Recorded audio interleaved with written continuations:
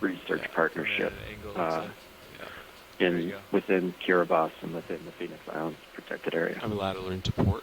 Perfect. To line up on centered it up. 050. Yeah, this is Tim. That's a great statement, Eric. I really appreciate that one. You can turn with me. I hope this is the beginning, and I think it is. Actually, I think the journey for me was about 15 years ago when we were working on the Center for Marine Life for Seamount. Okay, yeah. We had been diving off the you're good to turn starboard. corner of Seamount, seeing how much fisheries had sort of denuded the tops of the seamounts, and with a lot of fishing gear on the bottom and trash. Still catching fish, And working on a review for the Center for Marine Life, and the end of it, we were trying to find seamounts that really were relatively pristine, that had not been fished yet. It was very difficult to actually find that. Chain seamounts that had not been fished, and the site started to turn to the Phoenix Islands area. And then about 6 years ago, we actually had a program funded through the Dalio Foundation to do both shallow water exploration, a sort of scuba diving level, with Simon Thorold and Randy was involved in that, I think, and also a deep component to that to explore these seamounts. And they'd conducted the first part, the shallow part, in the first year. And the second year, when it came time to do the deep work, the ship moved off for schedule. So that was a frustrating moment. We were so close, but sorry, my so compass far. locked up on me. 6 years later, we're here, and it's fantastic. And I think, Randy's right, and you're right too, Eric. What we saw yesterday was phenomenal. And is that due to the protected nature of this place, so there hasn't been fished yet, or just this is how it is? Didn't see any trash litters in my mind. If you compare these to some of the canyon dives we had a couple of years ago, several legs, every dive we saw trash or litter. And so, anyway, for me, looking at the associates on the coral sponges are just, yesterday was a fascinating dive. We truly saw different things that we had seen in the Samoa region and also off of Hawaii, and really looking forward to getting on the Falcor and getting samples of these guys and seeing the samples of the Okeanos that just is bringing up to make these biogeographical comparisons. So this is really fantastic, and what a great auspicious start yesterday was to this whole program, and maybe many programs to come. Yeah, that tether's streaming out there. Yeah, I'm pushing pretty hard support. I feel pretty strong. One of the things about okay, so I'm lined up on the sonar turn. Okay. I just wanted to say that one of the things about the Phoenix Islands protected area is that in front of me. So I like this the tagline for it, I'm ready to come down when you are. Owned and operated by the Kiribati government. Nice and easy, 15 or so. That it's their gift to humanity. And it was first created in 2000, it was first an idea in really 2006, and really created in 2008, fully closed in 2015. And in 2010, it's been the world's largest World Heritage Site. Status still maintained at the moment. But when they called it their gift to humanity, they really meant it. They really wanted to do something that this developed nation, small island nation, only 33 tiny islands, a whole lot of property, could miss their feet and give to the world.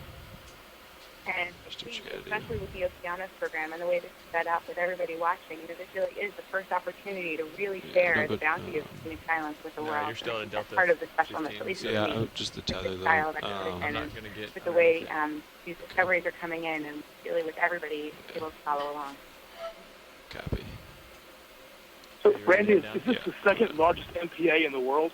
I think I read that somewhere. No, not anymore. It was for a while. Sonar range to really happy and proud. Way out there. Promoted because nobody other people started to catch large blocks of ocean. So I think we might be the 7th or the 8th now. New ones come online, but with any large marine protected area, there are different levels of enforcement and different zoning protection. So we were the first very large MPA was Great Barrier Reef. The Phoenix Islands was second, and then since then it's been I think the Phoenix Islands. To do fine alignment. I hope I'm not stepping on any toes, but I think we can safely say that we helped to catalyze sort of race Pacific and other areas. The Indian Ocean and some other large MPAs are coming online as well. So the Phoenix Islands was one of the beginnings. Visual bottom. One of the biggest ones. It was one of the first, but we've been eclipsed now in size, and we're really pleased about that. That's really exciting too. And we are still the largest UNESCO World Heritage. That will hold that title for as long as we can. I'm slowing. I'm starting to catch up. Okay. I appreciate everyone's comments on the importance of the observations on these dives within the Phoenix Islands protected area. I really appreciate all of you for contributing this morning, and definitely we want to revisit discussing the context for why we're doing the exploration within this region. I want to point out that we do have bottom in sight, and basically the pilots in the front row are going to get settled, and once they're ready and give us the thumbs up, we'll head up slope. I wanted to point out on our way down, we've been seeing, I would say, about as much particulate material in the water column as we saw yesterday. In addition, there were several larger organisms, a couple of what could be isopods or shrimp, several medusae, and hopefully that's a good indicator for what we might see in terms of abundance of marine organisms here in the benthos. I'm gonna find my tether real quick. On the conference line, I think we might have had someone join us. Is there someone new?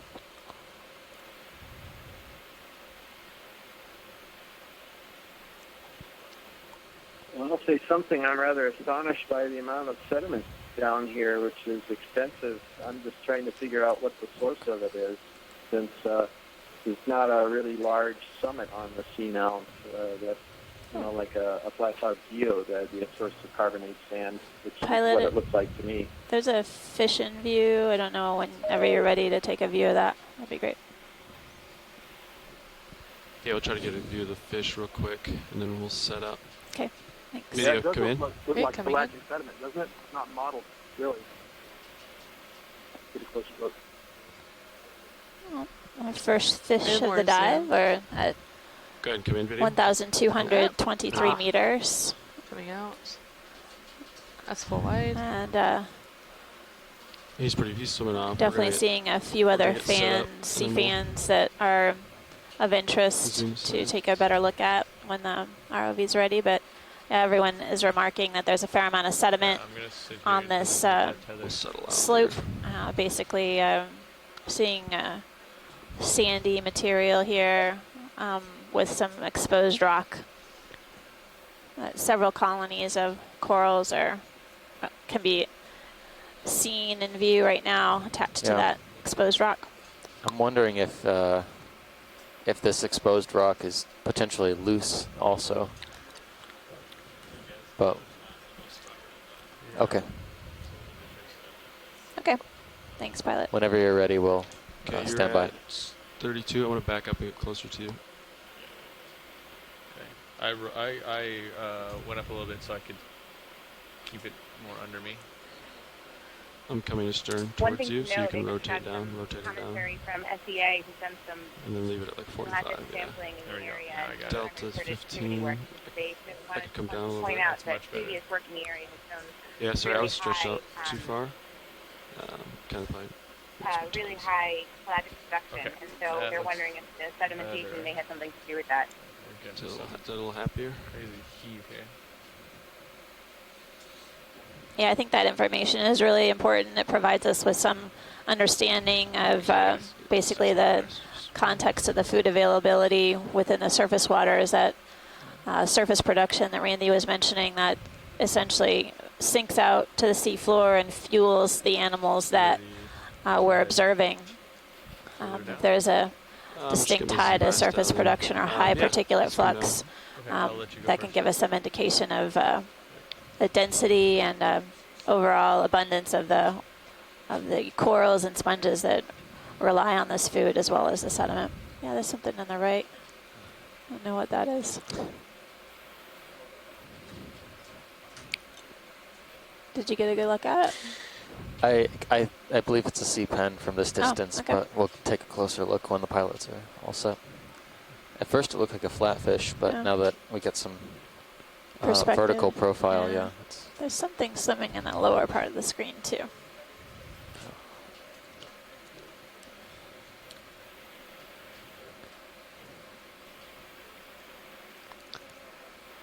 Yeah, there's an eel in the lower left-hand corner. Could be a Synephobranchid.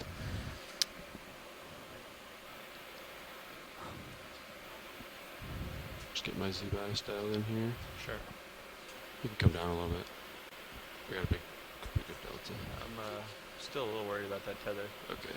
Popping up over me. I don't want it to okay. pop up behind me, see? So here, let's see here.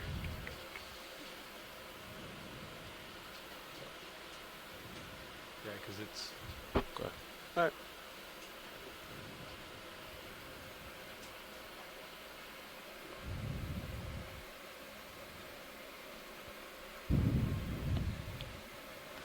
Looks like there might be some sort of linear features coming out of the sediment. Wonder if there's something in them, in the sand. You mean here? Just above. Onto, Yep. you know. Could be track lines. Yep. This definitely looks like a track line. Okay. Are you comfortable, co-pilot? Yes. I'm not seeing that Good eel now. anymore. Is it? No, I think it's took off. Okay. gone, long gone. Should I come further up? No, I mean, right now it's a vehicle configuration. If you turn, keep those turned a little bit, if you came back, that would help. But I think you're okay. It's just the current shifts at all while the tether's in front of you, unless they come over serious and stuff. So you can keep an eye on it and proceed, but I wouldn't be thrilled with it. In the Sirius cam, you can see the sedimented flat ahead of us, but just below D2, there's a pretty distinctive rock ledge. Yeah. It is coming up and over? It is. Pretty rough terrain ahead of us as well, based on the sonar. Okay. I can turn, let me turn some more to port here. So I see that pen, and then there's a yeah. white object, and then Come over there's there this until- curlicue coral on the rock. So a few different things to look at. Yeah, Yeah, I'm coming over. definitely surprised to see so much so early, given all the sediment. But it seems like the coral fauna here is maximizing their ability to settle on the rocks. And it must mean that there's enough food available here for them Watch to... pilot? Good morning, pilot. Yeah, we're just sorting out where our tether is and where the currents are going, and then we'll be right with you here. Okay, thank you.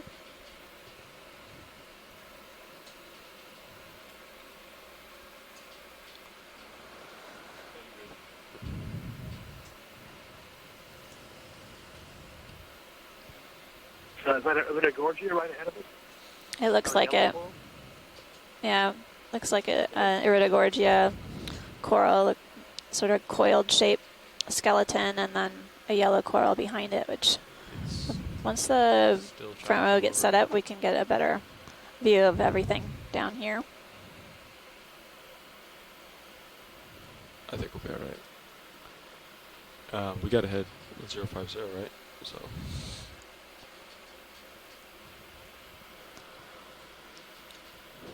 And I've actually seen 3 fish so far on this dive. There was one close to the bottom. That was there was a black fish, for lack of a better way of characterizing it, that we will have to take a look at the Not a familiar one. zooms.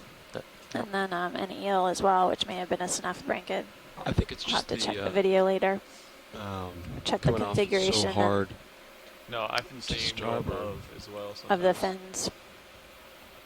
If you're watching in that. Okay. Right now it's not. Just because my delta is so big. Yeah, that right now it's not. There's not enough tether to get up there, right? I guess if the heaves. Looks like the yellow coral on the left might have a brittle star associate kind of coiled around the central part of the colony. Yeah. Okay. All right. Okay, well, There's not much you can do about it right now. I'll come down and give you a little room, and you can go out. Yeah, and then I'd say go ahead and turn. Yeah, I'm at 050. 050. Okay, great, perfect. Yeah. Okay, watch lead pilot. See, look, Hey, pilot. right there. Okay, we're set up and ready to start the dive here. Great. Can we take a look at the yellow coral on the left? Yeah. It looks like there's maybe a whip behind it too. So what, at least three corals on this piece of rock here. There's some angular rocks here as well, so we might try to take a sample while we're down here. But let's get a better look at this yellow coral.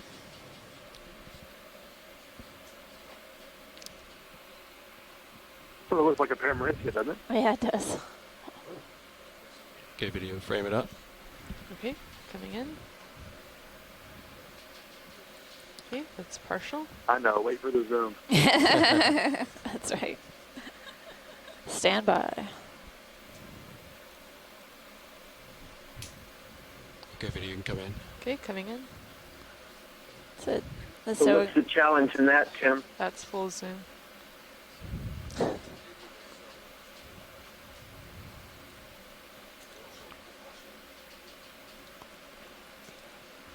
Sure, Sai, what are some of the characteristics that we look for when we're trying to differentiate, say, Paramerizia from other types of octocorals?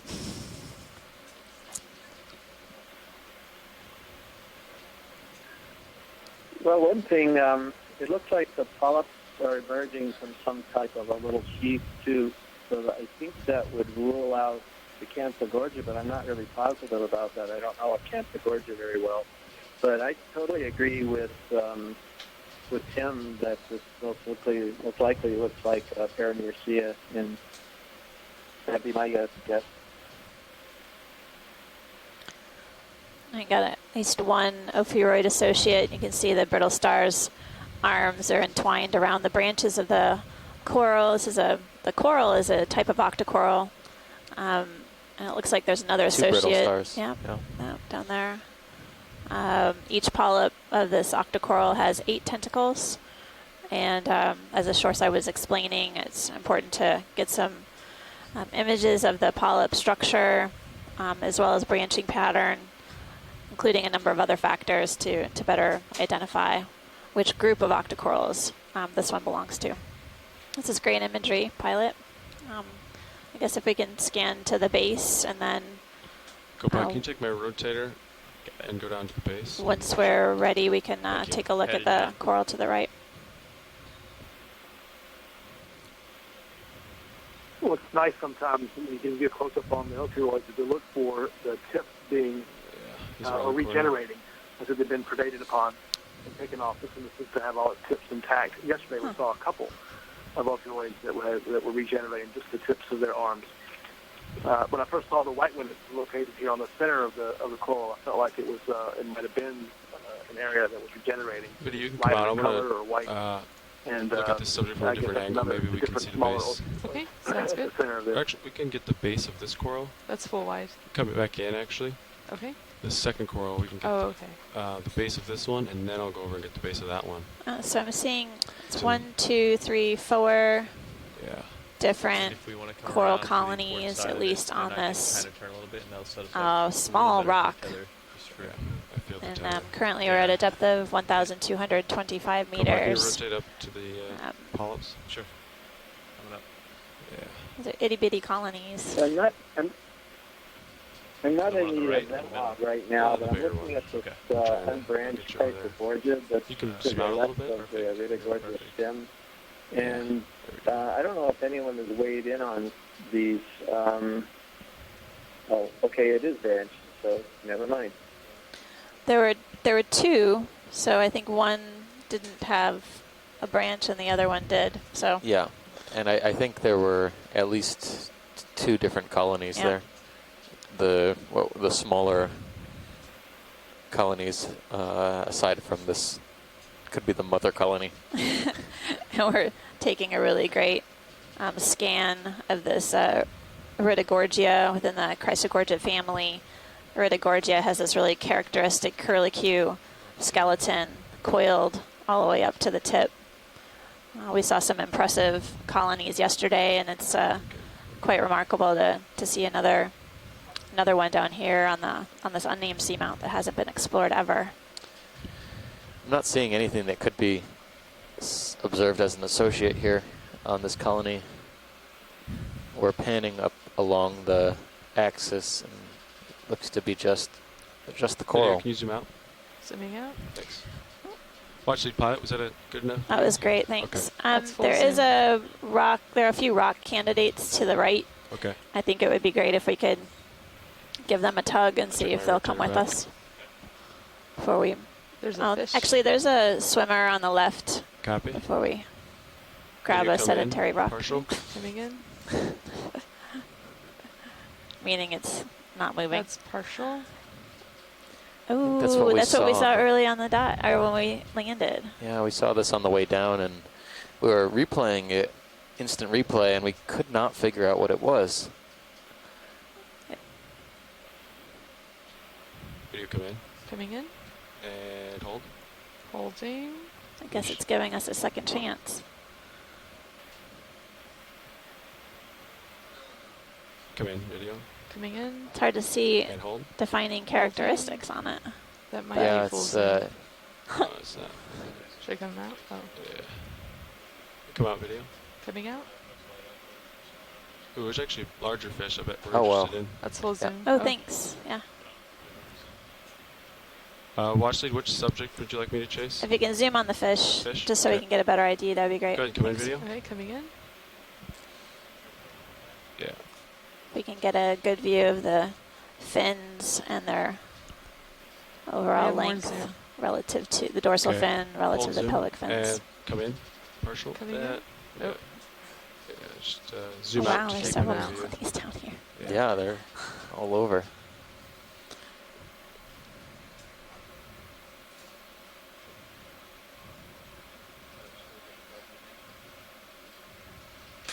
Okay, come in partial. Oop, Coming in. Now he's changing directions on me. It's squirrely. Yeah, he's, Interesting.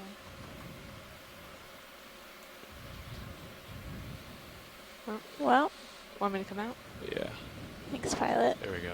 It's fine. He was below me, so I was trying to get closer to his level to get more light on him.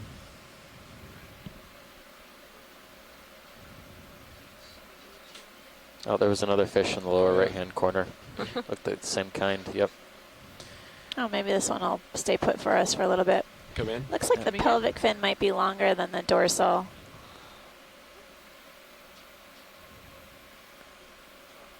Looks like that pelvic fin's kind of rough as well. Interesting that there's just two hanging out right here. You can zoom out to keep him in frame. Thanks.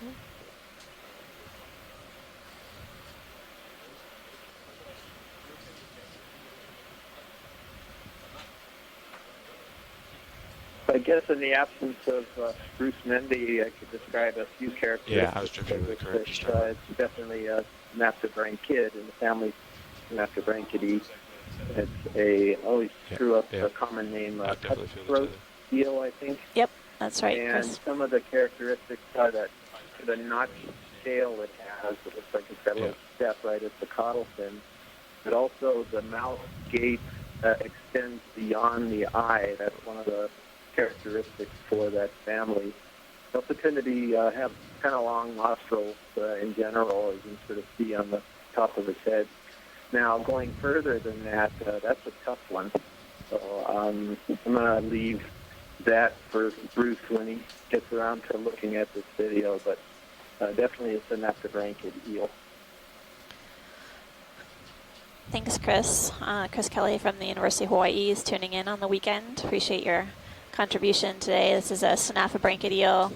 We did see other representatives of Synaphobranchids on our dive yesterday, and I believe that those were the first observations of this type of eel on our dives thus far within the monuments. So basically, we're getting a good understanding of the distribution of the fish fauna as we traverse these steep seamounts and reef areas and ridges. Swim off screen.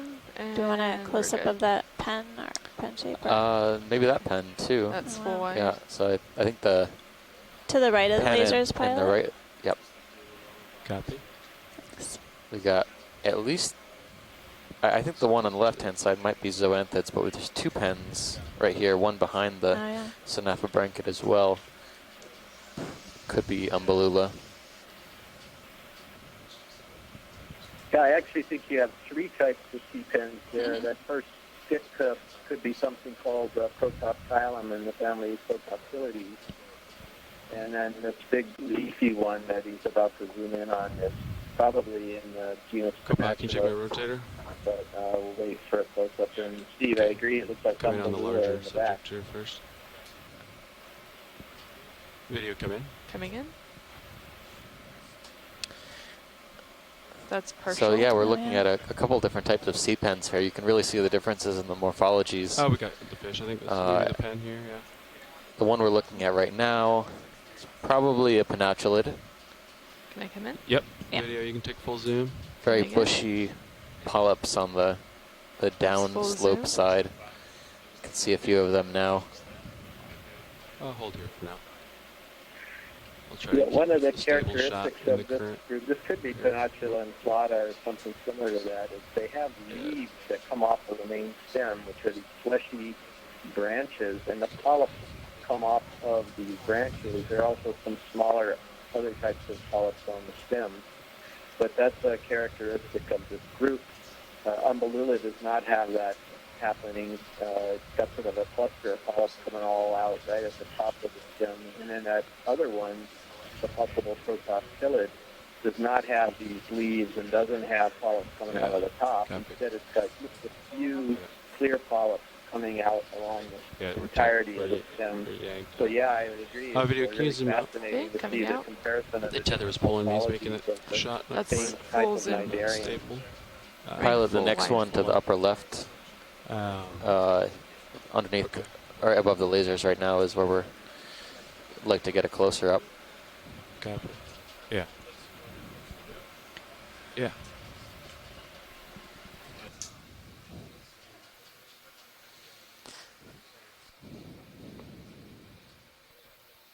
Yeah, it's gonna shoot me.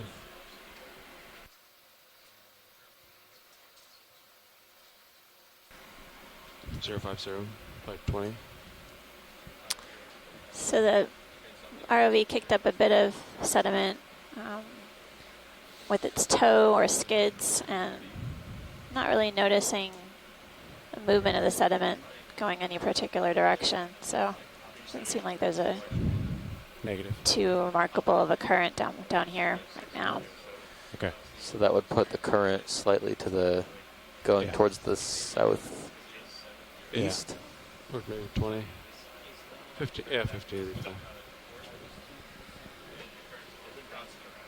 Yeah, watch lead. We're going to do a pilot change real quick, and we'll be right back with you. And you want to get the subject back here? Okay, thanks. Seemed like you guys just got here. Yep.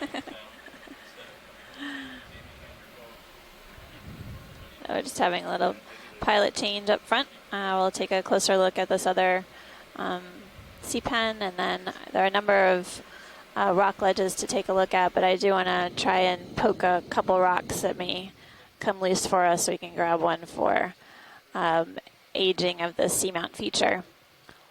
So Seamount has really got a remarkable morphology. It kind of looks like a Y shape or a pyramid. I guess I would call it a pyramid with kind of concave sides. It's got collapsed sides that are steep slope, pretty rugged, and so far we're definitely seeing evidence of that rugged, complex nature that we're hoping to find, particularly when we're looking for deep sea corals and sponges and other animals that attach to the substrate.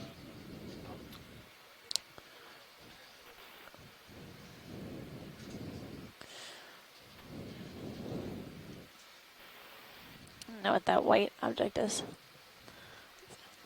Yeah, I've seen a couple of those. Yeah. One of them looked like a 4M, but we'll take a look at it. Yeah, or not a 4M. I've seen a 5.4, which is a 4M. I was thinking that this one sticking up right there. Oh, there. that one. Yeah. Actually, I was thinking maybe that might be a cup coral because there could be rock below that it's attached to. It's unusual. Yep. Unusual spot. We'd like to take a look at. Oh. Hi. Good morning, pilot. Good morning. Yeah, we changed co-pilot and nav. You still have the same pilot. I'm hey, pilot. Sorry. All right. But you can come in. Okay, coming We're in. going to take a look at the one So we got a good view of this guy, I I think. have more zoom too.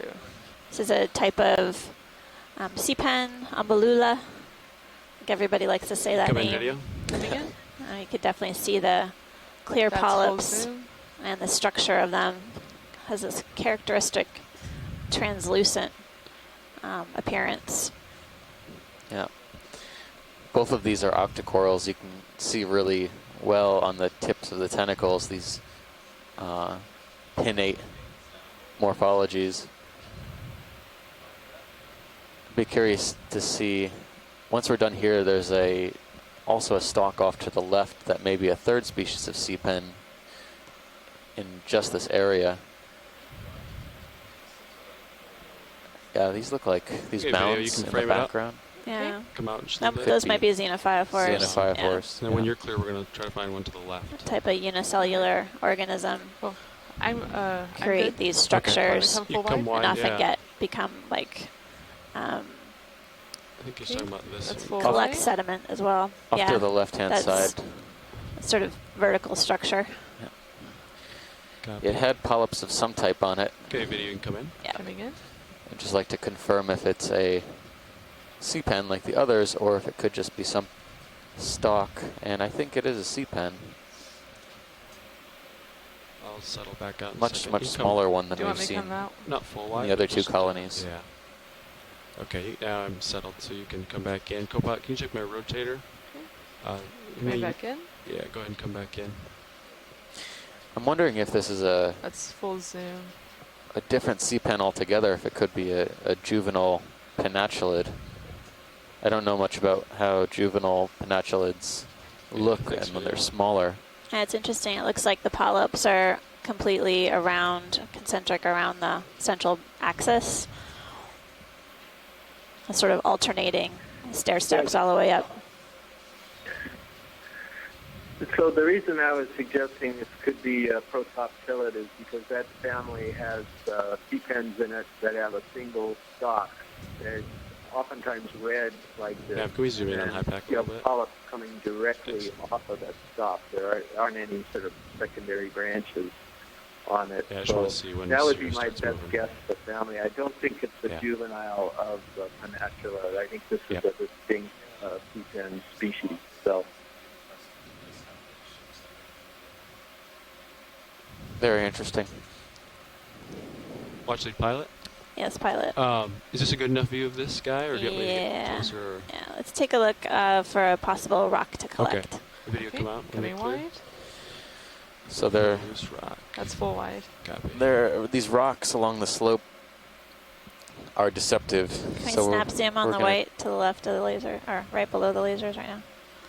Yeah. It doesn't have to be a Oops. I'm checking my rotator full back. characterization. Just take a quick Video look. snap zoom on Okay. center here. Coming in.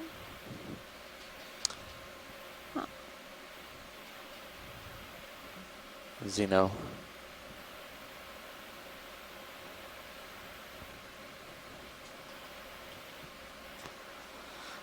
Thanks, pilot. That's great. Okay, video come out. Okay, coming out. All right, so we're looking for Full an white. angular rock greater than 10 centimeters, hopefully 20. And there was some at the beginning of the dive that we were finding, but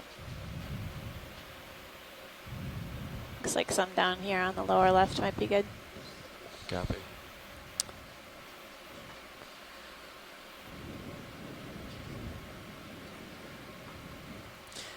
I was saying before, these rocks along the slope we've seen over the past two dives have been very deceptive. The sediment drape here is substantially thicker than what we've seen in the past, so hopefully some of these rocks might have just fallen down the slope and are sitting nicely on the sediment surface for us to collect. Copy. So we're going to probe around and see if there's anything here worth taking. Or really anything worth willing to come with us.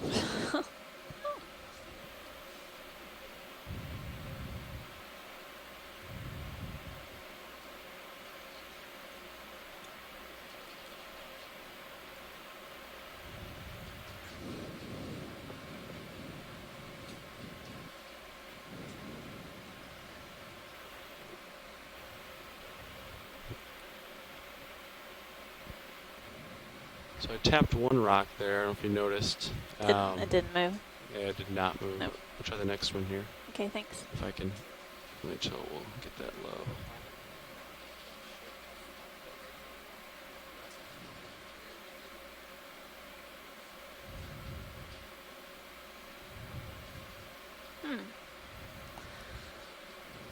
Yeah, As Steve mentioned, the rocks are often deceptive. They're basically cemented in place underneath this sediment. We'll try a few more and then we'll head up. yeah.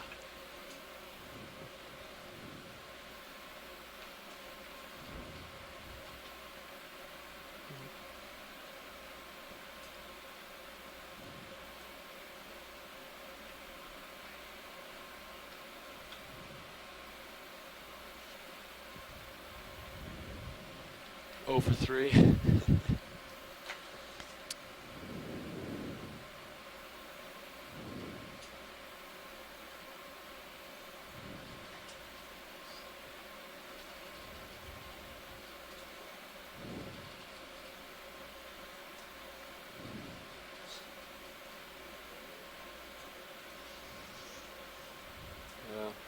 Okay. I don't think so. Thanks, pilot. I think that was you gave it the good college try. We're on lasers now. Oh, talking lasers right there. Would you like me to keep looking for rocks? You can try the one just below the lasers, Yeah. and then I think that'll be good for now. Okay.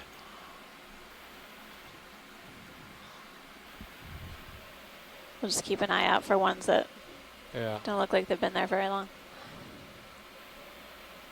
geologically speaking.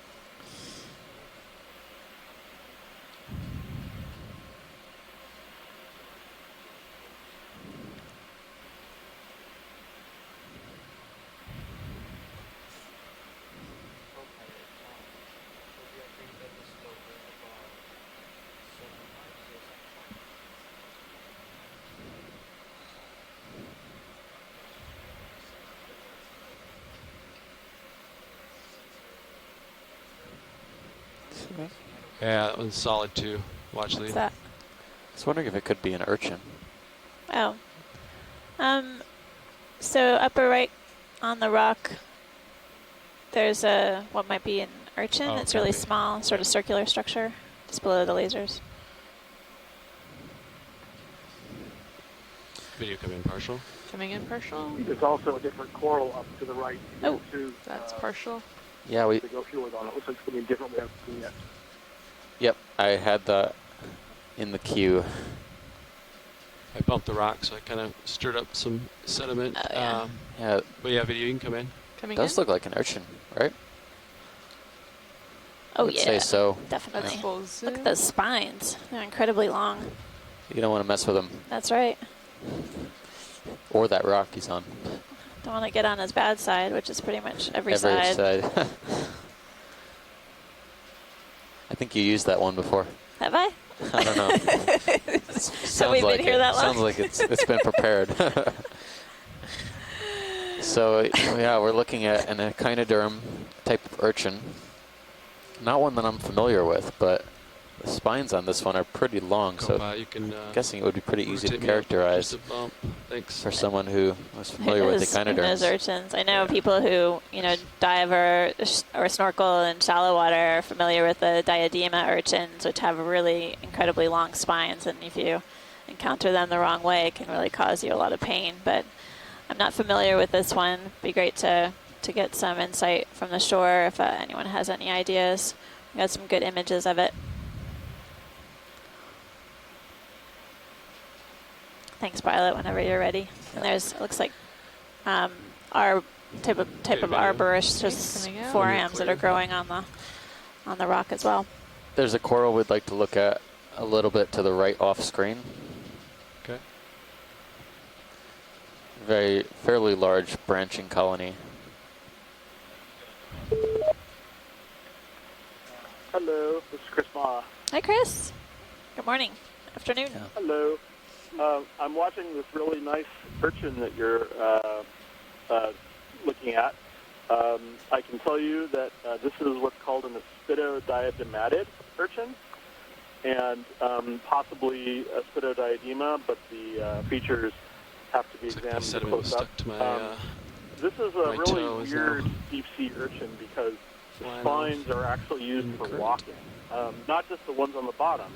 The spines that you see bowing out from the top, they actually kind of sort of have little pads on the bottom, and they can lift Can we zoom, Pilot? up, and they walk around like spiders almost. They're a very bizarre animal, and they're actually closely related to the black diademas that you see, when you're diving. Some of them, I think, on one dive we saw an urchin with what's called an anal sac coming out of the top, and that would suggest that there's. Pilot, if we can take a closer look at the crawling. Yeah, video partial. Just wanted the pilot to take a look at this crab. Oh. Anyway, Thanks, but that's what that is, and they're very interesting and unusual. I think it's in the genus Aspidodiadema, but they're just very neat and bizarre animals. And I think the last time we saw them was one of the first times I've seen them. I've seen the little pads on the spine, and so I'll actually throw a blog about this up on Twitter so everyone can sort of learn a little bit more about them as well. Thanks, Chris. Yeah, I was remarking that we're familiar with the diadema urchins in the shallow water environment, which have tremendously long spines as well. We're taking a closer look at this brachyurian crab that has an anemone in its grasp. Basically, those posterior appendages or legs are holding on to, looks like an anemone. We saw this yesterday, but it was sort of perched in a bad location. We're getting a better look at this crab today. Very wide depth range on this crab, if it is the same crab.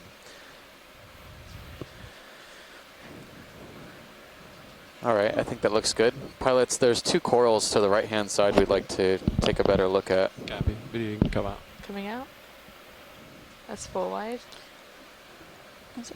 Well, we're getting set up for that. I appreciate Chris Ma calling in. He works at the Smithsonian Institution in Washington, D.C., and he's been providing us with his expertise on all things echinoderms, so sea stars, sea urchins, crinoids, and holothurians. So it's been quite a wealth of knowledge for us on this expedition. Even we're encountering different habitats, different depth ranges, and he's got a lot of experience with these groups.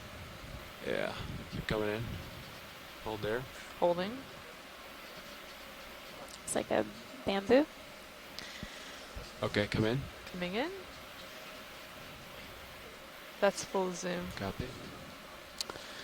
So I think we've got a bamboo coral whip here. You can just barely make out the dark proteinaceous bands, the nodes in the skeleton. And this one seems to have the sclerites which occur in the tissue of the polyp seem to be visible on some in the upper right-hand corner.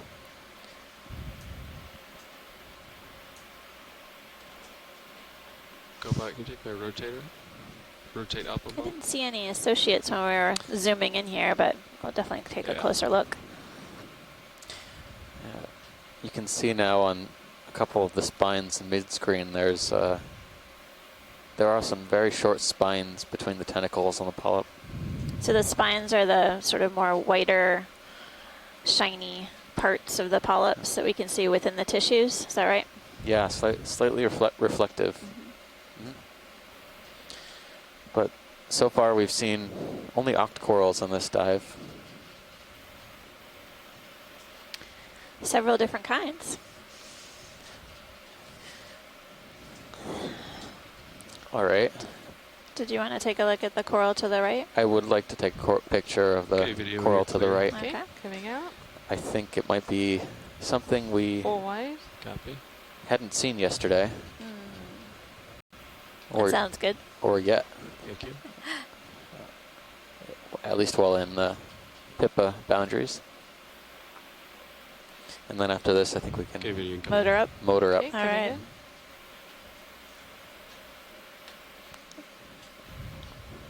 Yeah, feel free to take full zoom if you want. Whatever. Okay, that's full zoom. Oh, it It's is. a type of primnoid. Yeah, that's what it looks like. It's got scaly or rough polyps, in contrast to the smooth ones that we were looking at with the bamboo just earlier. And it's interesting, the skeleton of this primnoid octocoral is really dark in color. Yeah, you can see the branches are dark. The tissue is very thin. It looks to be maybe three polyps to a whorl. Yeah. And I was just thinking that. one ophiuroid associate in the background. This is the one thing that I didn't mention yesterday is that even though we saw over 30 species of corals at our last dive, which was slightly deeper on Carondelet, we didn't see a single primnoid. So maybe they occur in a slightly shallower depth in this area. This region, yeah. Yeah. Well, we won't know until we keep exploring, right? Exploring, I think. All right, so it looks like we have another stereoscomatid brittle star hanging in the middle of the colony, but I think that's the only associate that I've seen. Yeah, I didn't see anything else.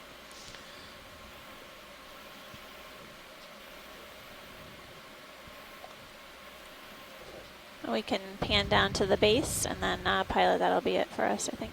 Copy.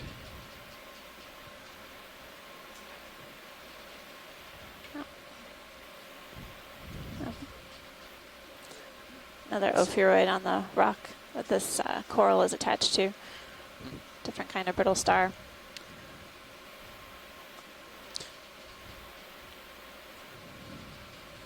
Oh, thanks, pilot. Whenever Excellent. you're ready.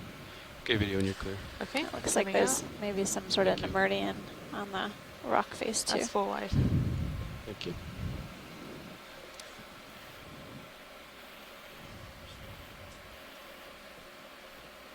Okay. Uphill we go.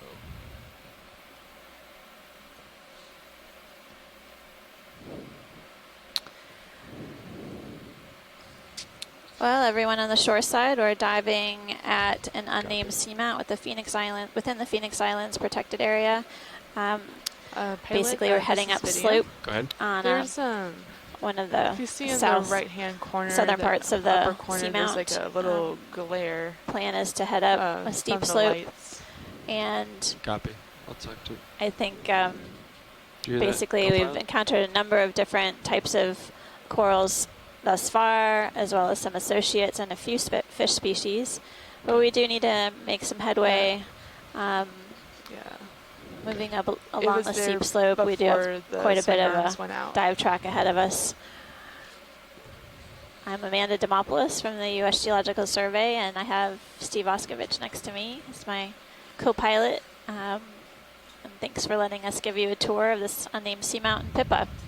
We have a number of shoreside scientists who are participating with us today from the University of Hawaii, Woods Hole Oceanographic Institution, Temple University, Stockton University, Boston University, and the New England Aquarium, and many more. Appreciate all of their assistance throughout the dive so far and the previous dives. Couldn't do it without you. And thanks to you all citizen scientists out there who are interested in the deep sea of the Pacific Ocean. Here, I can help you.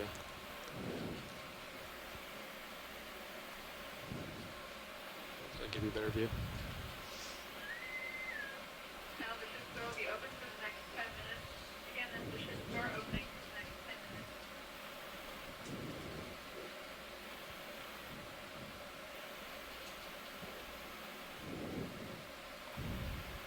Is that good, Carl? Okay. All right, uphill.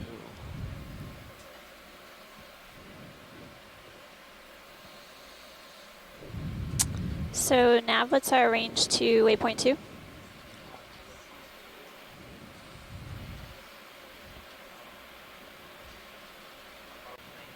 Okay.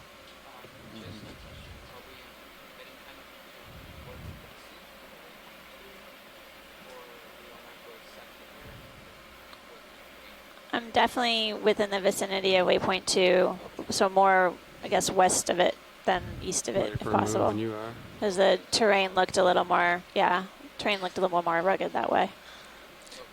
Pilots, there's a large sponge off to the right-hand side. If you are on your way over there, I'd like to take a zoom on that. Yeah, I'll get closer to the larger sponge.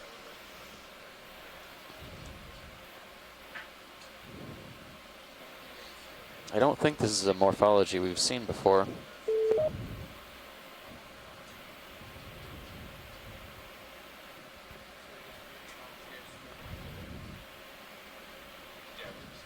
Yeah, no, sorry. That's great Keep an now. eye on my port swing arm. It should be fine, but copy.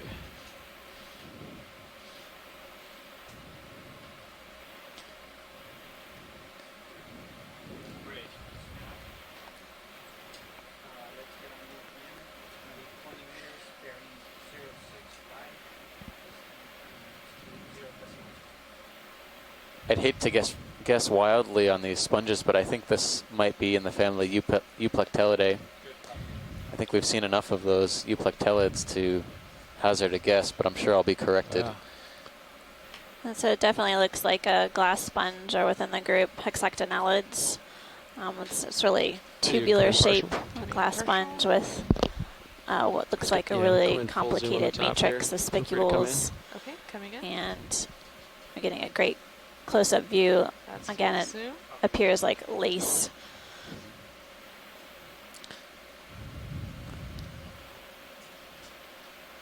Yeah, this sponge is at least 3/4 of a meter long, almost a meter long.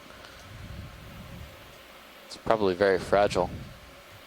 I can't tell what's on the inside there. Can you tell what's living inside there? Is that a polychaete in there? I can't see it. I don't Yeah, we were just looking at that. I can try to center up. Yeah, I think it's a polychaete. I think you can see the bristles. Yeah, it looks like it's moving. It's a polychaete. Yep. I'll look at the right side. I think whenever you're ready, pilot, we can head on upslope. Okay, video when you're clear. Okay, I'm clear. Get a full specimen. Okay, that's full wide. Okay, thank you. All right. Copy. Going back to port. So our overall goal for the day is to dive up slope on this unnamed seamount within the Phoenix Islands protected area. We're going to be traversing fairly steep slope for quite a bit of distance, head up a linear ridge, and then get up to the summit.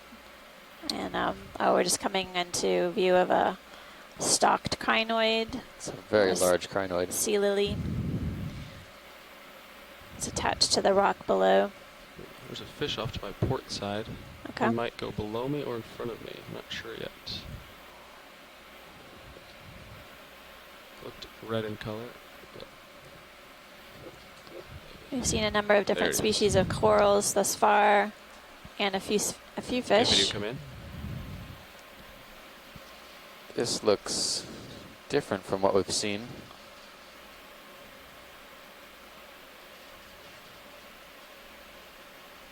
Wonder if it's a type of ophidid. Yeah, some type of cusk eel. Okay, video. Yeah. He went out of my light pool, kind of away from me. Yeah, very light sediment. My thrusters are spinning it up. Oh, it's actually behaving for us. Yeah. So we're going to take a closer look at go ahead the and come in, video. profile view. A better look at the fins. Looks like the fin, dorsal and pectoral fin are not quite the same length. Looks like dorsal is longer.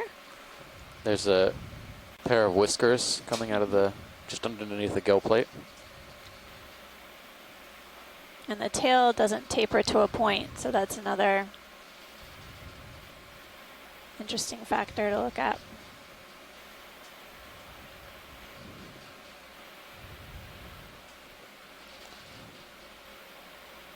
I think that's great, pilot. That's Everybody can come wide. probably sufficient for our fish folks at home. That's full wide. Thank you. All right.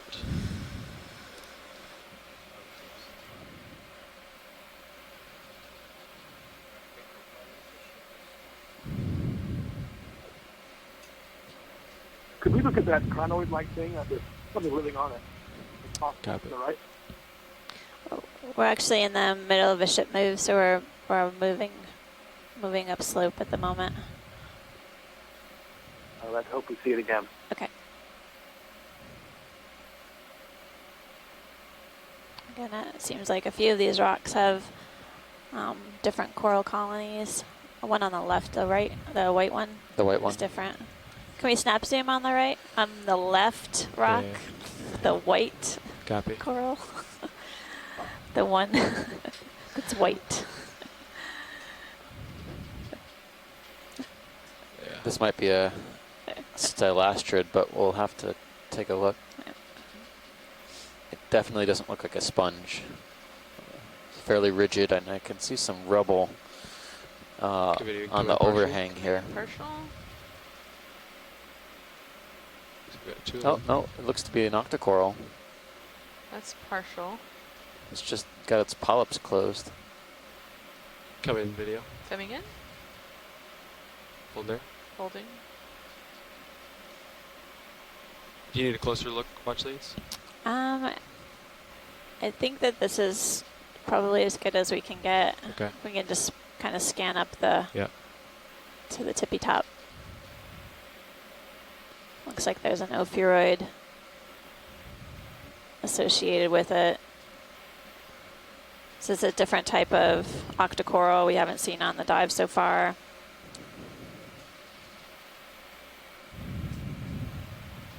I think I have I don't know if anyone wants to hazard a guess. Hold zoom there. I'm floating, so I'm stumped. It'll move too much. Would you like me to put a toe down and get an even closer look at this subject, or not? No, I think with the polyps retracted, it's difficult. Okay.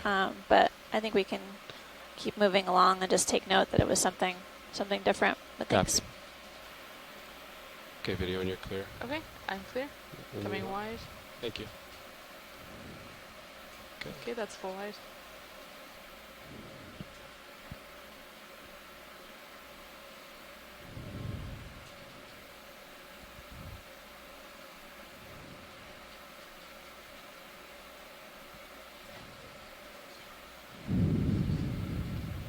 Copy.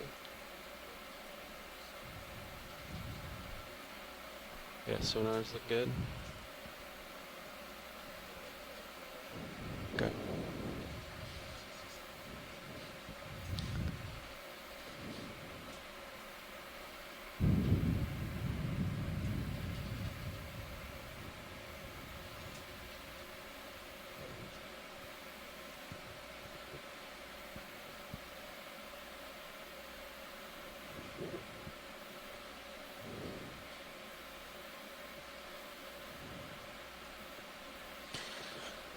No signs of anything that could be making any of these tracks yet. Some of this looks like slumping, but there's also some pretty obvious tracks that are moving directly upslope.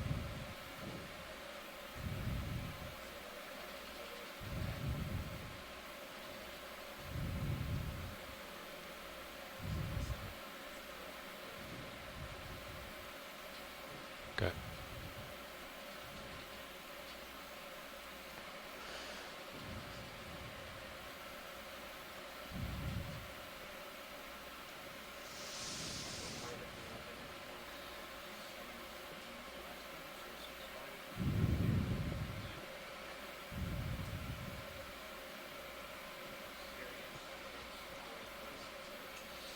So on the upper right-hand side, I'm just looking around. I think we have some more Iridogorgia, Actually, on the right-hand side, pilots, on the lower end of this rock, equal level with the lasers, it's a purple coral. Copy. Purple coral. See that one? Doesn't look like a sea pen. It's definitely attached to the rock. It's difficult to see against the background. It almost looks like it's part of the mottled color of the sediment. Right. It lacks contrast. Yeah. Okay, video come in. Coming in.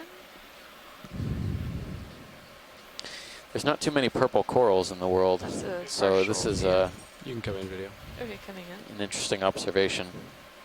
That's full zoom. Oh, wow. This isn't like the one we saw 2 dives ago, is it? The Victor Gorge? Yeah, Victor Gorge, yeah. Could be.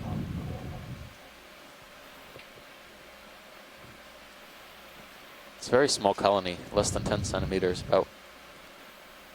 I see one ophiuroid associated. You can see the central disc and the arms are coiled around the colony. I'm always impressed by how these corals can handle such a large, some of these small coral colonies are itty bitty and they have these large ophiuroids or brittle stars. That's great video. And pilot. Okay, video when Ready to carry on? Yeah. That's full wide. Copy. There's a large sun star on the left. I don't know if they saw it. Oh yeah, I see him. Right over here. There it is. This looks like a Brisingid. Can we get a snap zoom on this? Yeah. It's extremely long arms.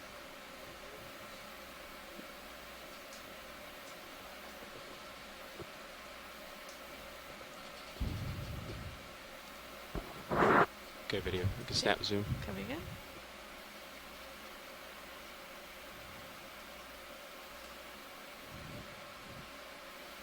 Yeah. It's a great view of the central disk of this Brisingid sea star. We've seen a few different types of echinoderm representatives on the dive thus far, but this is our first Brisingid. Often are hanging out perched on rocks or on ledges, with their arms dangled.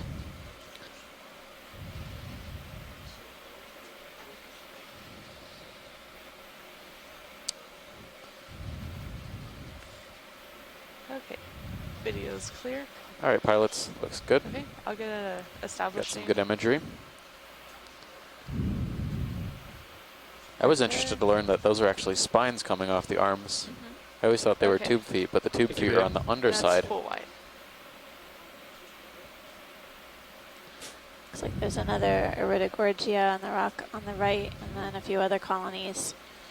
Do you think any of these rocks might look Pilot, what do you think? pluckable? Yeah. We'll keep her out for some loose-looking ones. There might be some candidates here. Okay. Maybe. Of course, when I say that, they latch onto the Yeah, side. they get scared. Yeah, they don't want to come up. If you see any, Carl, let me know. I'm thinking maybe. What do you think of this one right here?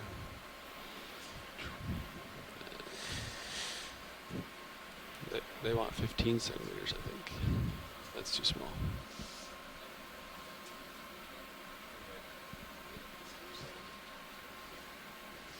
I know. Definitely the ones that look cleaner that don't have sediment on top. It's Okay. possibly a recent fail.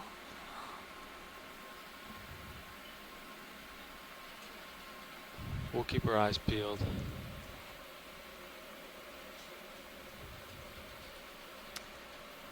So we're on the move, pilot.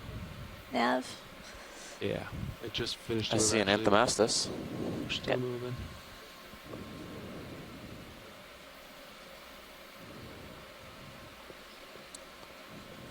So far we've just seen representatives of the octocoral group, correct?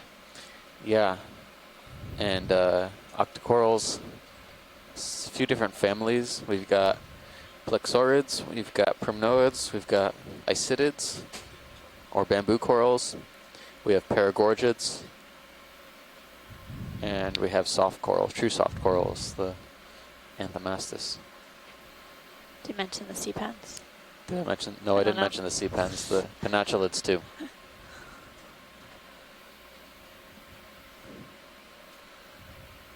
And chrysogorgids. There we go. Iridogorgia, I forgot to mention that one. Copy.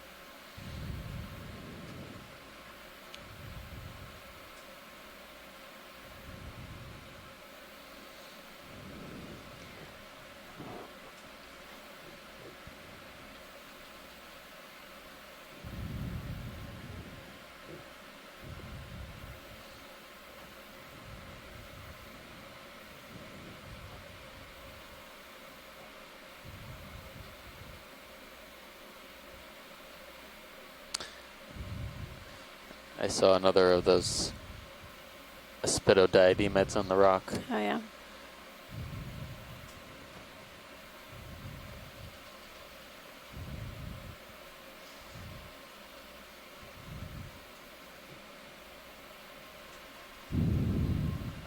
Oh, just crossing about 1,200 meters on the southern side of this unnamed seamount within the Phoenix Islands protected area. And essentially we are headed up a steep slope, kind of zigzagging left to right to explore and observe deep sea corals and sponges, and keep the lookout for some fishes as well. See how we've actually already traversed kind of different terrain even in the short vertical distance that we've covered, including more sediment pavement as well as these sort of rock ledges. There's another one of those giant stalked crinoids. They're creating their own topography. Moving up into the water column. What's that swimming? Yeah. Could be a shrimp. Yeah, it's a shrimp. Looks massive. Crinoid looks massive. Yeah, it's at least a meter, I would say, or close to it. Another one of those white corals that may be a type of paragorgia, possibly another octocoral.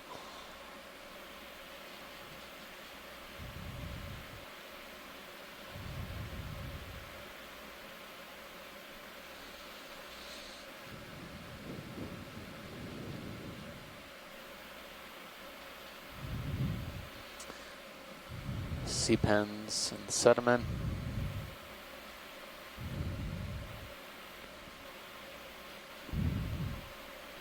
That's Oh, it's thinking just, about it. yeah, A squat squat lobster. lobster Yeah. on the sediment surface.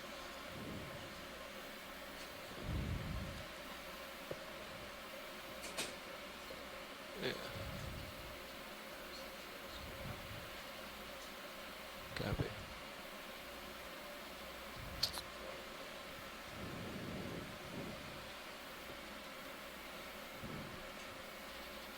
There's another, well, looks like it could be a cusk here we go. or ophidid of some type. Video come in. Oh, wow. Much This is larger. bigger. Yeah. The tail looks a little different on this one. It's tapering Copy. at the base, at the back. Yeah. And the Definitely a the different fins, species. Yeah, and you can see the lateral line as well. The head looks a little bit more pointier as well. Mm-hmm.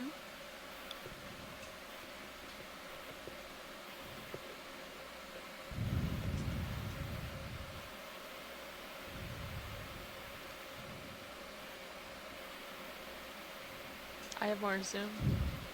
Yeah, you can zoom in a little bit. Yeah, hold there. Holding.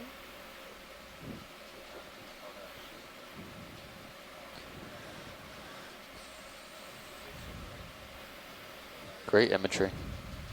Should be very useful for ID. This this fish. It's incredible close-up that Cooperating. amazing very this nice. fish is behaving for us.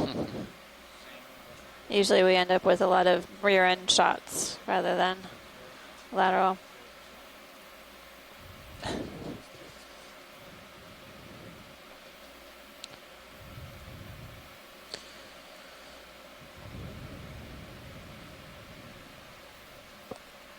Thank you, pilots. Yeah.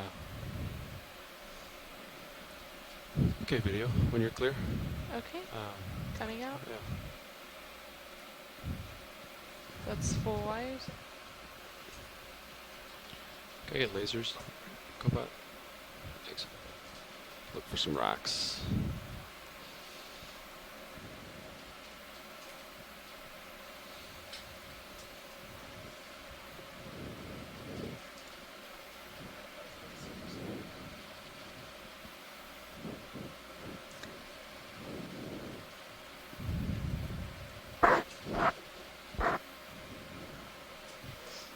Got a fish in the center here. That's another fish. Come in partial video. Okay, coming in partial.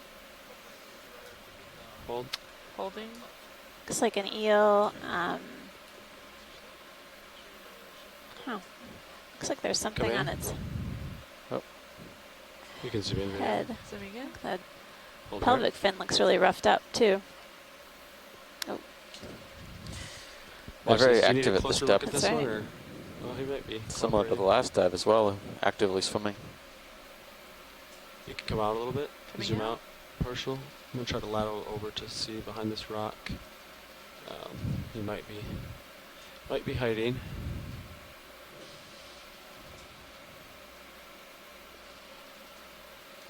Oh, There he's he to the is. left. Yeah.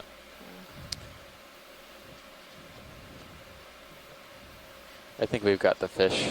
I think that's as good as we're going to do, pilots. Okay. Okay, Come wide. that's full wide.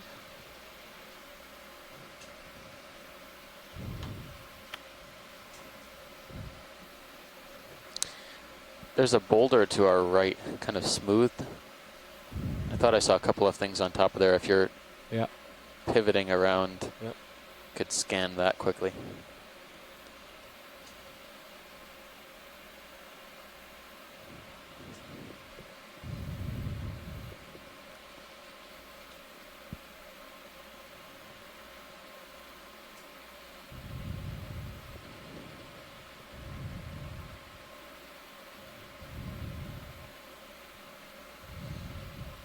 Looks like a couple of plexaurids, another primnoid kind of in the middle ground.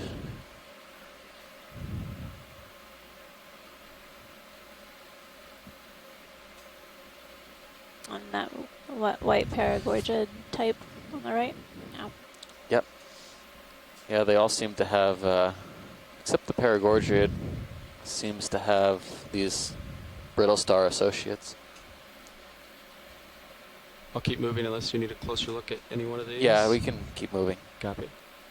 We've got good zooms on all these colonies already.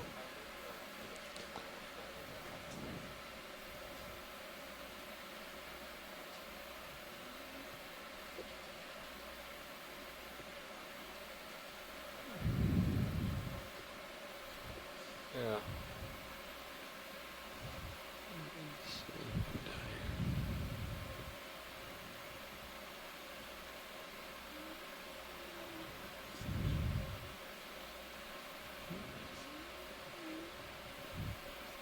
This one right here.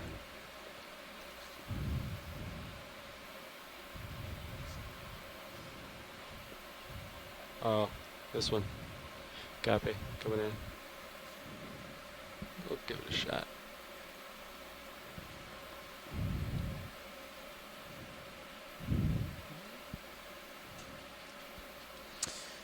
So we're still scanning for rocks, and I think we're going to go in and try and bump one now to see if it's free.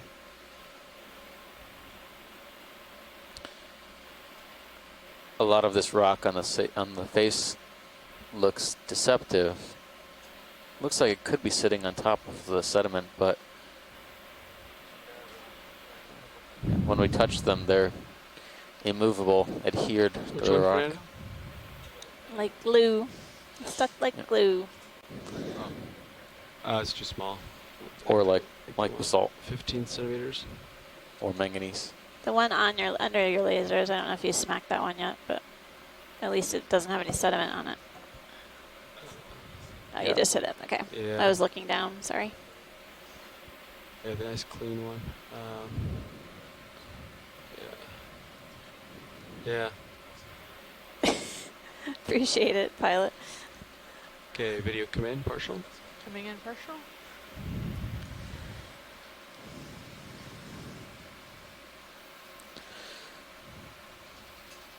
You can come in. Okay. A little more. This one looks a little bit different.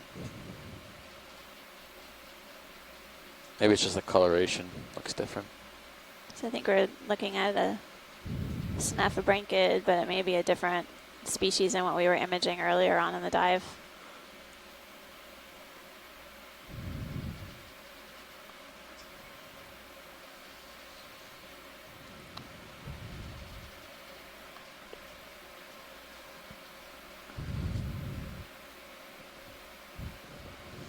Okay, you can try for one more zoom Okay, coming in. as he goes away. Hold there. Holding. Looks like it might have Some scratches. something, scratches, and it looked like maybe a parasite on one side of it, a small one. Can zoom out. It's going in a cave. Yeah. Oh. It's camera shy. All right. We'll Okay, video continue come to move wide. up slope. Coming wide. Thank you. That's full wide.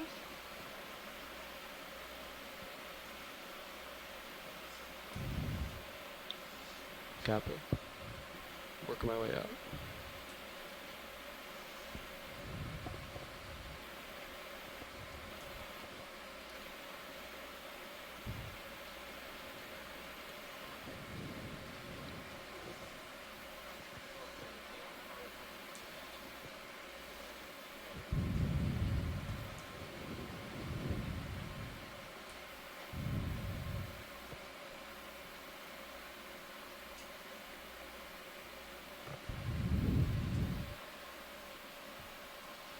Is rock too small?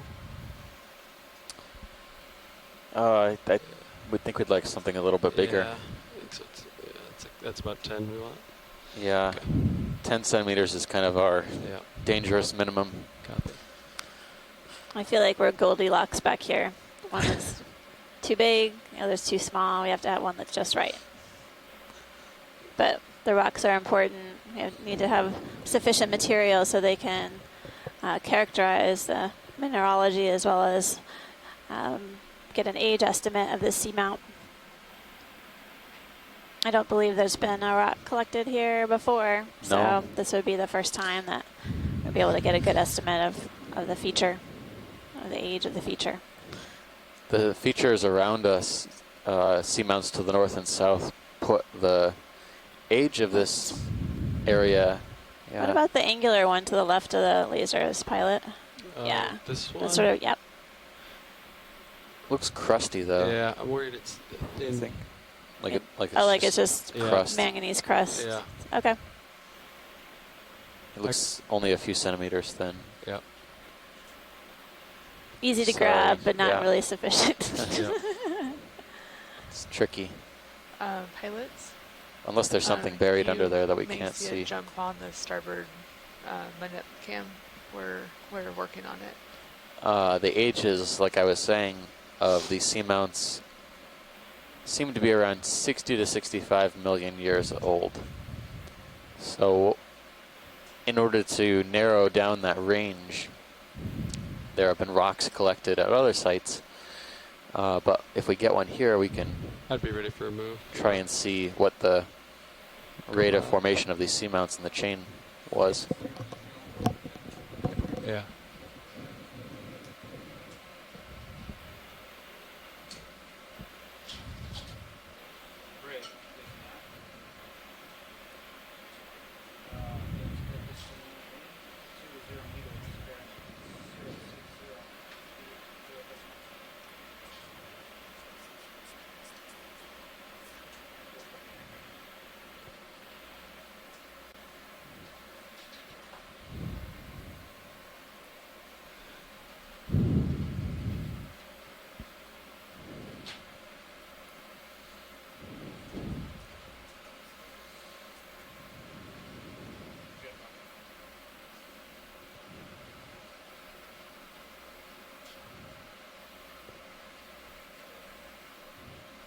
What's that to the upper right-hand corner? Is that something floating in the water column? Yeah, there is. It could just be goop, yeah. Mucus. Video frame it up. I'll try to get it in the light pool. Okay. Coming in. He's floating away from me. So That's all right. Maybe it's a mucus house, larvacean house or something. Larvacean housing. Yeah. Or a ctenophore, actually. I think I see some iridescence. Ooh. Oh, look at the yeah, you can see the combs. It's just absolutely massive. See the little mangled, perhaps, but you can see the iridescence even at a distance.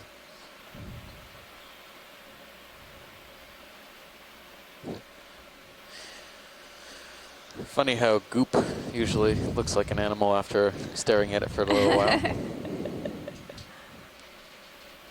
ctenophore is also known as a comb jelly. Yep.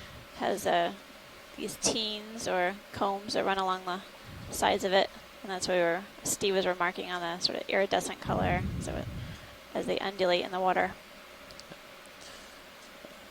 The combs have tiny little hairs, similar to hairs. They're called cilia, and as the cilia beat back and forth, the light refracts through and makes it look like there's a shimmering rainbow of color.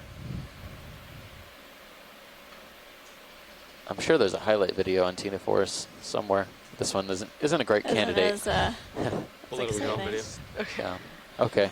There's a fish way up in the background, but I think it's too dark. That there is, yeah. It's in the distance a bit. You can come wide video. Morning cloud. We'll work our way that way.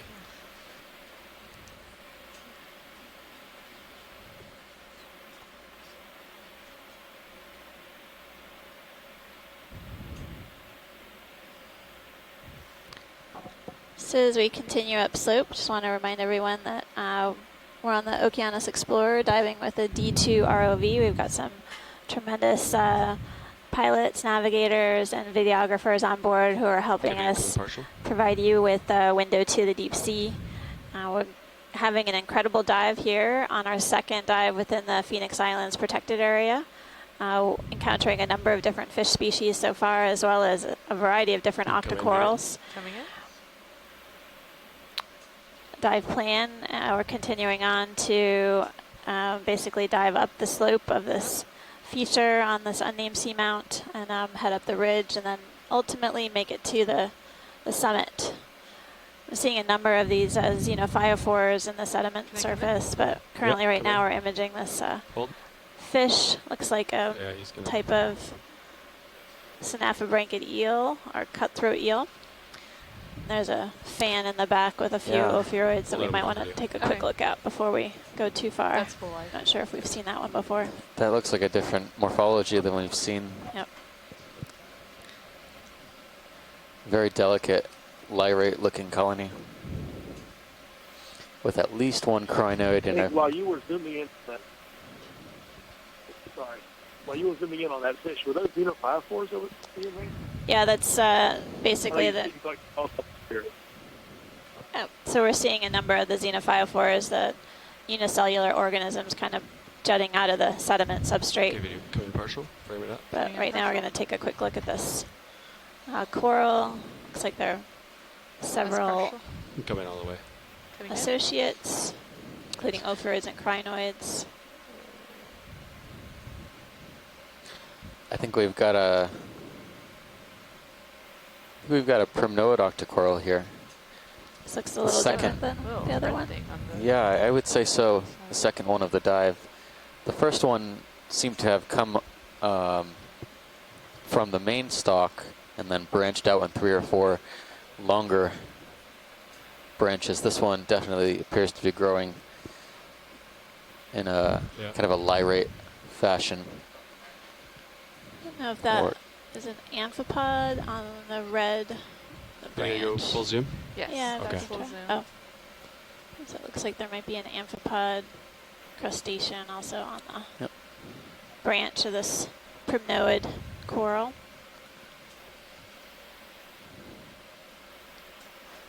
And a crinoid as well as a brittle star.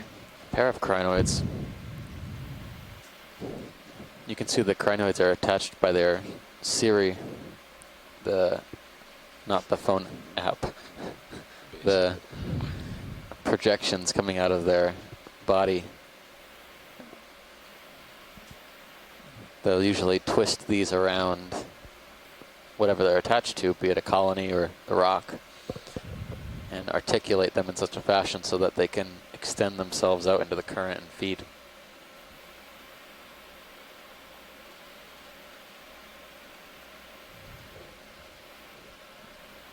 Okay, video when you're clear. Okay, I'm clear.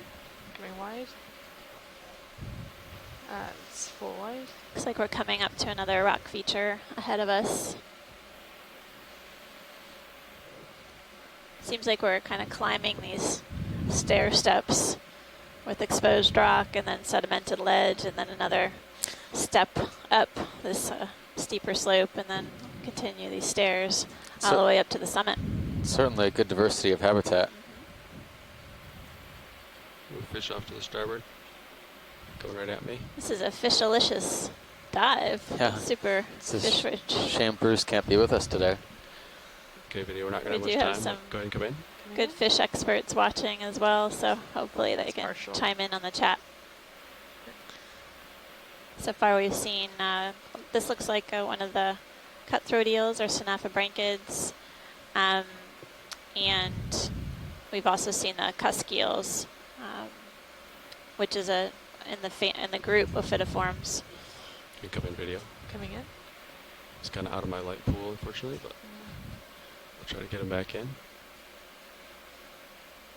I am Amanda Demopoulos. I am not a fish expert, but I play one on Deep Sea TV every now and then. I pretend like I know what I'm talking about, but I've learned a lot from my fish expert friends at home. Really appreciate their insights and input. Wouldn't be able to talk fish speak without them. I'm Steve Oskovich. I'm a PhD student at Temple University. I am definitely not a fish expert, and I would never even claim to be a good one on the internet. That's full wide. But I'm interested in the coral communities we're finding down here. This dive, in addition to the last one, seems to be a little bit more rich than I expected it to be.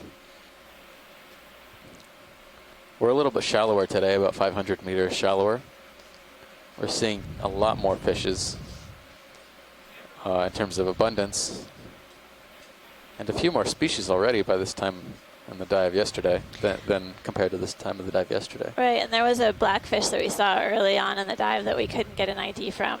I'm hoping that we can get some frame grabs of it and send it back home, but it definitely was something different. It didn't appear to be eel form, so hopefully we can get an ID.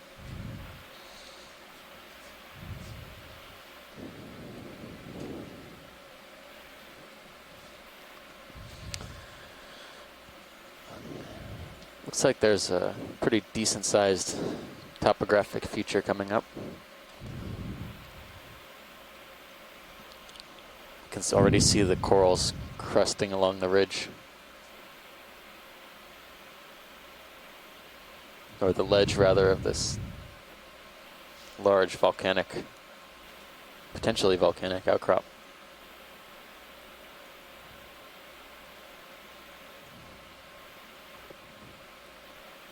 I see a chrysogorgid, a kind of a feather duster hanging off the wall on the left-hand side. Copy. Looks a little bushy, kind of bottle brush shaped. The lasers are right below it. It's interesting, this rock. Or above it. Yeah, this rock looks like it sort of was exposed at some point, creating this I'll get settled, then we'll go depressed ledge. So this would be a different type of chrysogorgid than what we've seen earlier on the dive. Yeah. I think a couple of these plexaurids or yellow corals might be different, in fact, too. You zoom out, video. Zoom out. Fish will swim right by us. Oh, did it? Yeah. Oh, there it is. Go back. Can you take my rotator?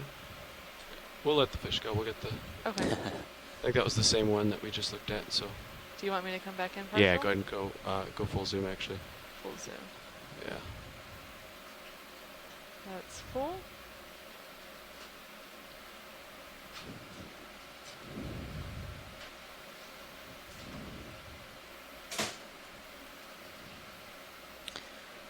So we're getting a closer look at this chrysogorgid octocoral. This is different than the iridogorgia, or coiled shape coral that we were looking at earlier on the dive. And we can actually see a squat lobster associate. You can see its chelipeds or pinchers on the lower left-hand side of the screen. And it's sort of hidden within the branches of this really delicate-looking coral. I'm seeing, I think, maybe an amphipod. No. There might be something in there. Yeah, something. I think. Oh yeah, the red. Yeah, maybe an amphipod with a red anterior end. Just always struck by how delicate these polyps look. Yeah, chrysogorgids are very, very beautiful corals. Can't imagine actually trying to pull off enough material for identification and it's a nightmare. Molecular analysis. It's just when the polyps dry, they pop off like popcorn, and it's hard to get them. Oh no. Yeah. Anyway, so chrysogorgia here. Thank you, pilot. I think we got some great zooms on that. Thank you, co-pilot. This is definitely a different type of chrysogorgid than what we've seen on the dive thus far. Establishing. Oh, that might be one of the white corals. White extended. paragorgia, yeah. Upper right-hand corner, I don't know if that is a different yellow coral. Can we get a snap zoom on that when you're moving up there? It looks a little bit more golden in color than the plexaurids we've seen so far. We also had a request from Shoreside to get another close-up on these. Copy. Alright. I'll try to get below it so that way there's a, there should be enough contrast here. Co-pilot, can you take my rotator? Another urchin underneath that ledge too. Okay. Yeah, I'm actually gonna left toe against this rock and then let you. And another chrysogorgid on the lower right.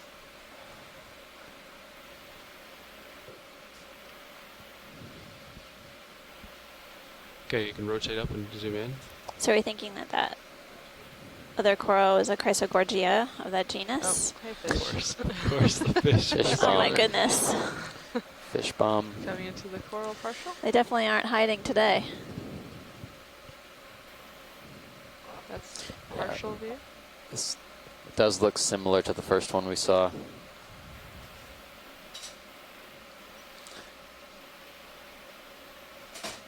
Oh, yep. And that urchin up on the ledge as well. Cool. Zooming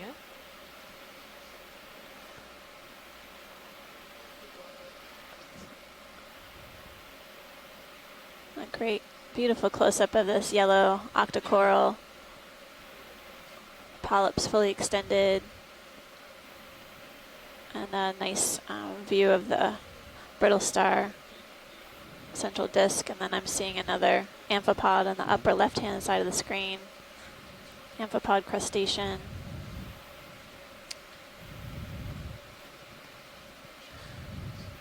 All right, thank you, pilot. Yep. Video when you're clear. Hi, Amanda and Steve. This is Santiago. Is that the white coral, the sand behind it? Do you think that is paragorgid? That's coral, that's our best guess. Sorry. Santiago, thanks for joining us. Yeah. Oh wow! So this wow. Go ahead, Santiago. I was just going to remark, if it is a paragorgid, these are really interesting because what's we got in water? There's another genus. It's called Seabogagorgia, that same family. Starboard. That's a starboard SD signal. Usually white, but I've seen one alive in the southern hemisphere. Are we full wide? Yes, we are. Okay, thanks. But it could be a first observation of these animals from this genus Roland and Joe alive have ever. been working on them. Because they are indeed from that same genus. Look at this fish. But most of them are white. There's some that are red in the. Whoa! Yes. Now we have a fish that we'd like to take a look at. Thanks for the Thank you, that Santiago. input, Santiago. We Appreciate will we'll keep an eye out and see if we can find something that during our collections. Sure. Yeah, that'll be amazing. I'm really trying to see all these different kinds of corals and pretty cool fish now. Yeah.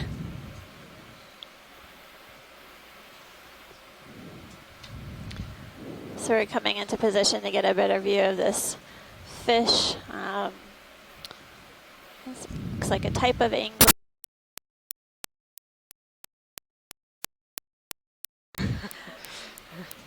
Hang on. I need to cap the camera.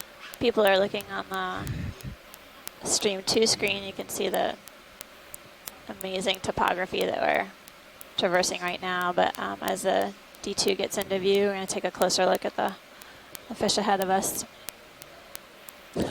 That was a bit of a surprise as we were coming right up there. I saw the tail first, and I thought, what's up ahead?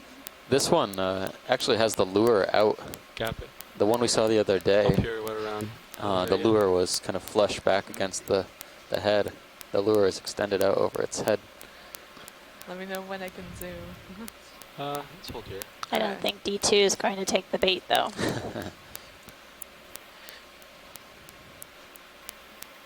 There's a isopod kind of floating in the background. That is a cool shot, Levi. Getting a great panoramic view of this angler fish. So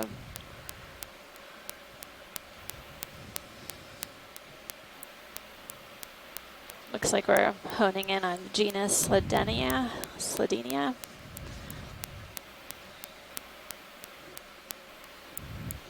See the fins are really modified to almost appear like feet, and they sort of creep along the substrate here on this rock perched, and they kind of hop if they want to take off and go somewhere. They don't move too fast, but I'm guessing they don't have to escape too many things down here. Got it. I think I felt it. Only giant ROVs. Right. Would want to back into a rock. But you can zoom if you want. Okay. Yes. Zooming in. Frame them up.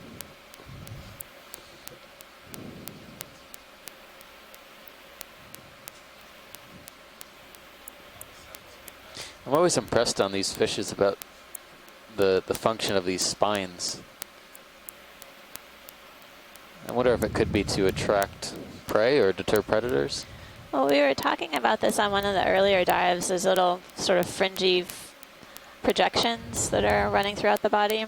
Yeah, they Is that what might you're not be. talking about? Yeah, they might not be spines. They might be more sensory, or one of the scientists on the shore side suggested there might be some bioluminescent aspects to it as well, so it may glow in the dark deep sea.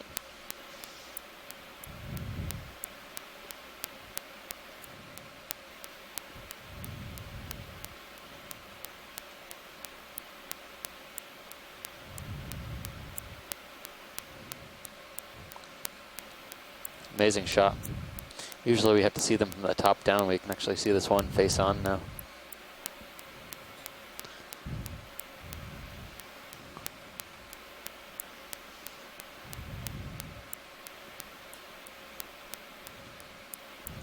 Okay. Oh, thanks, pilot. That was incredible. Right. I would say we're definitely encountering a higher fish diversity on this dive thus far. Yeah. And we are a bit shallower than we were yesterday. Yes. Running into 1,175 meters. Again, diving in an unnamed seamount within the Phoenix Islands protected area. Heading up slope on the southern face. And Large crinoid. getting some great imagery of the corals, some sponges, as well as other associated organisms and other invertebrates like this crinoid, stock crinoid on the left, which is also a sea lily.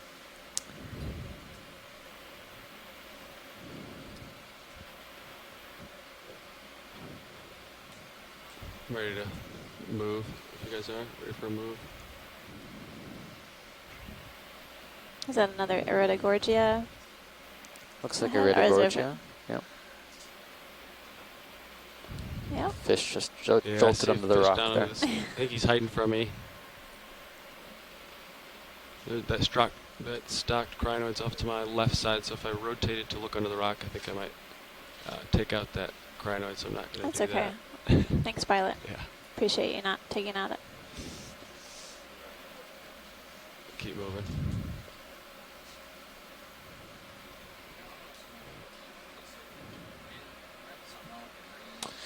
So we're almost at the depth of our waypoint 2, or we're just about there.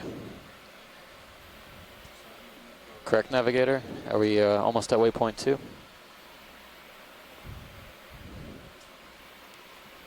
Fernando, I think they're calling you. We're almost to waypoint 2, correct? You're mute, yeah. There you go. Thank Excellent. you. Thank you, Nav.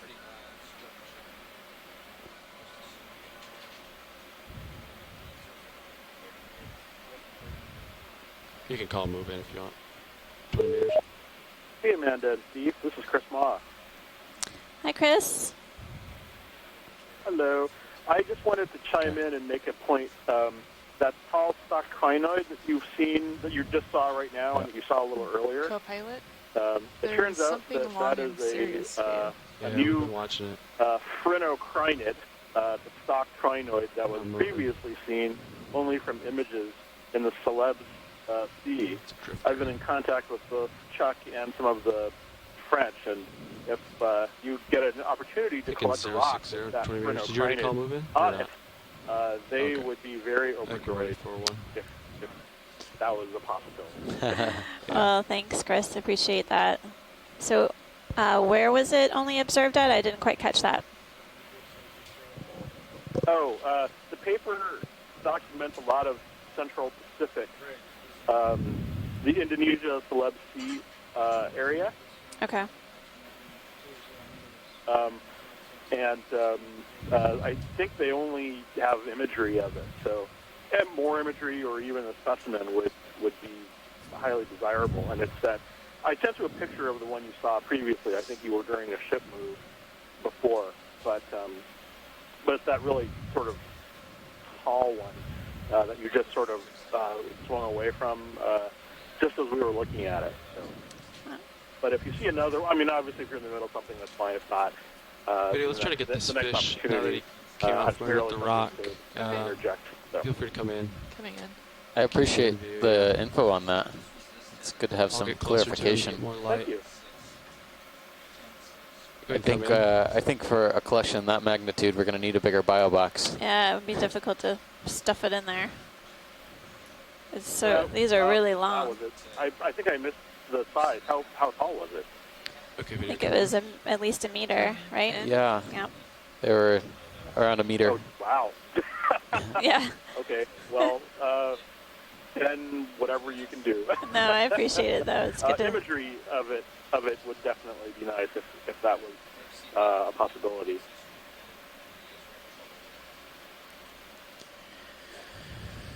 Well, thanks. Thank you. Thanks, Chris, and Pilot for chasing the fish. Looks like another snaffabranchid eel. You can come out here. Let him swim off. That's full wide. Thank you.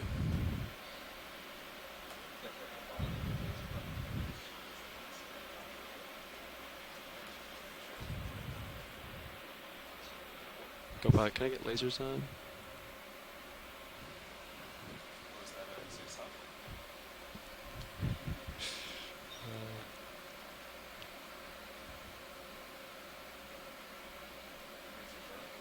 Thanks.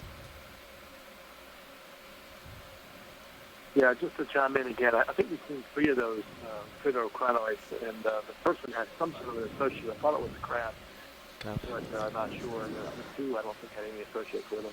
But it looked massive to me. I don't think it'd be possible to collect one of those.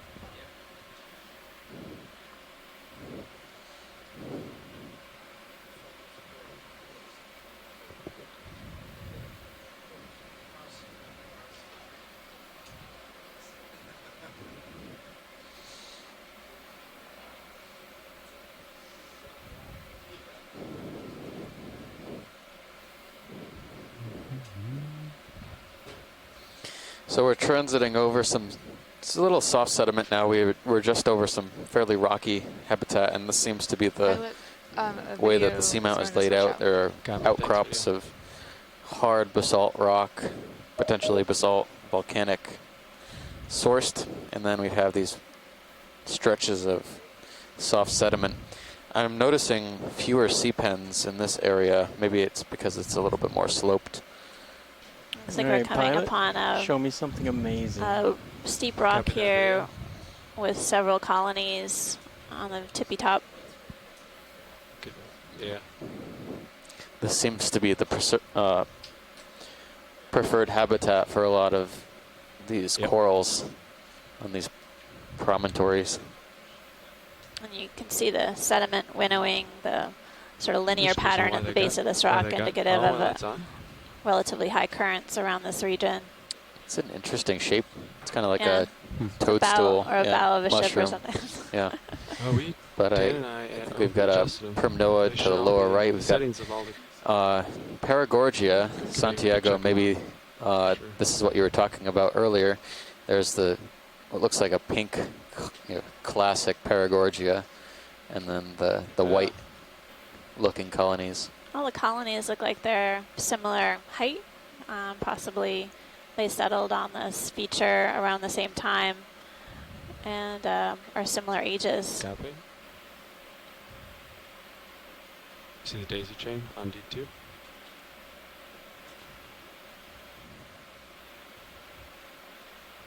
I'll come back around to starboard to center up with you. And we'll go on and up. There's a fish off to my port side. I'll turn to acquire fish real quick. Fish in the water column. Without getting my viewers too sick. Okay. Come in, video. Hold there.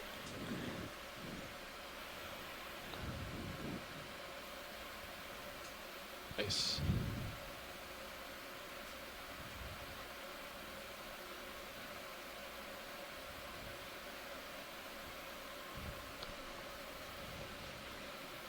Okay, we'll let him go video. Thanks. So the white or the pink maybe Civogorgia? Which one? I don't know. I'm not sure. Yeah. Santiago, do you think the white or the pink would be the Civogorgia? You could just write it in the chat. We'll relay the information. Right.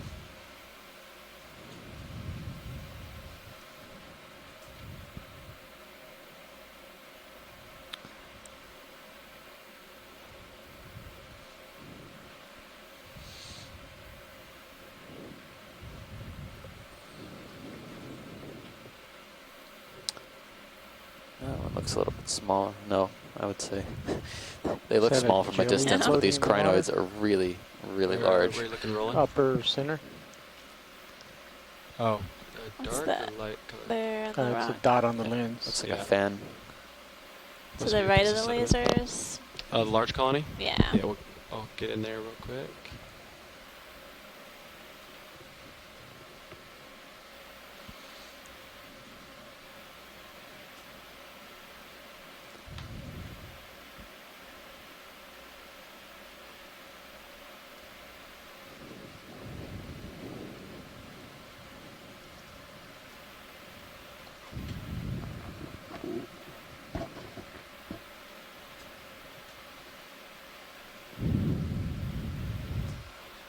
Copilot, you want to take my rotator? Got some flares coming from the lights into the main HD. You can rotate down. Video, you can come in. We'll look at those flares after this video. Partial. You can take full zoom. Let's try to get a dark background. Maybe on the very top of it, or right here, yeah. Getting an incredible close-up view of, looks like a primnoid octocoral. You can see the polyps are really scaly or rough in texture.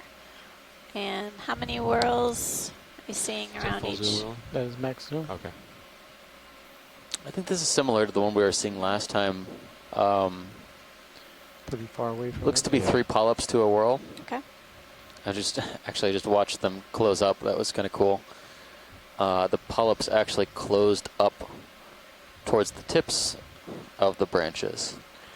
So they bend upwards, not downwards, towards the base of the colony. On the top of the screen, or there's looks like they're stuck in the spines. Can we scoot in about a Pilot, meter? whenever you're ready, we can kind of keep moving along. It looks like this one is similar to the one we imaged before earlier on the dive. Sounds good. Thanks. Thank you, Ashley. All right, video. Sure. When you next co-pilot. All right. It's quite a few ophiuroids on that one. At least two species or more.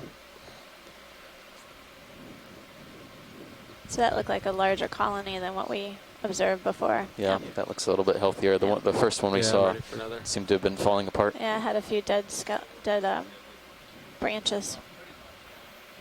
And we've seen more of the xenophyophora sort of jutting out of the sediment surface. Mm-hmm.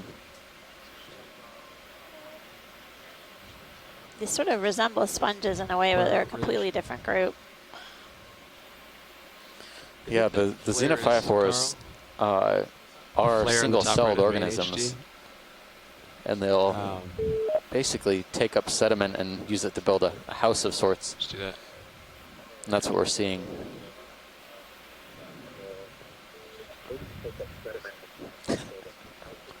Yep. Sounds great.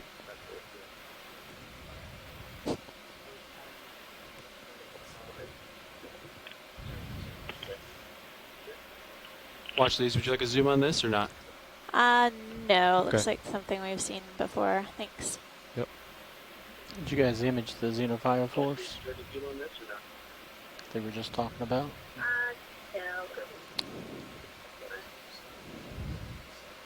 I'm not sure, Ron.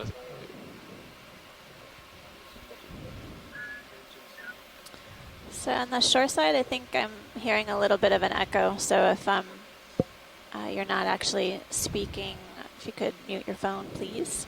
Appreciate your participation. Well, we're trying to find that flare for you. Yeah, if I was a guessing man, I would say it's coming from one of the nip arms. Okay.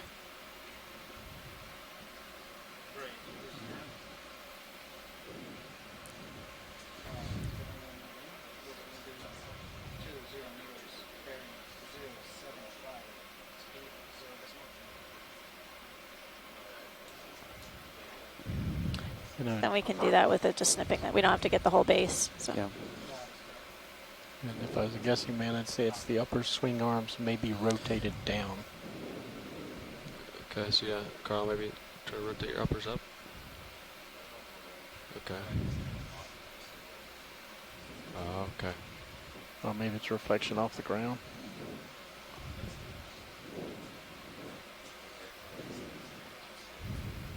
Yeah.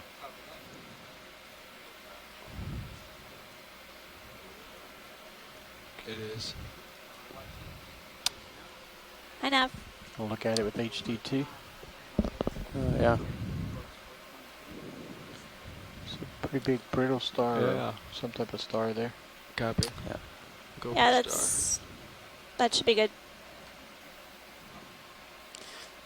It's a larger sea star coming up as well on the backside of that rock. What was the bearing of that move? I wonder if one of these rocks Copy. Can you get it right between your feet? available.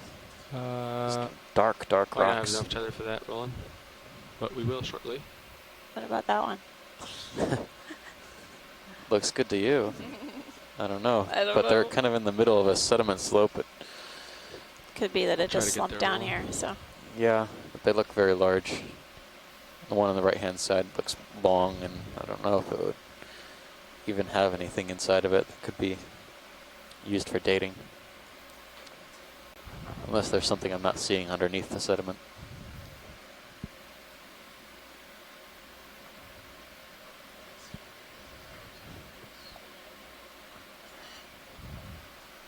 Watch these. Are you interested in these rocks or not? I'm going for It them. looks a little thin, but Yeah. can we take a closer look at the sea star? Yep, absolutely. And when we do, we can get a better look at the sediment texture as well.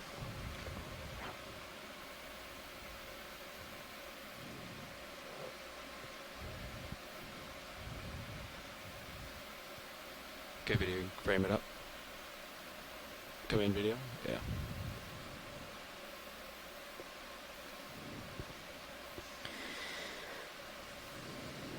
So we saw a Brisingid sea star earlier today, and this is a different type altogether. This sea star has 5 arms. Maxim. And it's hanging out on the sediment surface. Yeah, there's a rows of spines going down the top of each arm. Mm-hmm. And also down the sides. Just pull down to if the we can lowest zoom leg. any more, it would be great to get a down. also view on the texture of the sediment when you get a chance. There's a branching forearm right there by one of the arms. Does that look good, Roland? Yeah. It's maximum zoom.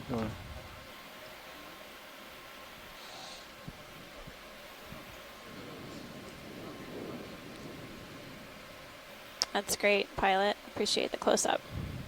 Yeah. Okay, video, you can come out for the full wide, or when you're done. When you're full specimen? Yeah, full specimen.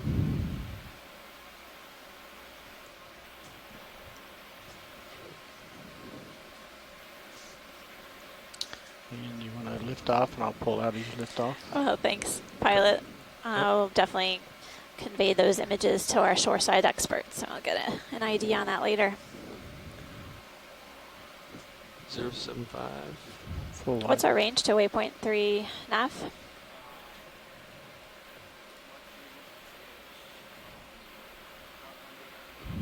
Okay, thanks. 180 meters to our next waypoint.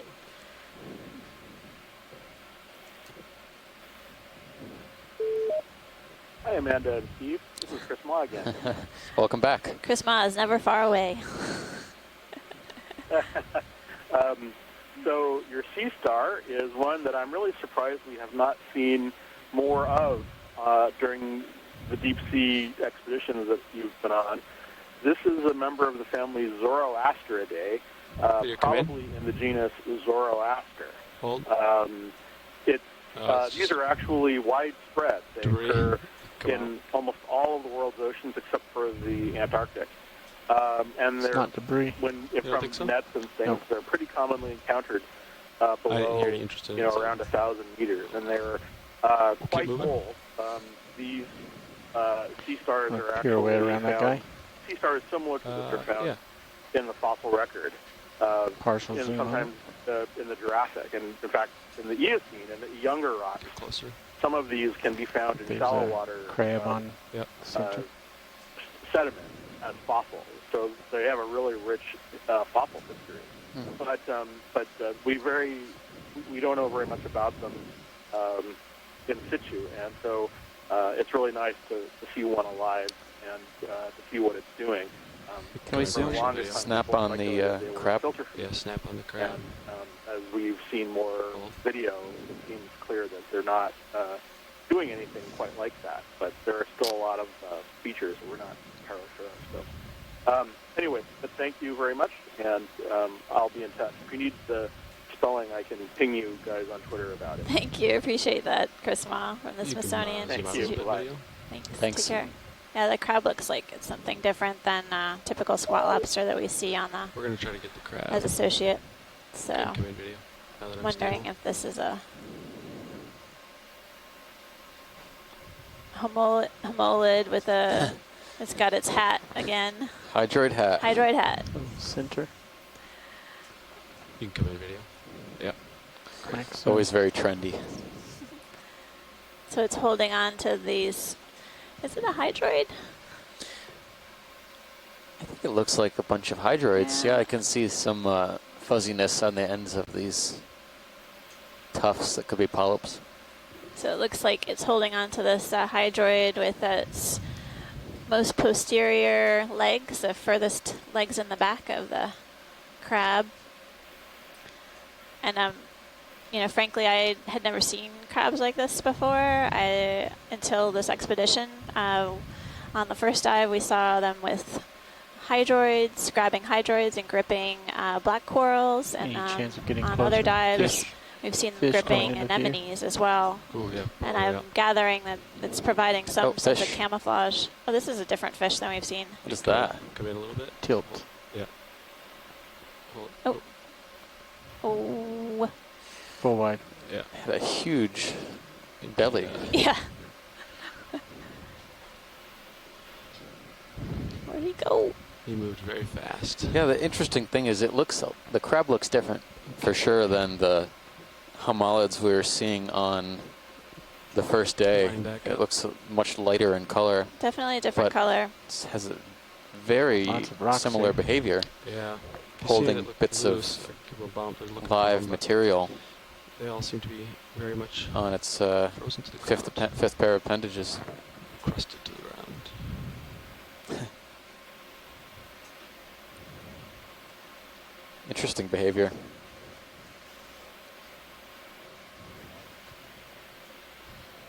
You could call it another move, or yeah, we could probably do that. I think, yeah, yeah, sounds good.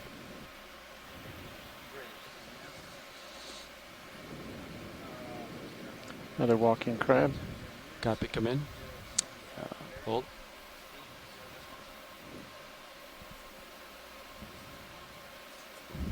Something under Looks the like rocks. a claw with, or a crab with one claw. Come in a little bit. Yep, hold light, keep lasers in view. Yep. Possibly another homalid. This time similar to the anemone we saw yesterday, or rather earlier in the dive. Go by, you can take my rotator. Keep crab in view. Video, you can come in once he centers it up. Yep.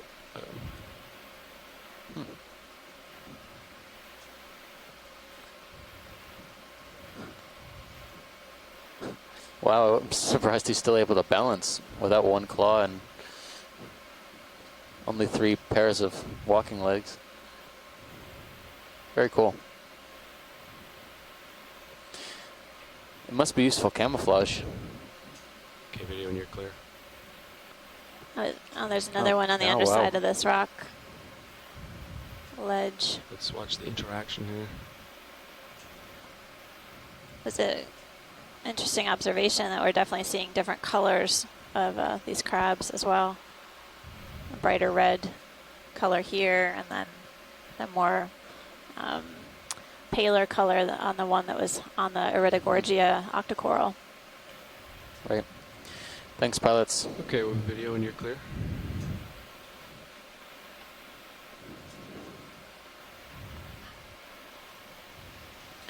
Something purple in the sand. Looks like it's a buried star. I saw the same thing stuck out to me. It's partial. Yeah, video come in on purple subject. Oh, yeah, what is that? I think it's a buried star. Looks like a texture of a sea star. star. Oh, like it's buried in there. Completely buried. Would you like a closer look, watch leads? Well, I was wondering if you could tickle it with your manipulator. I'd like to zoom in closer. Come see in the video, tip? yeah. I think it's buried. I think. No, you can zoom in further. That might be a little bit of a precarious location. Yeah, yeah. Would you like a closer look at that watch leads or If not? we can. Yeah. I mean, it's definitely not something we've seen before. Absolutely. Fly over to it. The crab came back too. Makes me wonder how many other sea stars there could be buried into the sediments that we're not seeing. We're not watching.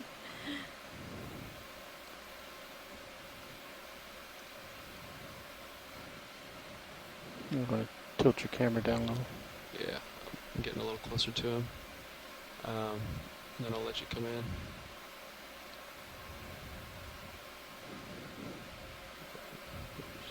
Okay. All right, video, come in. Yeah, it definitely looks like we've got some radial appendages or whatever, the five arms.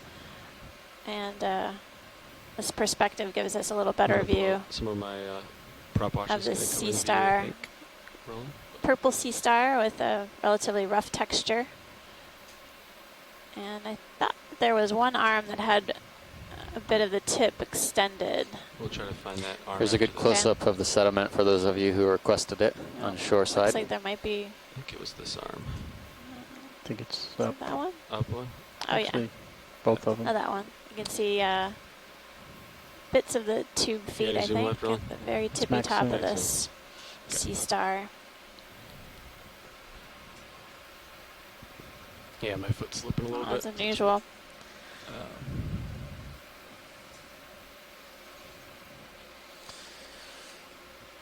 Well, whenever you're ready, pilot, that was great. Get a full specimen. Hopefully be able to have enough to get some sort of identification on this. You want lasers in view for full specimen? Or? Tilt. Go back. Oh, they're on. Let's get the sediments, I'm definitely seeing a lot of circular shapes, like small calcareous forams. Okay. So agglutinating forams, and I think it seems like that's been pretty consistent throughout. Copy, I gotta keep moving. Several yellow fans on all of these different smaller rock features are coming into view. And rocks are really angular in shape, sort of thin. Looks like a crinoid on the upper right. Yeah, I see that. And a few more of those white corals and a Rittigorgia. Yeah. So that one is, we had Les Watling chime in from UH. It's a Rittigorgia magnispiralis. We saw that, I believe, on the dive yesterday as well. So. At least a couple species of Rittigorgia yesterday. It was very impressive. I like how the name of the species is descriptive of the actual, what we're seeing in the coral itself. Snap on Fuzzy left laser. Snap. Long time no see, Chris. I think we need you on speed dial, Chris. Hi, I know. Yeah, so unfortunately, I'm not sure I can give you even a family on that. It belongs to an order of sea stars known as the Paxillosida. And did we pirouette around that crinoid on the left before? To living in unconsolidated sediment. And they have different sort of variations on a theme. Some of them vary into muddy, sort of very dense sediment. Others are more shallow water and can vary into sand. You just had a really beautiful shot of the surface, and you could see a little bit of the texture. Pilot, we're going to try and I don't know that I recognize any of them purely from the purple color. You think that would be is there a fish that would or a jelly? Right away. They're fairly, they have a fairly complex surface texture, and they have a number of sort of spiny projections on the surface they use to protect the gills. So it's a very great observation. Those star-shaped did you say we're going to collect or something to look out for because there's crinoid, or we were good on it? They're often buried completely below the surface, right under the subsurface. Pilot. Strictly speaking, you don't need any more view of this crinoid, do you? We do want to actually collect it, but we're not going to collect the whole thing. We'll try and cut it just below the tippy top. So. Okay. Thanks for that input, Chris. Thank you, Chris. We hope this this crinoid collection helps you out as well. I'm guessing we're. And then I'll pirouette to the right. I'm sorry. I'm a little running a little behind you. It's fine. I'm just now seeing the front of crinoid. So I'm guessing that we could clip it just below the top, and I think it'll cut right off. Yeah. From my experience, the stock can be surprisingly resilient, but I think it should come off pretty easily. Okay, we do have some cutters on the manipulator jaws that are pretty robust, and then there's a little tubing on there to grip hold of what we cut. So okay, how about this way we go tighter? I'll pirouette to the left, and then I'll collect. As I had mentioned earlier, just for the benefit of the broadcast, this is something that's been identified by shoreside talent. Some of the crinoid experts who work on this. It's been identified from pictures before, and so this will be a great benefit to our understanding of the biodiversity of this region, of which this is a new discovery, a new species, and possibly even a new genus. So, thank you very much for taking the time, and I'm looking forward to it. And I'm sure the pilots will demonstrate their adroit agility as they always do. They are pretty expert at this by now. Who to name it after when the opportunity comes. Very nice. Thanks, Chris. Yeah, I appreciate your advice on the collection. I think the only associate I saw was that what looked like a shrimp. Clear video. Yeah, I don't Very see good. anything else. Perfect. Although we were noting that there looked to be some white-shaped, at least on an earlier individual, we saw some white tinged or white shapes on the tips of the arms. But I wonder if those are just new growth or possibly tips that have fallen off and just appears lighter. I see that. Yeah, it's hard to say. I see the shrimp among the arms. I think the bifurcated tips might actually be just part of the growth of the arms. I mean, just the normal. It's at the bottom of the screen. Stock is amazing. Look at the texture on the. Wow. Kind of looks like almost like bamboo. So we really only need a few centimeters below the base, or below the top of it. That looks like what we saw early on in the dive. So much to look at here. My goodness. Some of these have what do you call them? Hydroids growing on the stalks, and we saw that in the Atlantic and in some of the other Wake Island, or I'm not sure if it was Wake Island or one of the other expeditions, but I know they've seen it in other hydro or stock crinoid collections. I'm going to set up for the collection. Anyone on the shore side know what that sort of burgundy organism is that we were just imaging?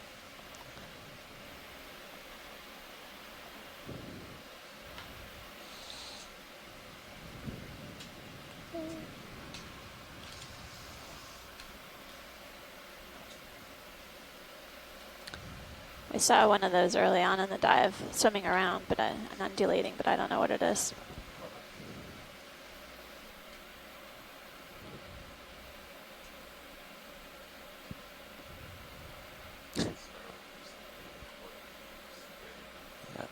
It's interesting. It's kind of cone-shaped, which is what we were seeing on the way down. All right. Polycube. Try that again. And then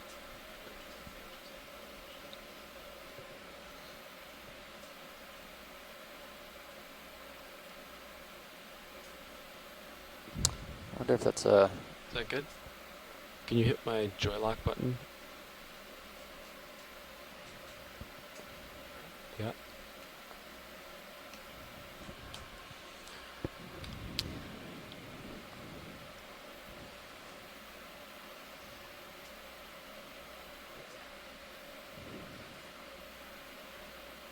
So we don't have a tremendous amount of space in the front basket of this ROV for collections. We have to pick and choose carefully what we collect, and basically our collections are typically oriented around whether it may be a new species, a new description, a new species, a new genus, and or a new record, depending on what group of organisms we're working on, as well as experts on the shore side are advising us on particular collections of interest for this region.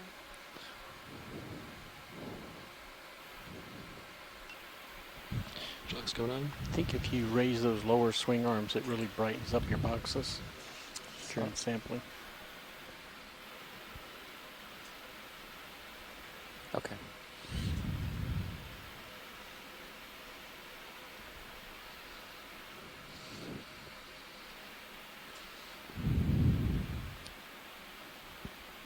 Watch leads. You only wanted how much of the stock? Just you can clip it basically where you are aimed for right there. So just a few. Copy that. Few inches or so. I was going to tell you in centimeters, but that's fine.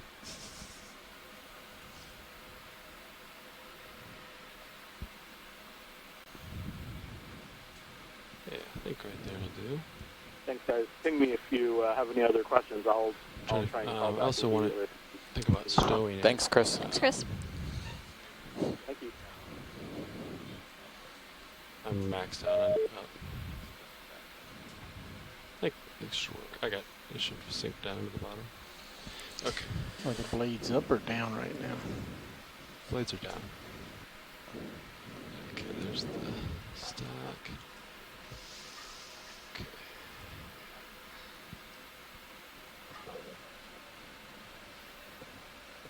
Oh yeah, that was easy.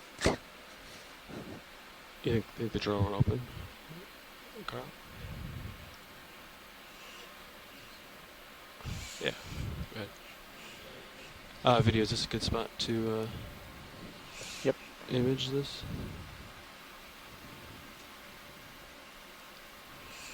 I'll bring the rotator down about. Holding. Oh, incredible. Let's go port outer, Carl. Yeah, you can try opening the drawer. Looks like there might be some smaller associates on this crinoid that I can't quite get a good glimpse of, but Yeah, they look like maybe could be isopods. they look more worm-shaped to me, but There's one in the background that's coming into focus now. no. Yeah, we'll have to take a closer look. Oh, we take off.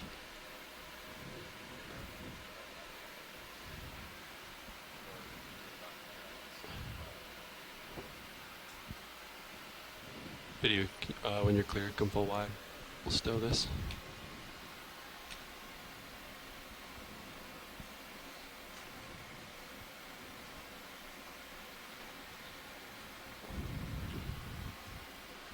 You're full wide.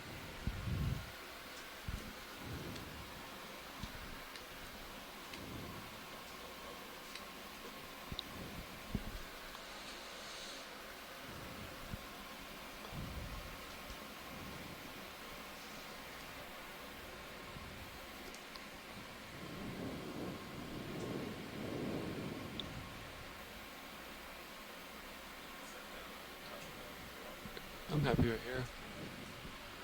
Yeah. Let's let it. So we're just getting in position to stow the Yeah. crinoid collection, the sea lily. And you can see that manipulator jaws has it grasped basically between the cutter and these tubing, these pieces of tubes that are able to grip onto our collections.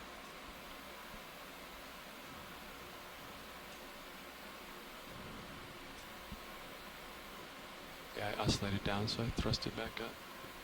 So I should come up a ways. So I think on channel 3, on the upper right-hand corner, you should be able to see what the pilots are looking at as we put this large stalked crinoid into one of the bio boxes. It may need a little bit of coercing. Right. Yeah, let's see here. But we know it's not the summing variety, so it's not going to take off on us. It's pretty much stuck with us.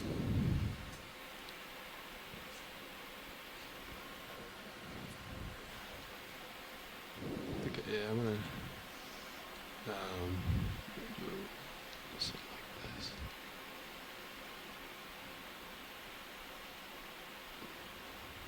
I think that'll fit just fine. Oh, yeah. Yeah.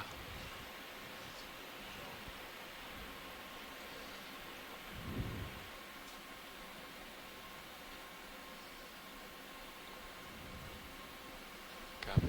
It's important to take our time and gently coerce it in. Yeah, let's do. Yeah.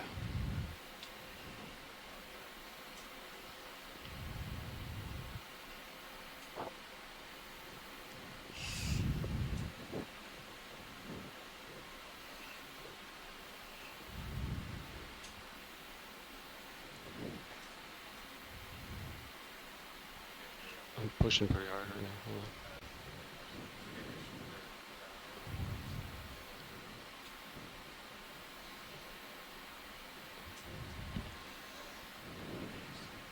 Hold on, I'm pushing pretty hard on your drop. There we go. Okay. I'm happy there. Feather it out.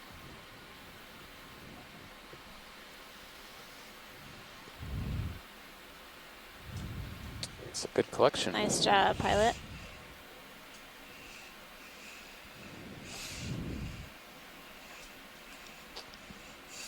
Should say nice job, front row. It definitely takes a team to make each of these collections happen.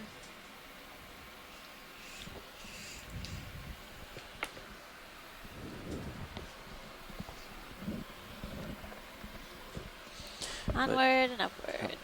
The depth of that collection was 1,153 meters. Thank you, co-pilot.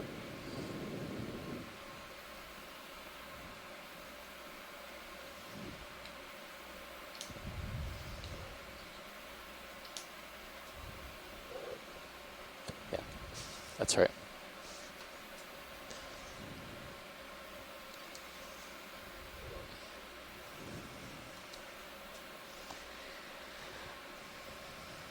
People watching at home, you can check on our Stream 2 feed. You see the Sirius camera, which is essentially the camera sled situated above the D2 ROV, and you can see that there's a series of these sort of sedimented ledges or pavement features, and then more exposed rock.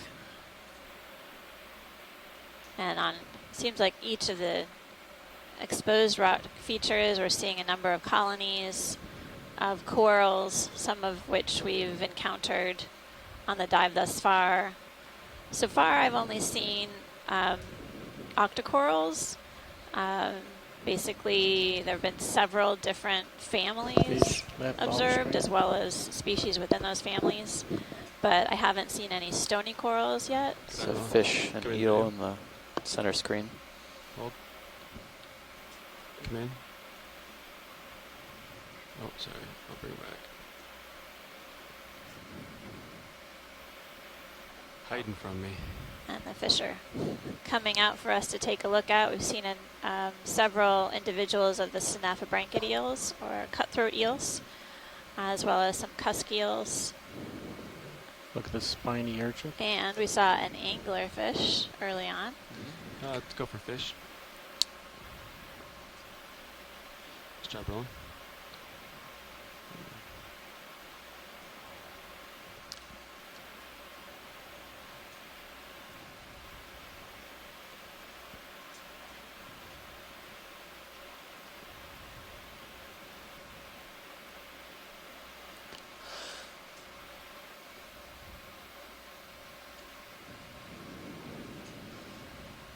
So we're just at 1,148 meters, and we're getting a nice view of this eel swimming.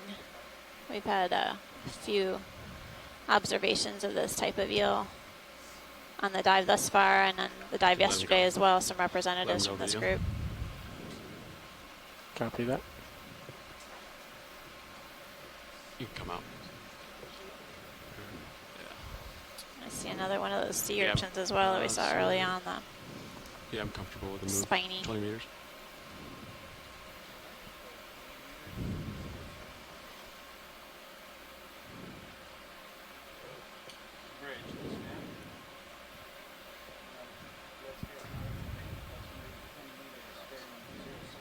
I'm looking.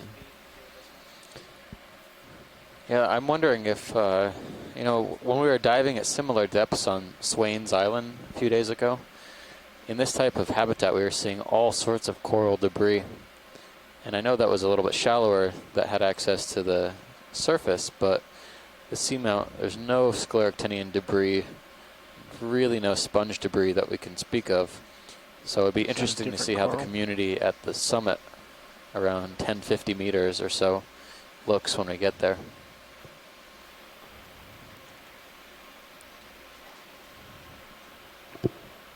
Want to snap coral?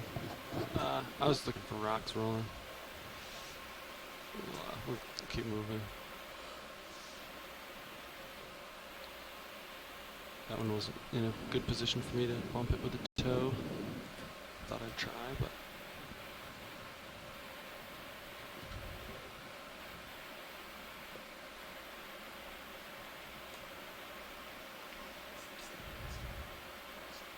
yeah. Looks like this little trail. Yeah. I don't know if that's biogenic or probably, given it's meandering like that, rather than a rock falling.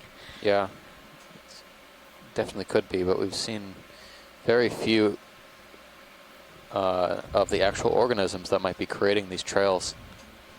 But I've definitely seen some fecal casts, so there's probably something in the area. Could be an acorn worm or... What's this right here? There's some. Is it crinoid stock, or is it a stock with a crinoid on it? No, center screen. There's two things Oh, there. okay. Looks like there's some fuzzy projections. Can we do a snap zoom? Absolutely. Yeah, I'm getting closer to it. It's a starfish just up and beyond it to the right. Oh, and there's a sea star on a rock just beyond.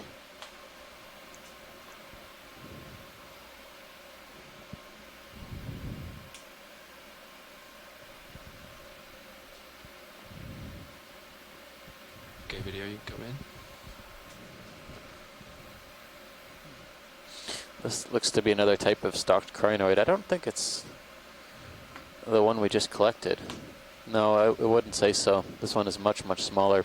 But you can see how heavily fouled the stalk of this crinoid is.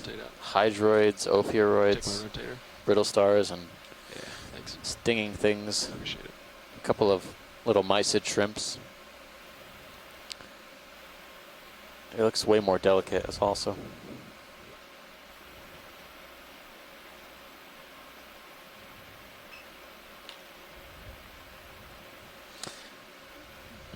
Interesting. I'd be curious to see if this is similar, or maybe a young individual from what we just saw. Video's clear. But I don't think so. Clear, Roland. Okay. You want a full specimen, or? Yeah. Okay. I think we're all set there, pilot.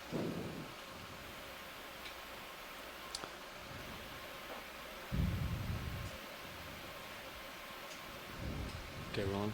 Just off to the right, if you're on your way zooming out, there was a red sea star in the upper right corner that we can get a snap on as well. Copy.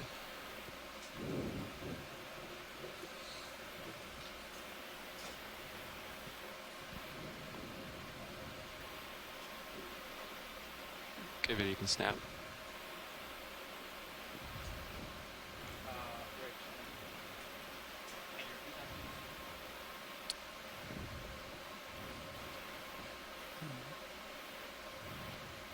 Take my rotator again. Yeah, come up to it. Come in, Roland. It's very interesting. It's got a lot of spines on it. It's definitely not something we've seen before on this expedition. But the spines seem to be running on the sides of each of the arms rather than down the back of each of the arms. Sorry. Very good imagery.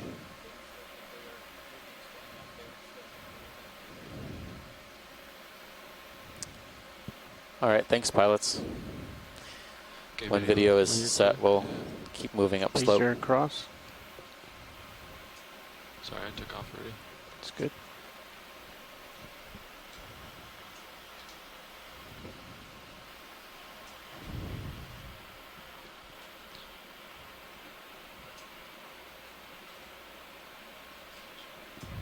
Copy.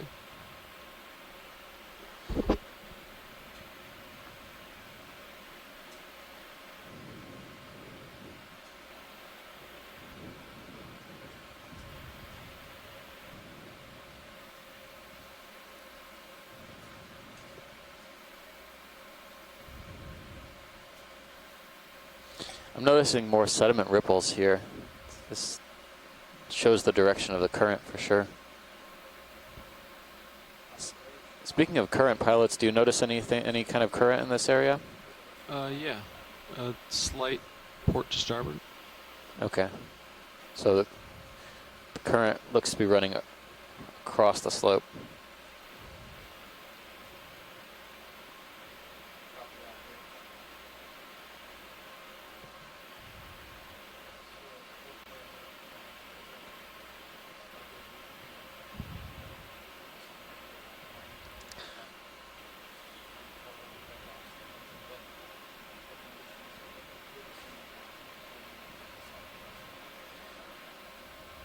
At the bottom of the screen, pilots, do any of these rocks look bumpable or test them?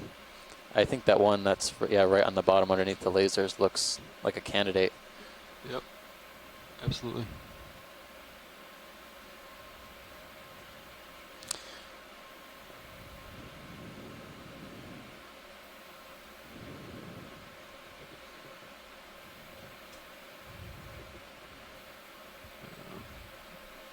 Try not to stir up too much sediment. But Co-pilot permission, zoom on Sirius tight.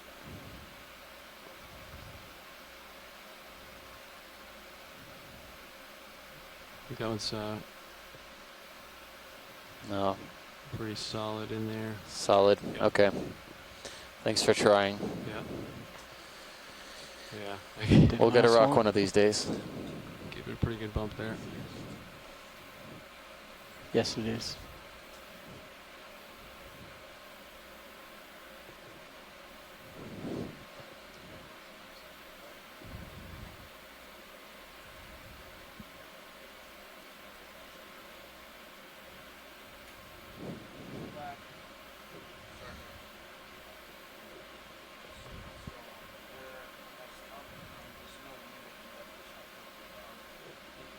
Is that a potential star on a coral up ahead? The white thing? Copy. Can't quite reach there, Roland. Yeah. Absolutely.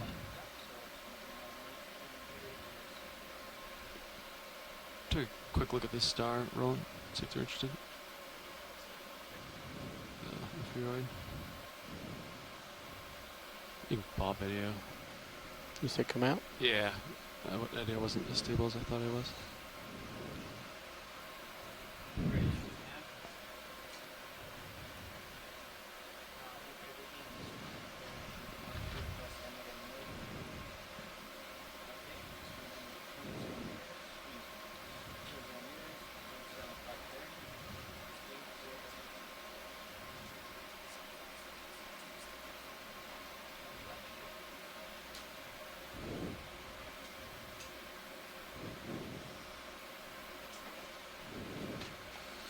So there's definitely waves seem more prominent as we go up slope here.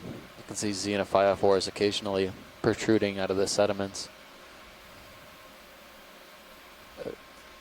Yeah, I'd be curious to see what the sediment thickness is here. It seems substantial, but it could just be a small coating. These ridges, these waves seem to be at least a couple centimeters, 3-4 centimeters tall. Maybe 2-3 centimeters in amplitude.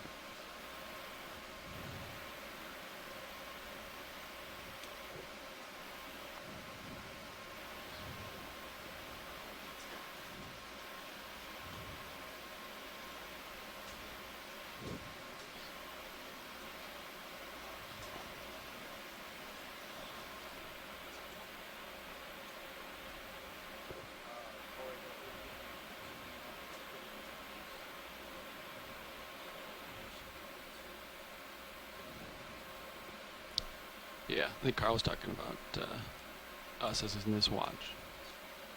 Yeah. Is that a fish? It's a large anemone on the left. Or is it a... Oh, it's a... Yeah, we'll go for an anemone. Can we zoom in on the anemone? Absolutely. I'll get closer to it. Yeah. There's a chain of siphonophores out to the left-hand side as well, but let's get the siphonophore first if you're in a better position. Yep. I know that's going to pass us. Go ahead, video. Frame it up. He'll float into me. Towards me, I guess. Yeah, this one is really, really delicate looking. Yep.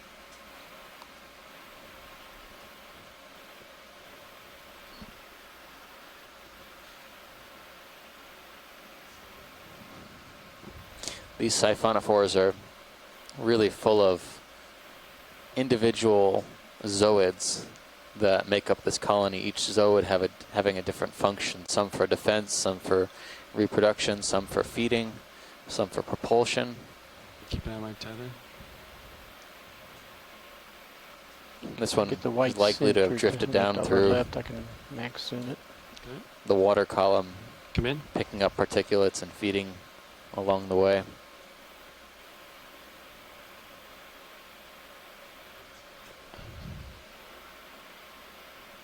Okay, well, you can start drift coming down out. the body. Okay.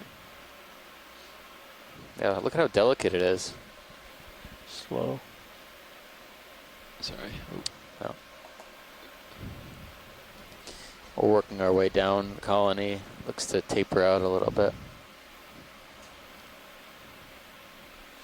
very similar to one we saw on the way down. Go back to full image. I'll try to keep him in view. He might be. Yeah, I can get him.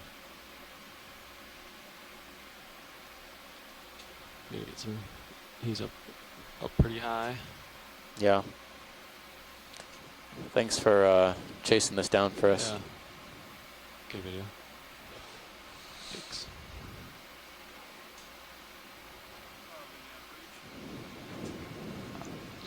Copy, Whales range. floating Thank you. at you. Yeah, we got a fish. Co-pilot, that last move was completed. Okay, video coming partial as I get closer to him. I think he's coming at me. Oh, no, it's floating. It could be another siphonophore or part of the one we just saw. Yeah, it looks siphonophore-like, but perhaps only a fragment.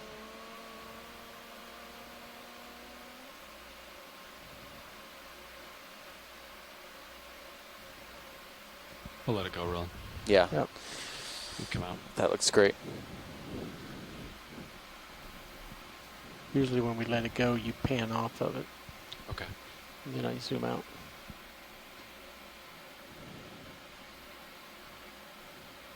All right, I gotta get line back. Onwards and upwards towards waypoint 3.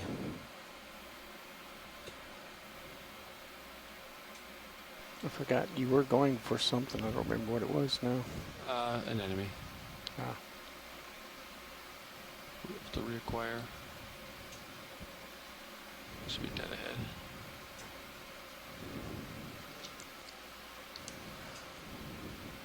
Yep, center.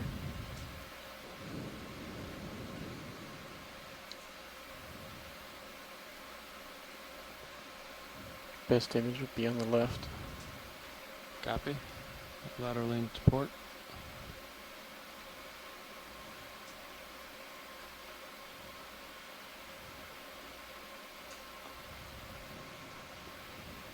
You can zoom partial as I get close. Watch these. Would you like a close-up of this?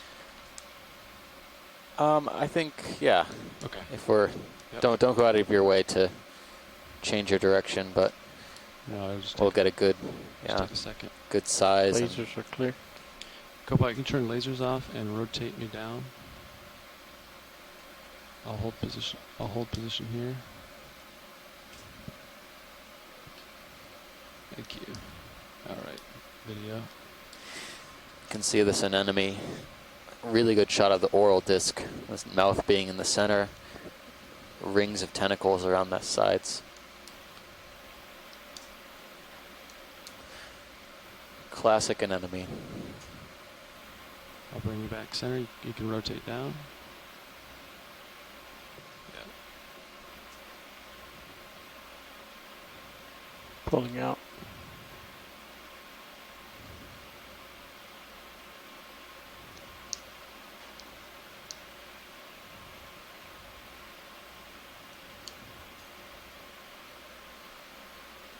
The video's clear.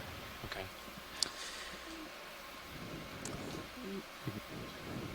You can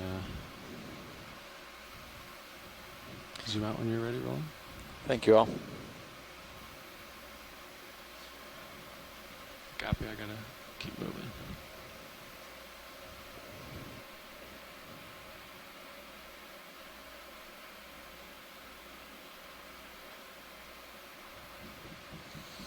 So we've now starting to transition to more rocky terrain. Looks like we're heading up these steps again. We seem to have steps, periods of hard rock, periods of sediment waves, sandy waves. I got lasers.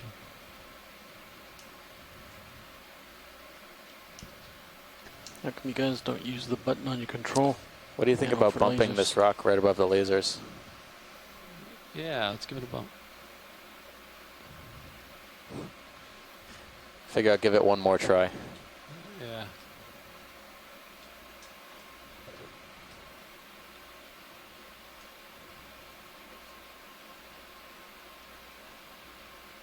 Actually, No luck. I didn't hit it quite yet. I tried my right toe, but I want to try my left toe. There's a better angle here. Yeah. Oh, wow. Okay. You saw that.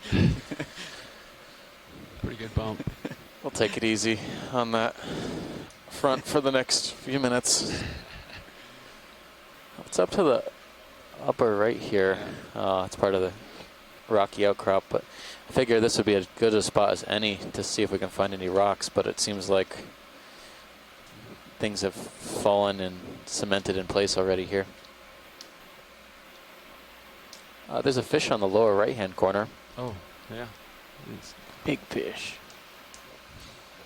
I'll come down and get him in the light. Video, you can, you are free to zoom. I'm gonna go pirouette.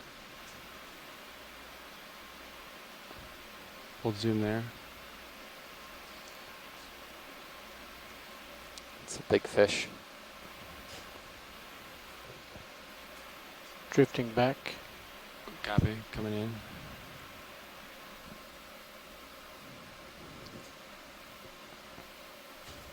Might have to zoom out just a little bit. Need to tilt down. Copy. If you can hold that, I'd like to zoom to the face. Copy, zoom face, go ahead. Lasers are clear. Kill lasers.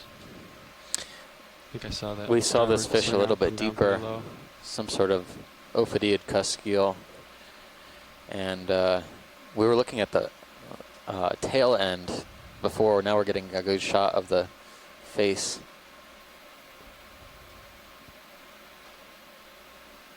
Looks like you're drifting back some more. Yeah, sorry, I was... yeah, I'm definitely drifting. You can pull out a little bit, Phil? Yeah, as I reset up to get closer.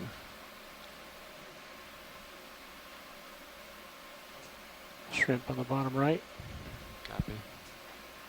We'll stay with the fish. Yeah, that looks good. Thank you. Okay, video when you're clear.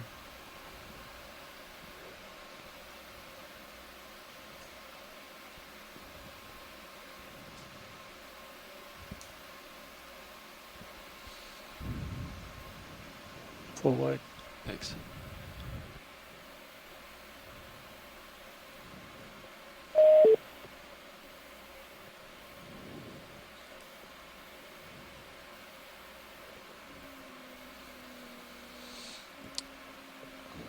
A little bit more hard substrate coming up, smoother than what we've seen in the past, but looks to have these nice stair-like Too big.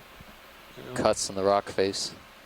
Can I get lasers back on if they're not already? I don't see them. The sediment is much thinner here, most likely because there are currents They're that on, I see them. Thanks. will blow the sediments off the hard rock. Left. Yeah. What is that dark structure? Is that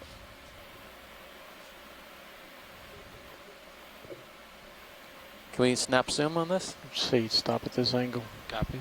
Video, zoom in. Okay, I guess it's just part of the rock. Tilt down. It's odd, out of shape.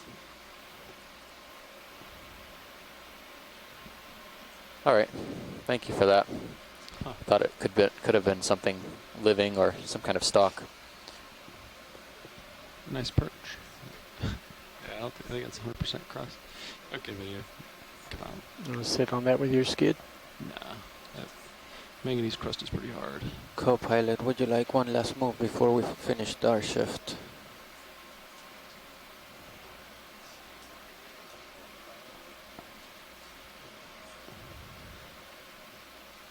Okay. 20-075. Copy that. It's a flat thing on top of the rock. Left? Upper left of lasers. Yeah, I think it's a C-pen. No, the flat on top of the flat rock. Over on the right here? Left of lasers. The slab left. So we're now passing a depth of about That one? Top left. Or the Top around center. 1130 meters, 1,130 meters. This patch? Yeah, the patch. Darker color? Yeah. We're on our way up. We're starting to approach the top of this side, this face of the I seamount. don't see interest, so we'll keep moving rolling. This is an unnamed seamount in the Phoenix Islands protected area. The cap of this seamount lies at around 1050 meters, 1050 meters. We're approaching the top of this slope, and we're going to then start a under the transect laser, up maybe loose. a ridge. As we get closer, we'll The see. last roughly 150 meters along the ridge up to the cap, where we'll then take a look around and see what kind of summit communities we have up at the top in terms of fish, corals, other biology. Copy that. Coming up. Bridge, this is Nav. Hey, Steve, this is Chris Kelly. Hi, Chris. So Hi. same Sorry, I'm not being very move as helpful before. today. I'm afraid 20 I'm very meters, on and bearing off today. 075, speed But 0 I was decimal 2. listening for a little while. I wasn't watching, and I just saw one of these white So go by. Did anyone come up with an ID for that one? Yeah, we've been going Good back and copy, forth, Bridge. and Santiago suggested that it could be Cibogorgia, Can we snap on white tip? but it was. Okay, I think it's something. Yeah, clear to snap. Go ahead. I'll throw my hat into the ring. I think it's actually a corallus, and I think it's Pluricorallium kishinoye, which, given its pluricorallium, it tends to have those little kind of balls or clusters of polyps at the ends of the branches.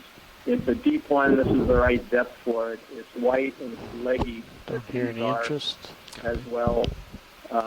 So they can really fool you when the polyps are attractive because they do kind of look like a Paragorgia. But anyway, I think that's a possibility. The Good copy, Bridge. Kishinoye. Oh, interesting. Yeah, so that would be a precious coral. So I think we have one coming up on the right-hand side. Pilots, there's a large white branching colony we'd like to get a better look at.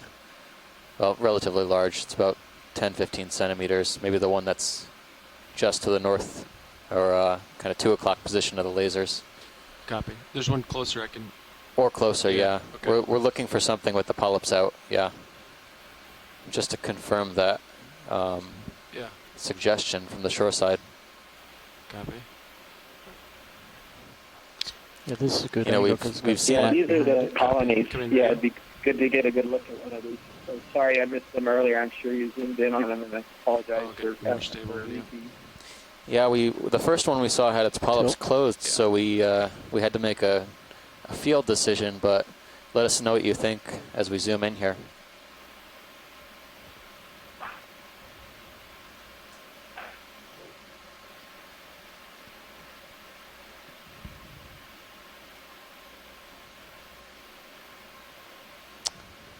Well, I'm not sure.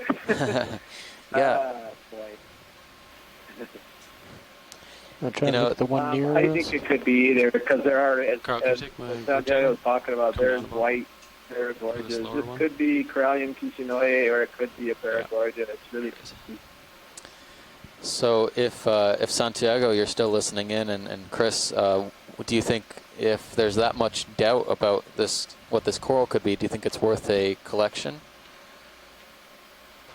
You can let me know in the chat. Possibly. What I'm looking at is these polyps look really big for Corallium kishinoye. That's the problem with it, and it's not quite right. I think, did Santiago suggest possibly collecting this because it might be a new record or something? Yeah. Yeah, I was just mentioning that this could be actually a different genus that has never been observed in situ. So it is genus Paragorgia with normally white in the southern hemisphere, A although full specimen. only 3 samples ever collected. Yeah.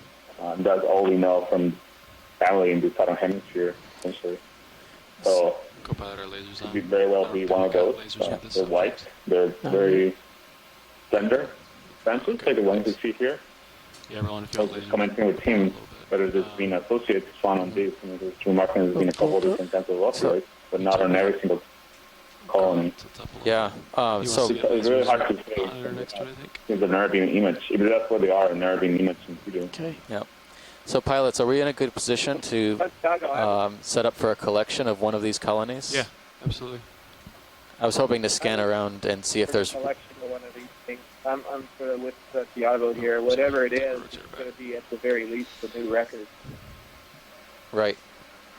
I don't see any. It's really interesting. I don't know if you see any that have an associate that will be also good thing to characterize. Maybe one's in the back. Yeah. I don't know. Hard for me to say, but maybe you have a better view. I can show you a bunch Yeah, of them. I was just looking for that, Santiago. I was hoping to see one with associates. Pilots, if you have a little bit of tether, do you think we can just scan around some of these colonies from a distance and see if there's any associates? I see quite a few. I'll give you a zoom and you can pan them. Okay. Because I don't think there's a shortage of colonies here, but it would be a good idea to at least take a look from a distance. Yeah. That's true.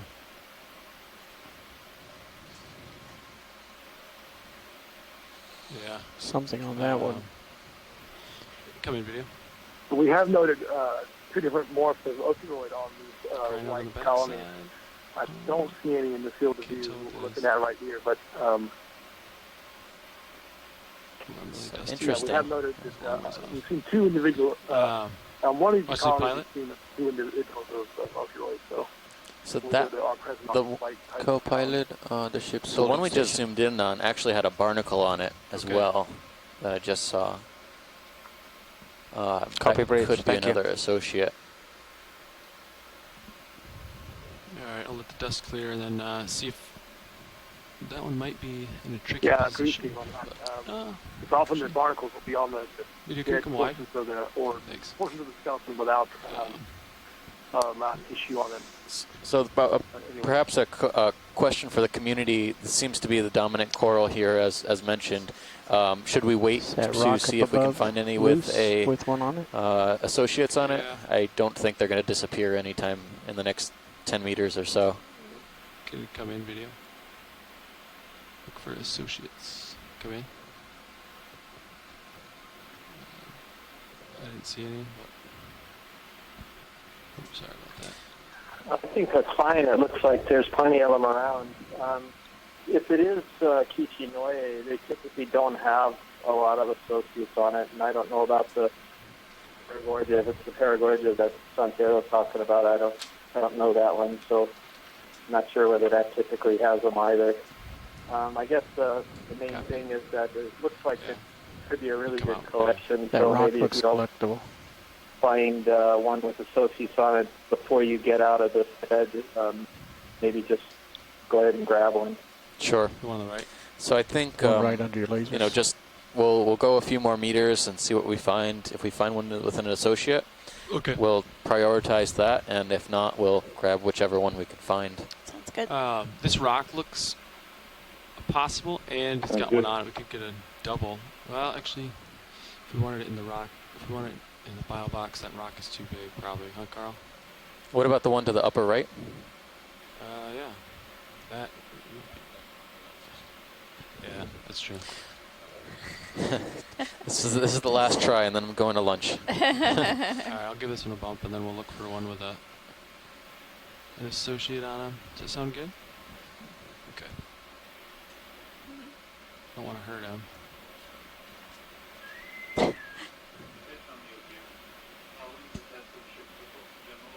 Might just be across too. It's not. Doesn't look like a very thick rock. Oh, don't hit the coral with this kid. It should flex a little bit. Oh, yeah. Look at that. So yeah, we should try to collect that. We might as well get the specimen as well. Okay. So.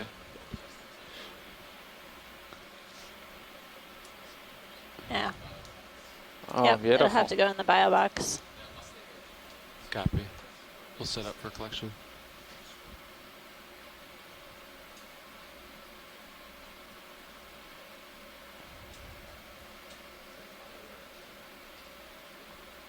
Copilot, can you hit my joy lock? Thanks. Yeah. So which is the associate, the rock or the coral? Video, can we zoom to verify well, specimen? the rock is older, and the the coral settled on it. And oh, looks like a little amphipod associate, and then maybe something. There's a brittle star. Okay, yep. I think we Oh, want good. this. We got a brittle star associate as well as looks like an amphipod, and looks like there's a couple colonies on this rock. So the rock moved. Looks like a great spot to collect a rock and some coral.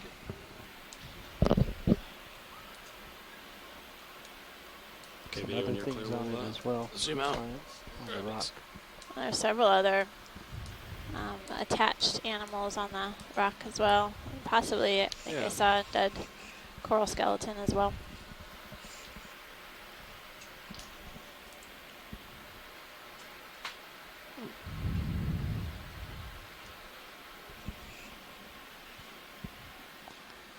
So Pilot, you got wind that we need to put this in one of the bio boxes? Yeah, I think we're going to do port outer, the one I tried Okay. to get the crinoid in. Yeah. That's a little bit larger box. Okay. I think this rock should fit nicely in there. I hope I don't crush them on the way in. 5. Should be. Outboard. I'm trying to think of how I want to set it. When I set it in there, yeah, should be okay.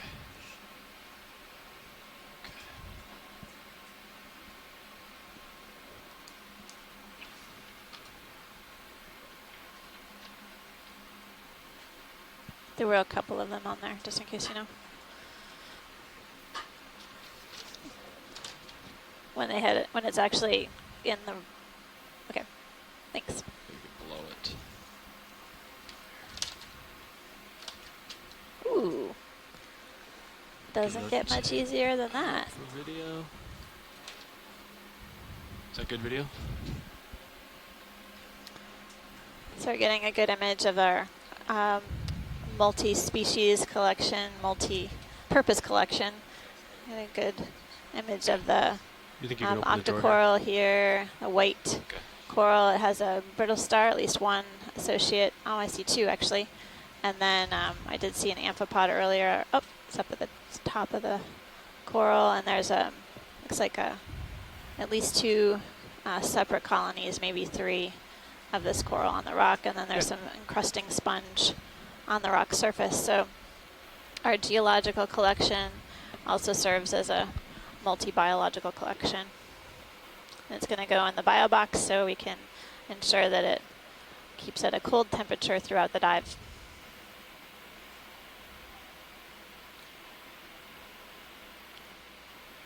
That might be enough.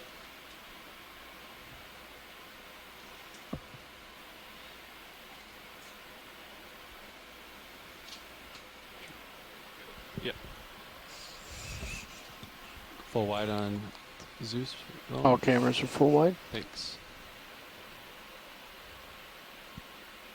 Busy day for the front row. Okay. Let me know if you want me to follow it in. And on the quad view, you can see that all the different cameras that are being used to collect this rock plus coral sample. It enables the pilots to get a variety of different points of view and perspectives, since it's difficult with just one camera to have depth of field. Yeah. Indexed out.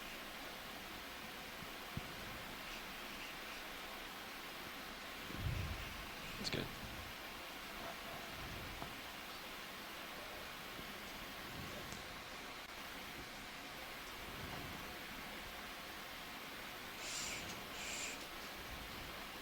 Yeah, I'm going to do this.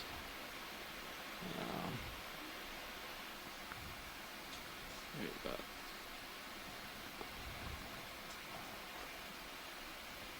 Nice.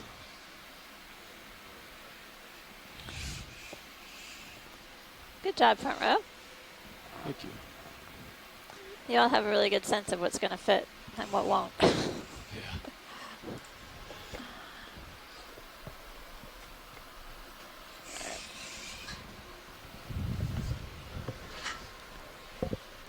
So that's our first geological collection of the expedition. I'll take my cameras back. Rock sample hopefully will be able to be analyzed and provide us with a date and age of the Seamount feature that we're diving on today.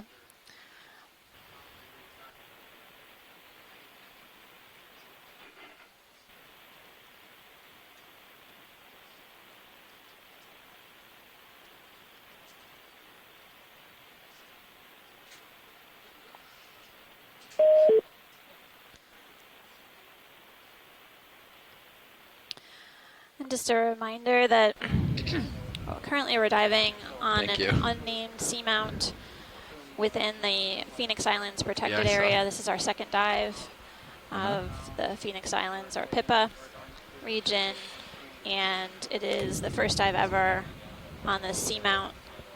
We're basically viewing and seeing what's on the seafloor for the first time. You all are getting to take the trip with us as we head up slope. Okay. And shoreside, just so you know, we're going to continue moving up along the slope up to waypoint 3. And please shout out any observations or potential collections of interest. This. Weird. Okay. Sounds good, thanks.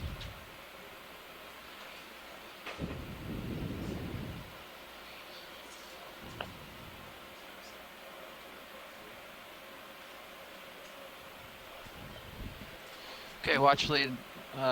Jeff's taking over at pilot here, doing a watch change. Good afternoon, Jeff. Good afternoon. And just getting acquainted. I understand we're heading sort of northeasterly for a little bit and then turning north, maybe? That's correct. We're basically been meandering up this steep slope, going zigzagging a little bit side to side as we have been typically doing, just to keep a lookout for round thing.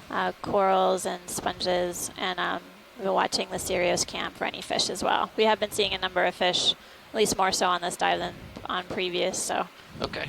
Are we trying to make time, or are we stopping and zooming out? Nav can kind of weigh in on how we're doing on time, but it looks like there's something in the middle. Yeah, the screen to zoom in on. Video caught it, and we're coming in on looks it now. Looks like a different kind of sea urchin. Yeah, we're doing pretty well on time. If we keep up the pace we've been going all morning, we'll make it to the summit here. We have about 3 hours, 45 minutes left in the dive, and only 350 meters to cover, so we should be able to do that. Thanks, Nav. Appreciate it. So we're just zooming in on a type of sea urchin. This is a different one than we've seen on the dive thus far. Which part looks best to you? Little top. Oh, it all looks great. Top eye. I was talking to video for lighting. Sorry. I'll get out of your ear. It's interesting. All the spines are a lot shorter than the ones that we saw earlier. This looks like resembles a type of urchin that we call Okeanos, but I'm guessing the genus out here will be something different. I'll hold here.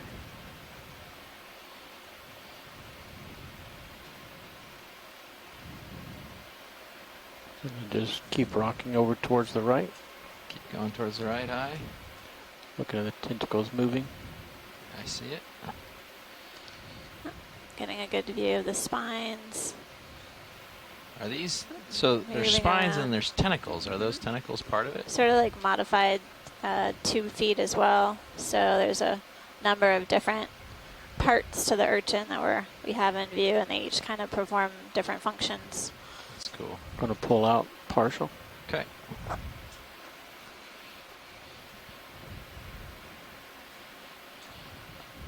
I'll tilt down a smidge. Full image. With lasers. That's great, pilot, whenever you're ready. Great. We're getting the last full creature shot, and then we'll Video's clear. Super. Pilot's clear. Video swapping out. Copy that.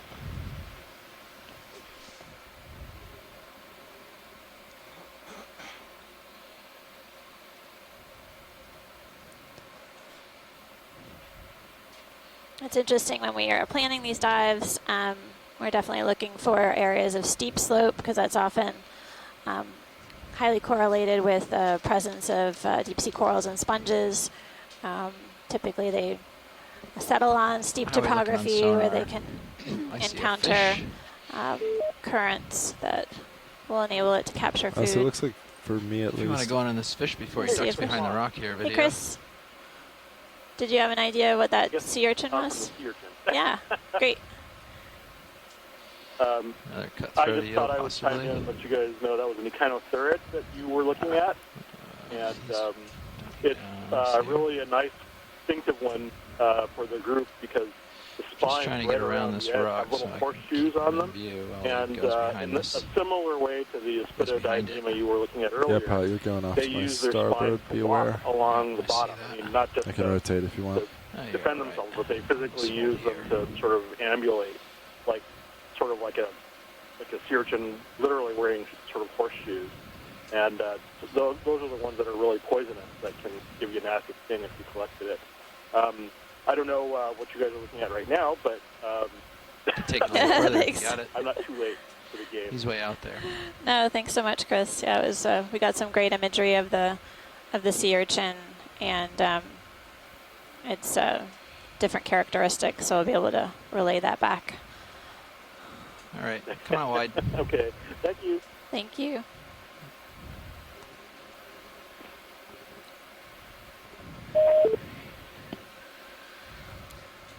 This is Randy Rogen calling in. I actually wanted to ask about the diversity and abundance that we've been seeing so far on both of the dives that have happened thus far in the Phoenix Sound protected area. I actually just got an email from someone in Kiribati, in Tarawa, which is the capital, who was wondering about how the diversity and abundance here compares to some of the other deepwater MCAs you guys have looked at. It would be really great if anyone on here knows or is willing to weigh in or just even think about it with us. So what pace do we need to keep?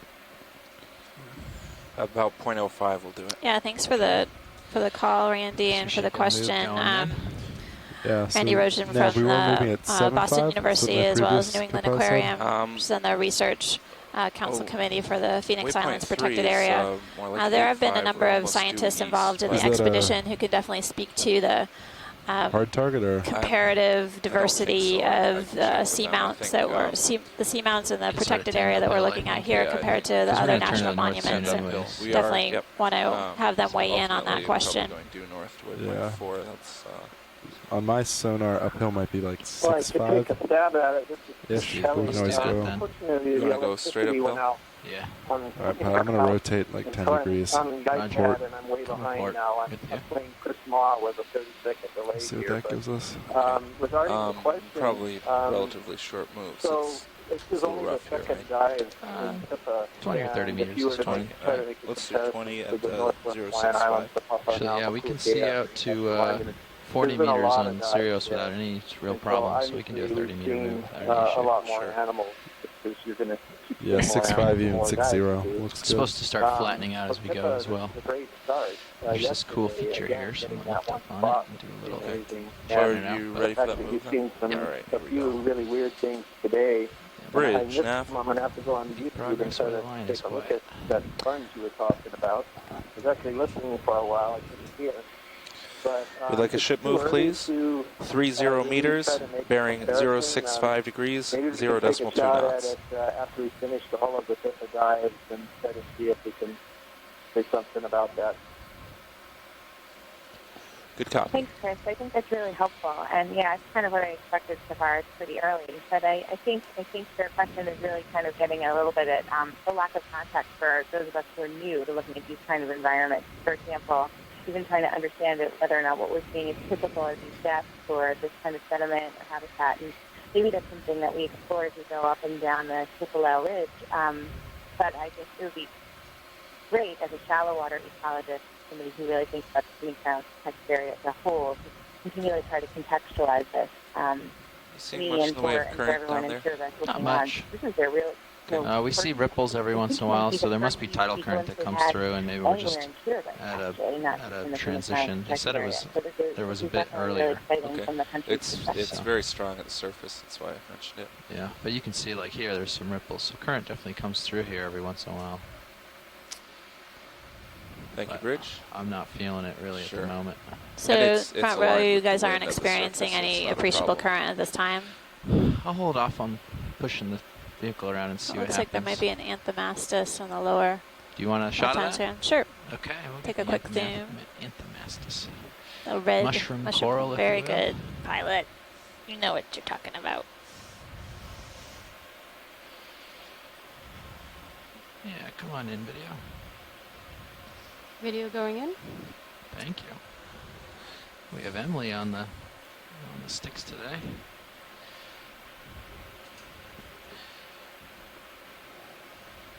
Great, we're getting a nice close-up view of this mushroom coral, or Anthomastus.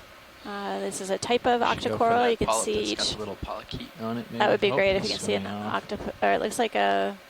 Come on in. Some type of maybe mysid. Got something on the top left one too. And then there's another one on that. A pair of them. A couple of mysid. Looks like shrimp. Sorry, video. Little crustaceans. Nice. Getting a perfect view of the polyp, essentially with its mouth opening in the center of the circle, and the tentacles extended beyond the polyp. This is a type of octocoral. There are 8 tentacles per polyp, thus the name octocoral. And a mushroom coral, when the polyps are retracted, it kind of has this lumpy characteristic.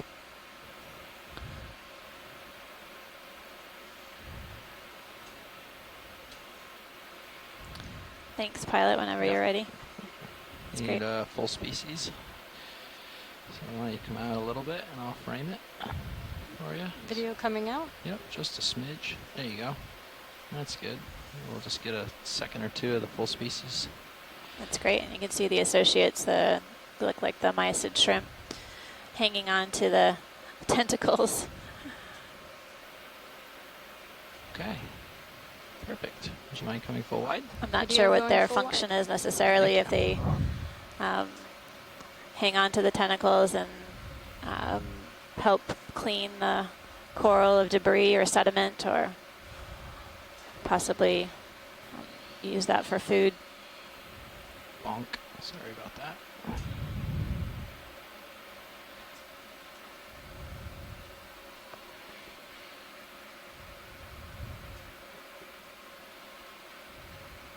All right, I'll pick up a little, and I'm going to let off the stick and see what we have for surface or for subsea current here. That'd be great, Jeff. I was remarking on, when we plan these dives, we often try to stick to fairly steep slope. Very much. Oh, no current? Okay. Stick to pretty steep slope topography where we're most likely to find corals and sponges. And but sometimes the bathymetry can be deceptive, and or we may not find anything. I would say that this dive track has been particularly fruitful and speciose.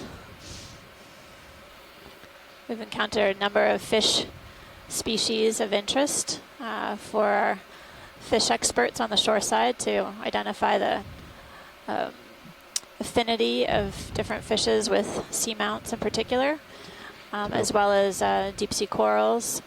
So far we've primarily only seen, as far as I know, octocorals. We haven't seen any stony or scleractinians. Do you want this sea star? We can snap zoom on it. Okay. I've seen a few different echinoderms, so crinoids, both the stalked and free-living variety, as well as sea stars burrowing within the sediment and living on the rock faces, and a couple different kinds of sea urchins. Take a quick look. And I know we've seen many other things, but that's my summary for the moment. We'll have a great overview summary at the end of the dive. Thanks. Yeah, Thanks, pilot. I think that's probably good for a good preliminary identification. All right. All right, video. We should go full wide. Thanks.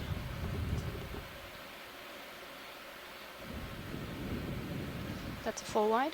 Thank you. It was interesting seeing that sea star earlier that was purple in color, with basically its appendages buried within the sediment. Chris Ma from Smithsonian Institution had called in and said that that variety of sea star is adapted to living within consolidated sediments. Is that a sponge? I don't know. It's haven't snap seen very zoom in many the center of the sponges. screen, pilot. Okay, video snap in.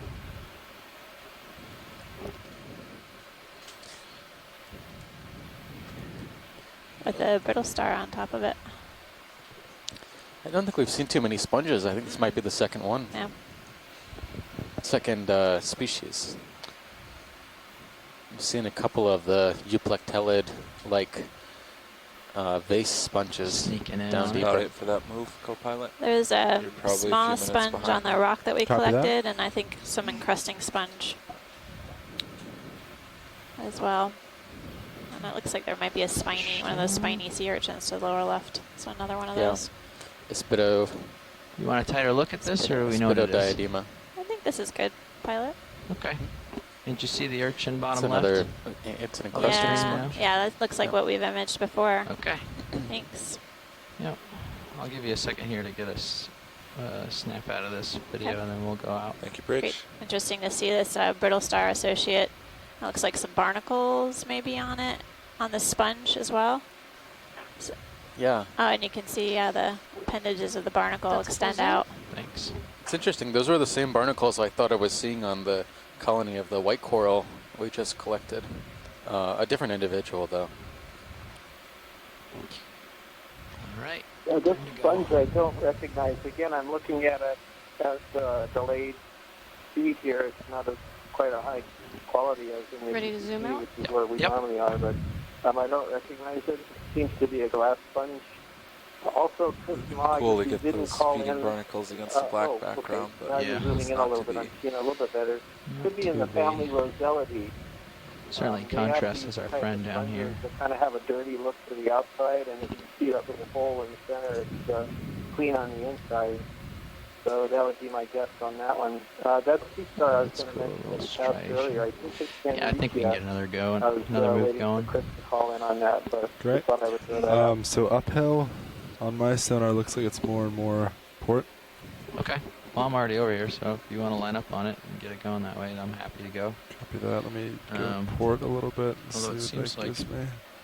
It's getting further and further from that waypoint. Let me just talk to him about that. Looks like there's another sponge on the left side of the screen.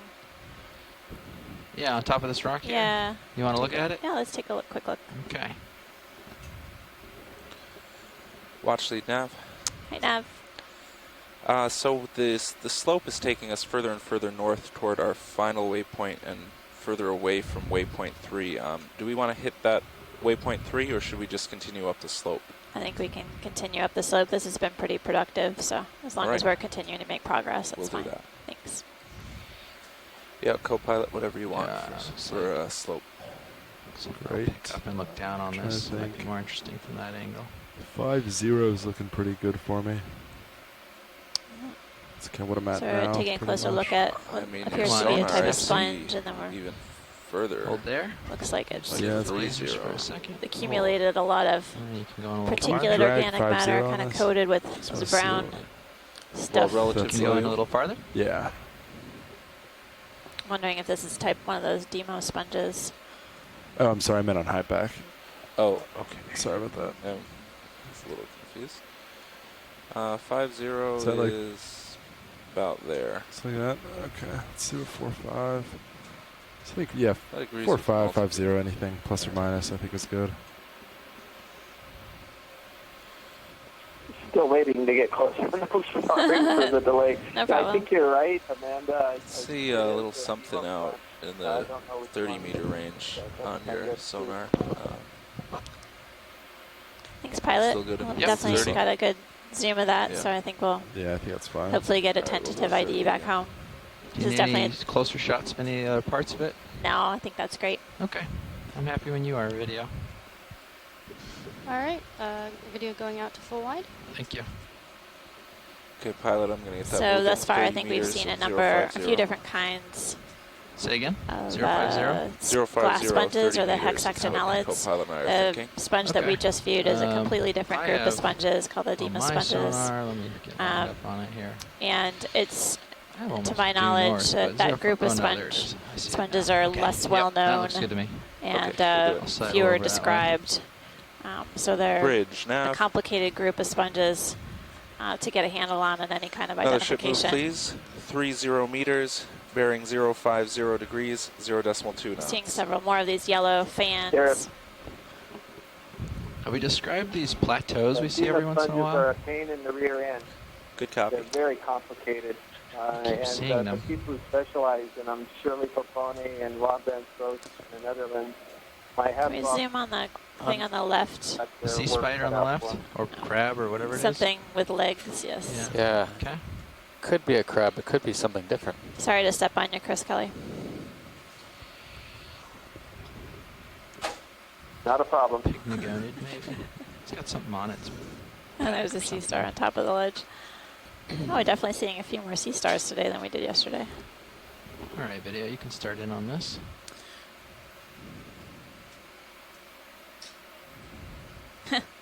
Thank you, Bridge. There. Man, Just when you thought you saw it all. we're going to have a crab fashion show That's totally, that's totally on this expedition because This is a every different- single crab has a different style. That's right.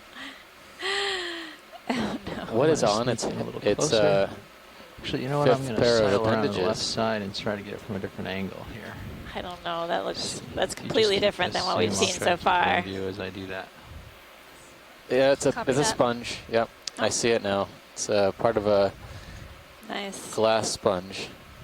I'm going to try to come around to the left side and see if we can't It's a make crab out more of with the good crab. taste, obviously. Unless you know what it is already. Do you have an idea on the crab already? Yeah, we've seen a few of these on the dive thus far, the homolid crabs, and each one has had a different animal held in its last pair of legs. And this one has got a sponge gripped in its most posterior pair, and we've also seen this crab with hydroids as well as anemones How high are and you? black coral. You can I'm come actually down a pretty lot. high a lot. Yeah, you're pulling on me. Oh, am I?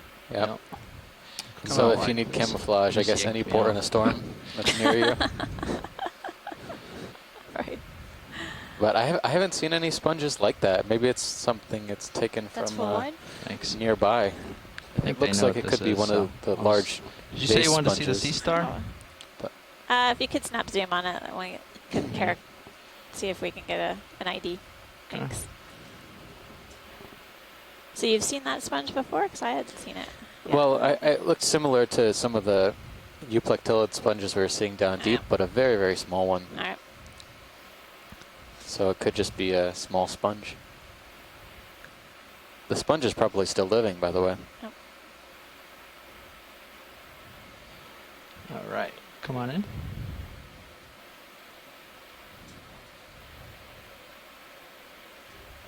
So I do recall seeing this one earlier partial? while you were at lunch. Thanks. Okay. Unfortunately, we didn't get an ID on it, so we'll just have to put it in the Shimmying over to books straighten it out here. All right. for later.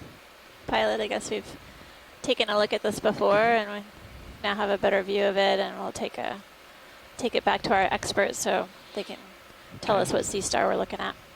Do you want a tighter look at all? I think this is fine. Thanks. This is good. Yep. Okay. All right, video. Whenever you're ready. I'm ready when you are.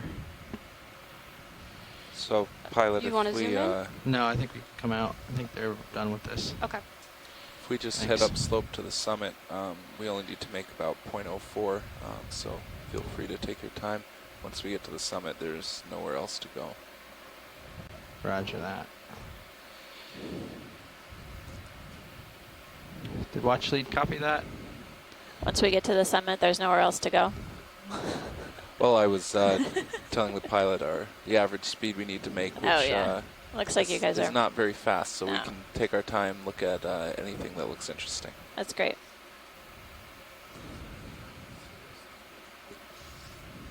Oh, yeah, it's kind of like a crevice in the rock. You can pull it up here.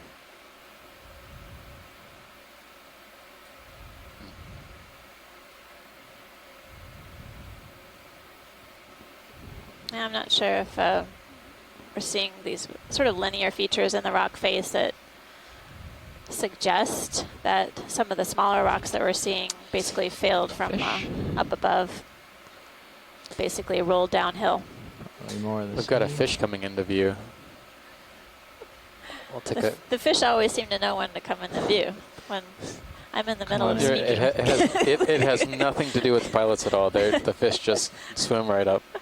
No, we've gotten some really great imagery on everyone's part on these fishes this dive.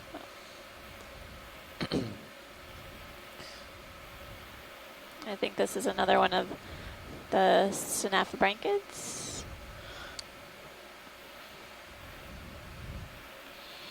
And we're just crossing 1,100 meters, heading up slope along an unnamed seamount within the Phoenix Islands protected area.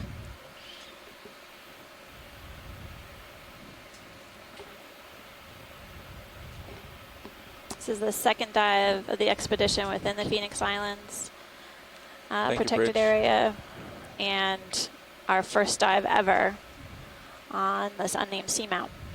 We collected a rock so far that had a few associated corals. Yeah. And also associates on the corals. And then previously to that, we collected a crinoid that represents a new species that's so far, I guess, been only found within waters off Indonesia. So we're moving into this pavement, and occasionally we'll find little divots and crevices.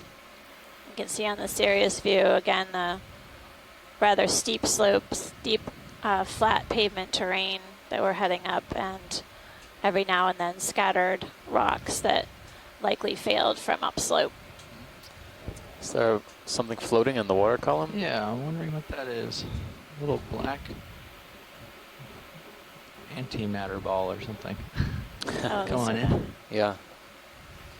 Some dark medusae. It's got tentacles. Yeah. Legs or something. Interesting. Yeah, wow. It's got that solid center to it. Can't. Oh, whoa. No. He swam. It was upside down. A little maybe some sort of jelly. Jelly, yeah. I see him here. He's scooting around. That is an interesting little guy, isn't it? Maybe he'll cooperate and go up into the light.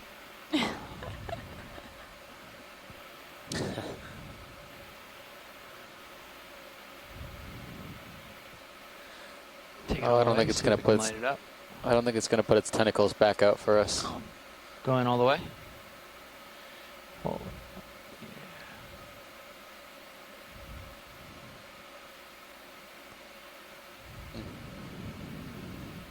Definitely looks like some sort of jellyfish type. But I haven't seen this one before. Midwater organisms are very difficult to identify, let alone capture. They usually, if you want any sort of consistency with being able to tell with what they are, you need to collect them whole. And rarely do we ever get the chance to do that, since we're not really set up for that sort of collection. So a lot of midwater surveys, these organisms that live in the midwater, high above the seafloor, on a rock, we only catch glimpses of on video and the occasional sample.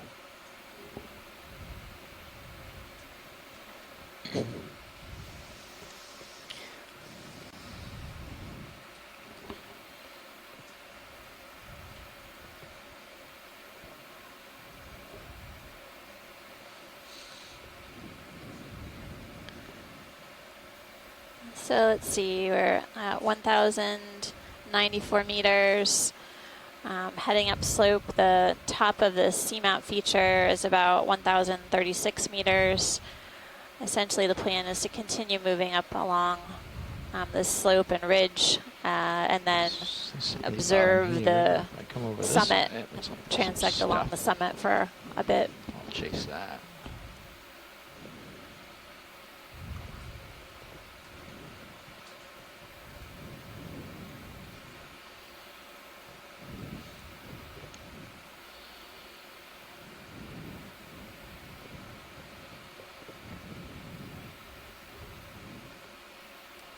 It seems like we are continuing to see that white coral There's a crab hiding colony in that rock, that huh? we collected earlier, and it seems like that's the most numerous coral that we've observed so far on the dives. It's interesting how they're distributed, and they all seem similar size. Yeah. Potentially, they recruited at around the same time and attached to the rocks.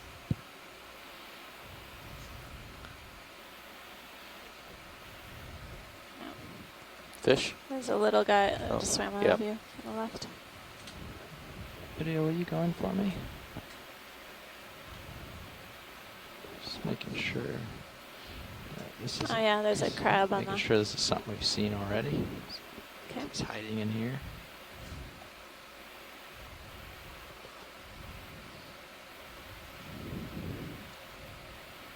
This guy's really holding on to the rock as its accessory. Yeah, note that this is the same crab we've been seeing, but you can see obviously its final pair of appendages on the back end are empty-handed. That's right. It's sort of stuck in this crevice. I'm guessing it doesn't need any substantial camouflage. Not nearly as stylish though. Naked crab. All right. Naked crab. Some crabs stay home, Seconds some crabs here, put on a and then hat. we're ready to There you go. Unless there's something you want to see, video. No, I think we're good. Thank you. Yep. Full wide then.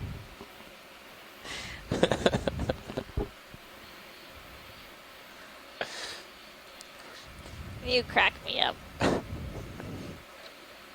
We got some jokes in the back row here. Some jokesters. You're one of them. I don't know what you're talking about. So your alter ego. It's done. And stereo should have settled by now. Great. Probably get another one going when you guys are ready. What's that? Yeah, On the we left could of the go rock. 4-5, probably even 4-0. See a sea If pen? that Have we seen them yet? helps to get to Oh, We uh, did yeah. early on in the dive. All right. I mean There's the another. jelly? No, So there's waypoint looks like it might be another 4. sea pen up here. Oh yes. It's, Some kind of penatulid, possibly penatula. It's about 2-0, but if we can go more to the east first, I think we can go up a ridge. So I guess the kind of a subtle the ridge depth of the line. sediment is a little bit how thicker about, here. how does 4-0 work for you? Well, that's fine for me. Pilot? I wouldn't Happy still say 4-0? it's thick. I think Great. it's still fairly thin. think that'll Yeah, make everyone relatively happy. thin veneer, but What have we Same got here? distance. Yeah, there's another one of those 30 meters. Come in real quick. Just Yeah, slip I in. think that's perfectly fine. jellies see we've been anything. seeing on the way down. A little Still different. can't get a It's good look at just them. Artifacts on the sonar, I guess. Interesting Oh, wow. pattern. Are those jellies? Yeah. No, I'm that starting to looks doubt like- myself that again. looks like what It's we not saw real. early Oh, on a lot in of the red dive. chase it. Holothurian? Let me just sort out what's around me. I don't know. It Bridge, looked like those nav. could have been 2 Come on feet a little bit. I coming thought out I of saw it. 2 yeah. feet. Yeah. Gotta We like pick another up ship off the move, bottom please. and back up. 30 There we go. meters, Now bearing we're all 0403 confused. degrees, speed Yeah, 0.2 knots. I don't know what to think anymore. All right. Yeah, I think it is. Oh yeah, it looks more like a Come back in. Holothurian to I me. think so. Now it's starting to move a little bit. Good copy. Yeah, I think we've got a It's a baby Holothurian. or something. It's strange the one that was stuck on the coral didn't even try and escape, but this one definitely looks like a Holothurian. You can see the digestive tract. Not full of sediments, but Pilot, be aware. Very, you're very drifting fine. starboard. Yep. Just let me know if it looks like I'm gonna run into Yeah, it. this one's more no, you look translucent. The perfectly one fine. we saw Just early keep on heads in the up. dive was more, I guess, a Thanks, burgundy video. color. I think we got enough for a little still there. That's good. wild. I wish we had seen one on the seafloor. Feeding. It is remarkable or interesting that we aren't seeing more of them on the seafloor. There's plenty of substrate Thank you. or sediment for them, cool transition. but maybe in this region, Yeah. their distribution is limited by something else. So you're lined up on track 040. Yeah. Maybe when we get to the summit, we'll find the source of all of them. Herds of sea cucumbers. And the seamount will then name itself. There you go. Holothurian Peak. The seamount does rise up lasers, into yeah. a pretty Yeah. significant peak Put it in center when view we so if they reach wanted to the see top. it, I could stop, I think but there's only about 200 meters or so since that's not interesting. of the very tippy top to traverse. So it's a pretty short distance, relatively speaking. Yeah. A little outcrop here. That's Get a bit in contrast to our dive at Pow Pow Seamount, which had a more, I guess, Okay. elongate peak. I'll just sidle left then.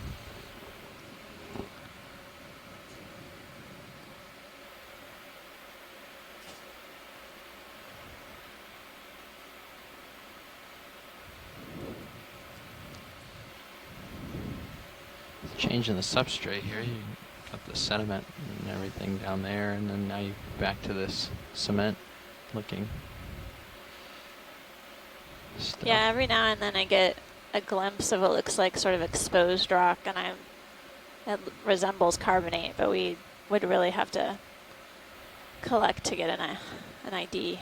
So it's got that sort of carbonate characteristic, but most of what we're seeing out in front of us is got a manganese iron oxide coating to it. Precipitates on the dominant rock, creating a veneer. It also cements all of the other rocks into place as they fall down slope. But it precipitates very slowly over time. Seeing another sea star. I think this is like one we saw before. And we're currently at a depth of 1,085 meters. Every now and then we see another coral colony similar to the white crop corals. circle That look there. like Yeah. maybe it was one of those bristlemouth fishes. Could be. Small. Gonostomatid.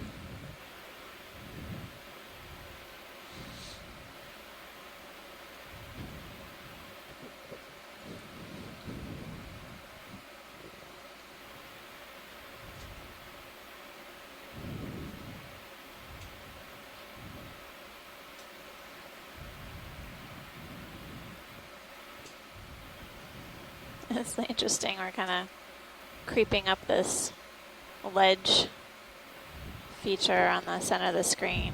This sediment, thin sediment drape on the left, and really rough textured rock.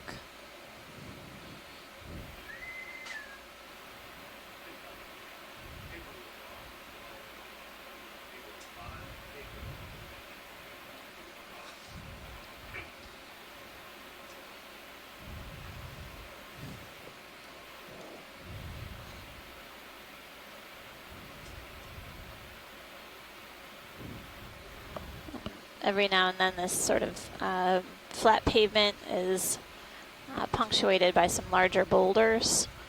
I'm guessing that Does that these mean boulders tying on you, or you basically got a little current putting you on an offset.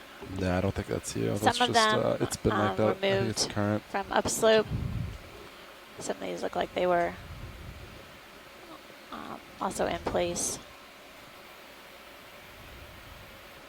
Another one of these Exposed rock cool available shells. substrate for a variety of different animals to encrust and colonize.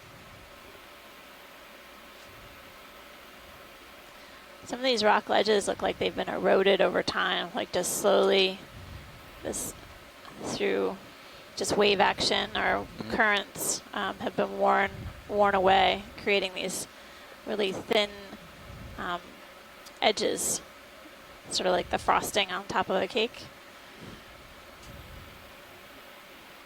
It seems like on those little fringes or edges, that's where we're seeing a lot of these corals. Right. In some places, the underhang, yeah. Another fish in the background as well. Looks like to be another eel, but. Do you want to snap zoom out there? See what it is? Sure. Hold on, video. Let me pick up a little. Actually, I have a little tether to go after it, so I'll pick up and go. Yeah, you have more tether.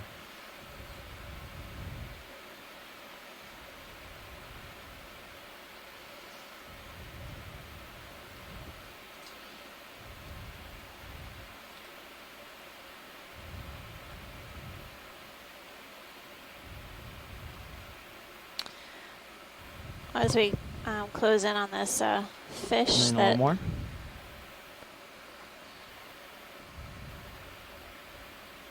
looks like a snaffabranchid eel or cutthroat eel.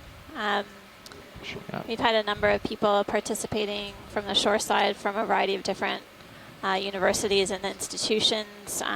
University of Hawaii, Woods Hole Oceanographic Institution, Temple University, Stockton University, Boston University, New England Aquarium.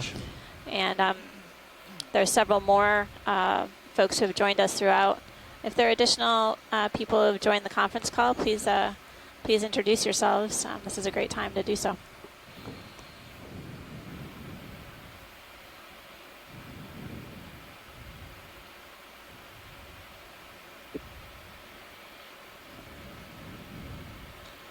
Yeah, this is always Tim in Shank from the rough Woods Hole shape. Oceanographic Institution. Yeah. Let's get into a lot of fights or something. Maybe with their This prey. is Randy Rogen from Boston University. Possibly they do take on big prey. We'll let him swim off. I think they've got an idea on that. Thanks. A little wide. Yeah, Well, we've seen them. I'm Amanda Demopoulos from the U.S. Geological Survey, and I'm here with Steve Oskovich from Temple University. And we're both on the Okeanos Explorer, a NOAA ship, in the middle of the Pacific Ocean, diving at an unnamed seamount within the Phoenix Islands protected area. This is our second dive within the protected area, our fourth dive of the mission so far, and our first ever dive on this seamount. This seamount has never been explored before, so as we see it here on the ship, you are seeing it all for the first time. So thanks for exploring with us.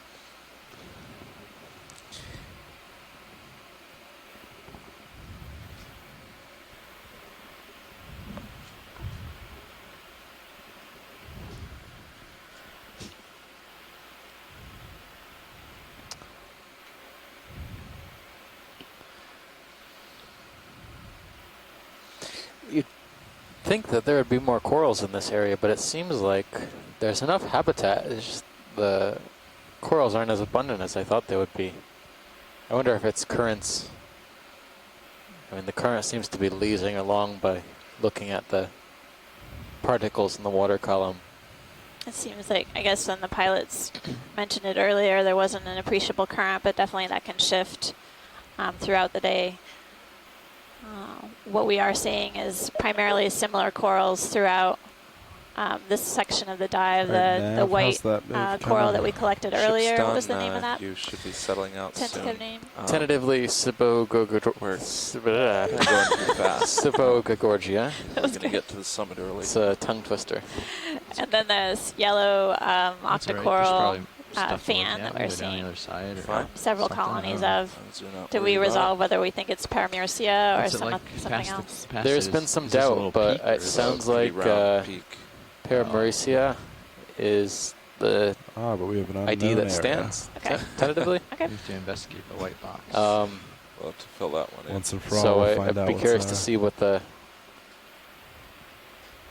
final outcome is once we get some time to look at these images shoreside.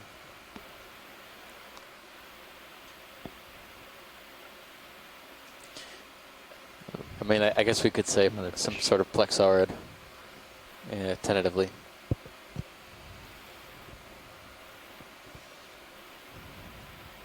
Plexaurids are a family of octocorals. We've seen a few other examples of octocorals, different families. We early on saw bamboo coral within the Isidid family, and primnoids, and in addition we saw some sea pens. What else? Anthemasis. Which family does Anthemasis belong to? Testing the waters here.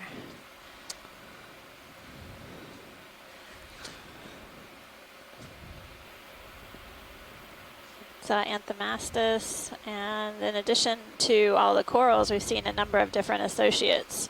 So brittle stars, as well as crinoids and barnacles, amphipod crustaceans. These are animals that hang out with the corals throughout their life history, throughout their lives, rather, and utilize the corals as a home. So the corals alone are of interest to our taxonomists and our ecologists on the shore side who are interested in understanding the distribution of these species throughout the region, but also how these corals may be providing a substrate or a home for different animals that rely on. Is this star more the same? You know, the legs aren't as long as the ones we saw earlier, so maybe we should take a closer look. All right. Thanks. Will do.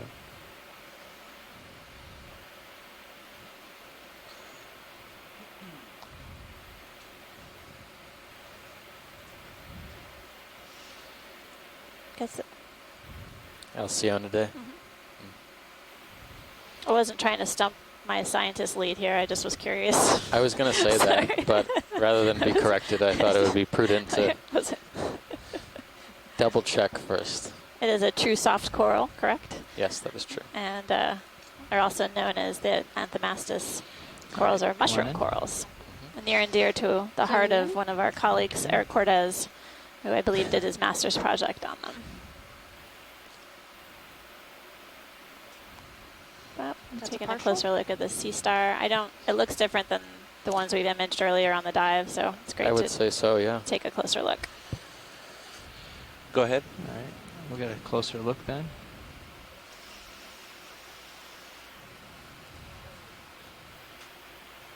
Yes, 245 works. That's a full zoom. Thank you.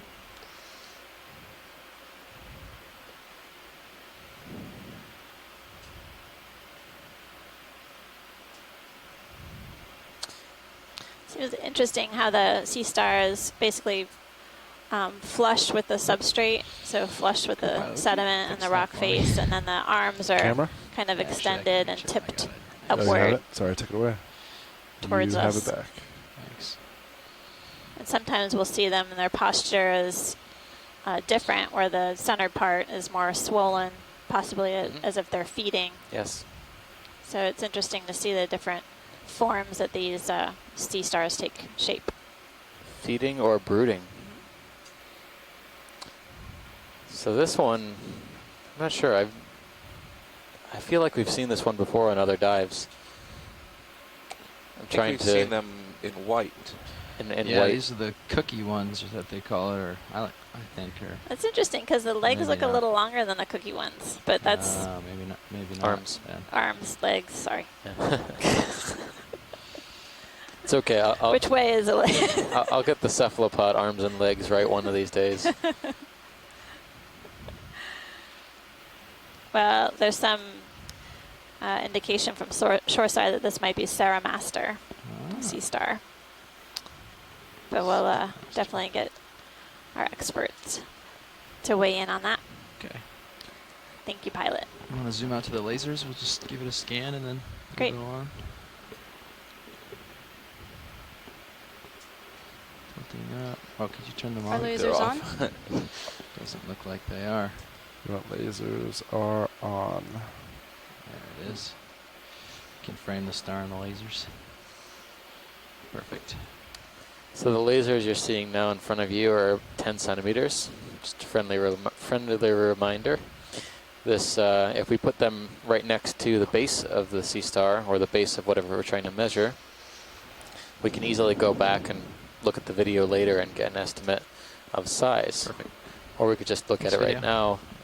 We can estimate about probably 7 centimeters, 8 centimeters in diameter. Yeah. Right. That's a full wide. Thank you.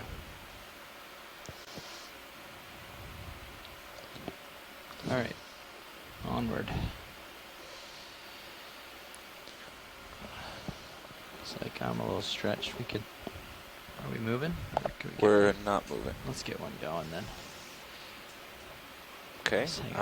Looks like upslope is about 30, but if we can, I'd like to continue to cheat east a little bit. Yeah, 045 or something. 040. Yeah, 4045. That's only a little off. That'd be fine.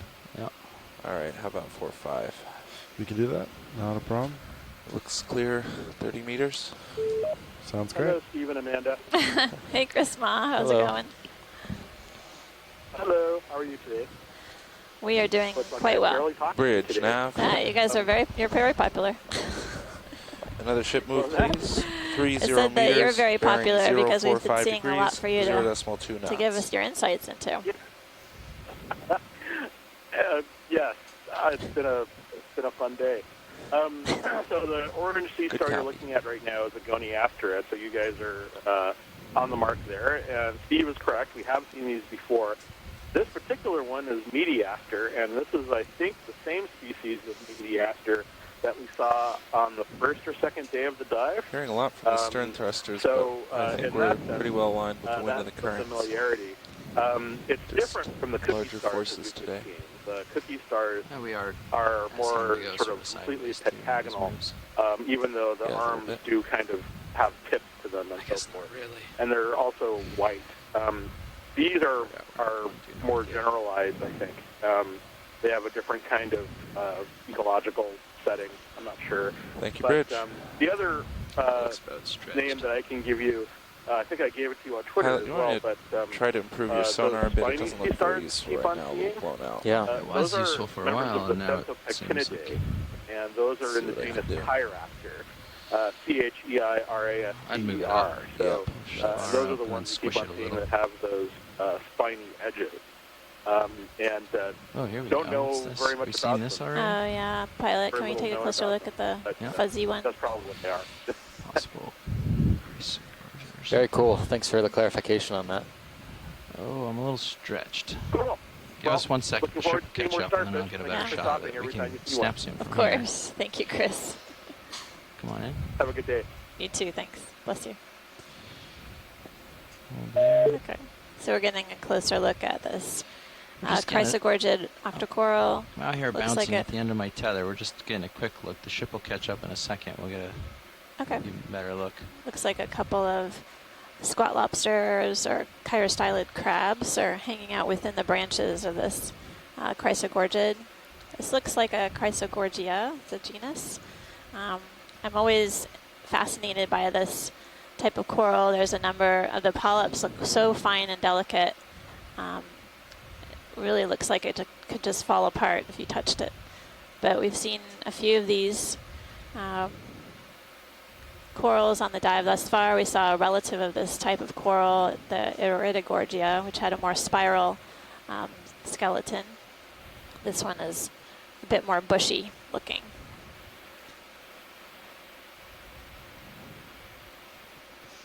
Amanda, is there a shrimp or something else up at the top of the column? Yeah, I thought I saw a different crustacean toward the top.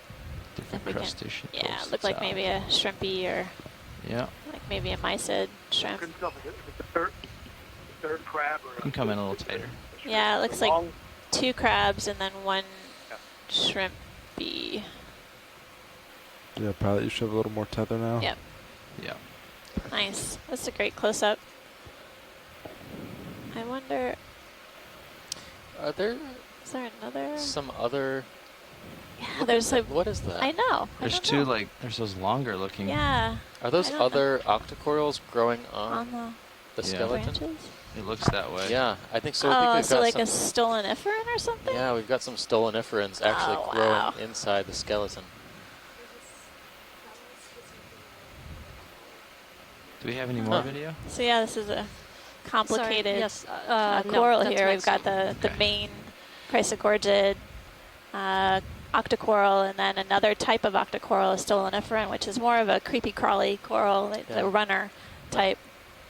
Now that I'm looking, they're all down the colony as well. Wow. A little tug. Sorry about that video. And there are definitely these solid white structures at the base of the polyps. We've been seeing that on a number of the dives. I don't know if these are just dense structures close to the mouth of the polyp or if we're seeing egg masses again. Is there anything else you want to look at now that we're stable and close? Are you full zoom? It is full zoom, but I can get closer if you need a closer look. I am a ways off. I'm getting a little more tether so I can sneak in. I guess if you could sneak in, we can take a look at these little white. Yeah, I think we need to figure this out. Okay. Because this is Come out a something little that bit for me, video. We haven't really seen. I'm not familiar with at all. So. You know, if they are what some of these suggested as egg cases, that could be a really important with the heat, observation the almost hit my belly. Is it? Larger come down a creatures meter, we see on but this. I don't really want to come down any more than Maybe that. some other animal is using the chrysogorgid. trying to get the vehicles oriented so I can get closer. It might be just another second to the ships. Yeah. Actually, it looks like I'm getting Maybe some other time. animals are using the Chrysogorgid as a refuge for its egg Move's cases. about done, Serial, so We've move a little seen bit more. on other Yeah, I have your other 45, species so of you should have octocorals shark egg cases, and If they do end up wanting so this, it's not gonna have unheard to of go for that to starboard happen. But side. I believe that we Oh, I don't think haven't you're gonna wanna see yet it. Okay, encountered just that want on a this closer look. But yeah, expedition. Although we'll definitely have to take a look back at our I was video to surprised see if they we've opened the crinoid box back up. seen some observations of this before, and we just might have missed it.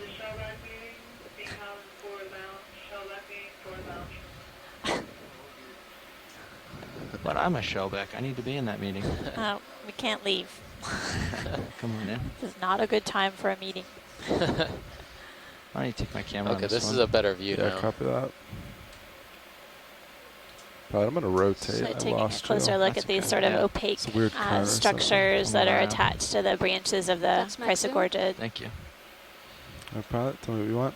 Actually, I kind So, of brought it in a view while you were messing yeah, I with mean, it. they definitely Or while look you were- Do we have like your they camera could back be there? egg Yeah, you keep cases. See those weird masses coming up of it? Yeah. Yeah. We're just going to try to get as many of those in view as we can. Okay, thanks. All right. I wonder if they're Come on down. associated with any of the Stopped. associates.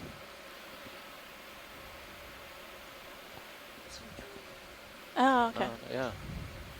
So early on the dive, luckily we have a great video technician, Caitlin. So taking a look at our footage of a Chrysogorgid that we observed earlier, and I they have even more had these room. structures Can you attached Can you make to it the closer? Watch to the that. branches. Even so? So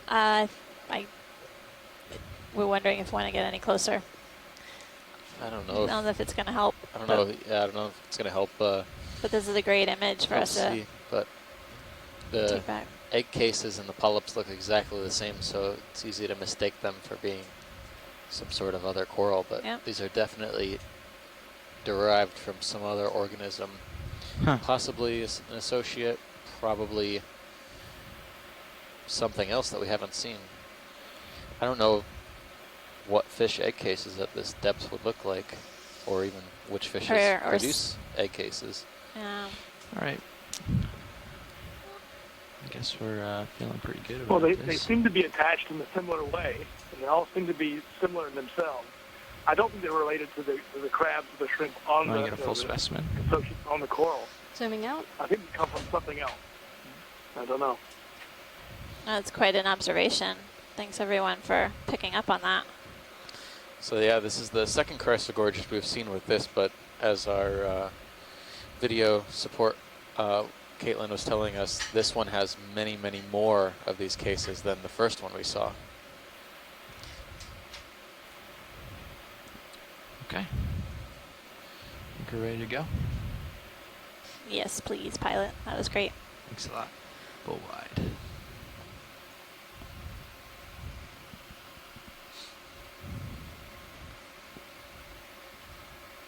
That's a full wide.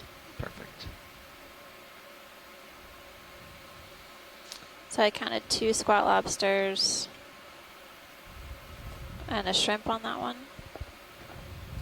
Chrysogorgid. 2 squat lobsters, a shrimp. Yep. And the mysterious egg egg cases. cases. But I had to rotate 20 degrees to keep you in view. So as you push forward, just kind of come starboard to and I'll rotate it back. Copy that. Take a few minutes to get over there since we have lots of time, and then I'll Yeah, there's no rush. I guess. How are we doing for time, Nav? We're doing well. We have almost 3 hours left and about 180 meters to go to the summit. It's a speed of 0.035 knots. Right on. Well, Yeah, we got our rock. As long as we So- don't rock get plus. too hauled up. Rock plus we should coral. have no Plus problem coral, getting and then to a the top. crinoid Yep. collection. Doing good for first records for this area, the Phoenix Islands protected area. Pretty much everything Oh, is a here's first record different within the star, lots of Seamount lights in on it, particular, possibly. because this is the first time we've ever had eyes on the seafloor here. Is that a star? Yeah. Yeah, take a look at that. And then we saw a multi-armed sea star on the dive yesterday. I missed it because I was at lunch, but you guys saw it. And, Chris Ma identified it as a polysteris, but this might be something different. Yeah, I think we've seen this one as well, but on our first dive, which would make sense. We're diving in a similar depth range. That's right. I feel like we're sinking a lot here. And I have to flip back to my notes to figure out what that was. Okay, video, you can start in as I scoot in a little bit closer here.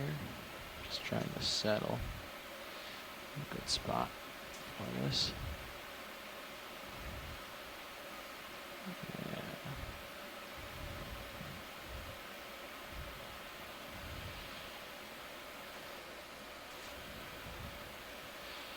Okay, taking it a little further.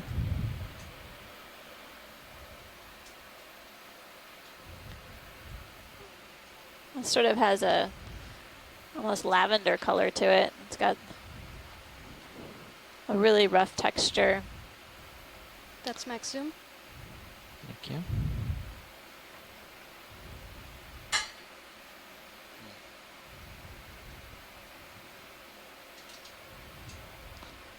There's the Asthenactus. That's what I was thinking. I think it might be. That was the one we saw on dive 1. Asthenaxis. Oh. Asthenactus. Yeah. Asthenactus. Coming off the bottom. Don't say that 5 times fast. So that's in the should be in the family Mixisteridae. And how many arms do we count?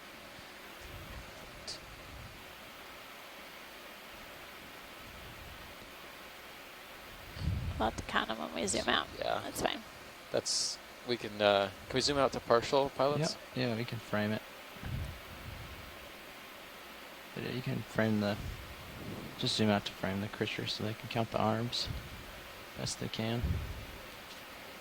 That's a specimen? I count 8.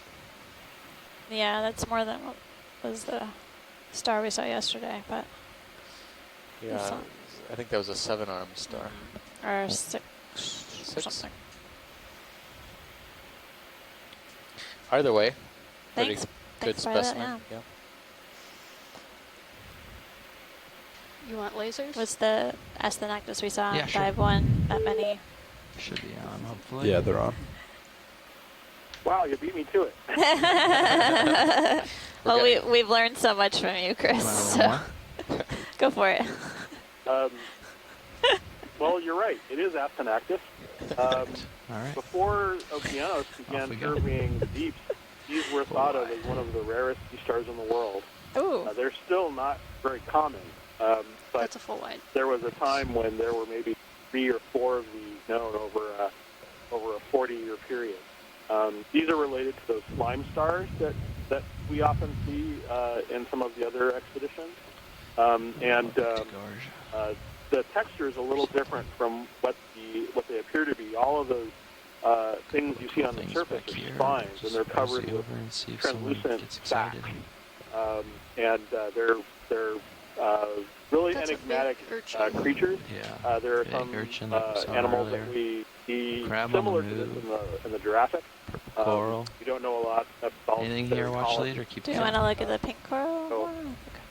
Can we get a snap on the pink coral? Yeah, sure thing. Anyway, thank you. Thanks, Chris. So yeah, we were remarking that on our dive 1 on Swain's Island, we were also covering a similar depth range, and we encountered the Asthenactus sea star on that. But we're getting a closer look now at an octocoral. It looks like Paragorgia, and that's also a type of octocoral, also known as bubblegum coral. It has a kind of lumpy texture when it retracts its polyps. We're seeing several brittle star associates. This is a pretty close relative. It might even be, well, I would say pretty close relative to what we've collected so far on the rock we just recently collected. You want a full zoom? We'll know a lot more. So far we have 2 specimens sampled over all of our dives in this family. It's a cool shot.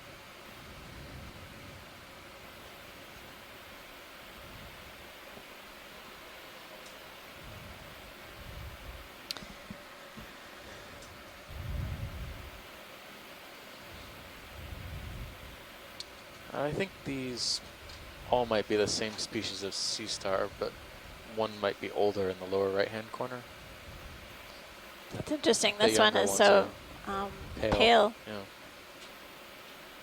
That's my guess, at least.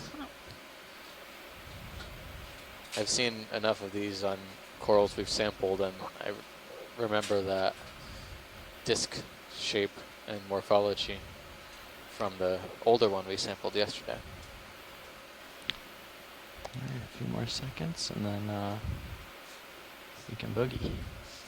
Thanks. All right, looks good, pilot. Thanks, pilot. They're There's gonna. a big urchin or something to your right. Yeah, we saw imaged the that urchin, we that imaged urchin early on. Yeah. It looks like another pancake urchin. All right, video. I'm ready when you are. Kind Video of third. coming Thanks.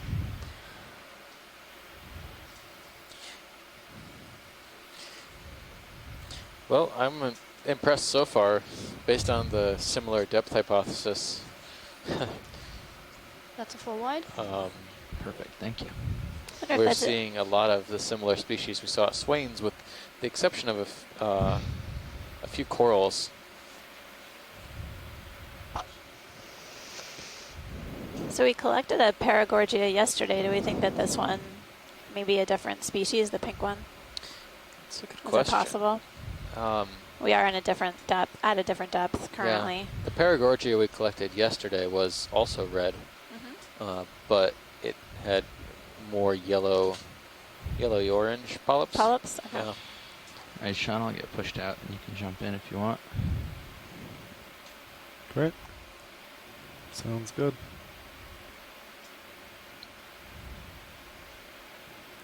So we're just crossing 1,070 meters, heading up slope.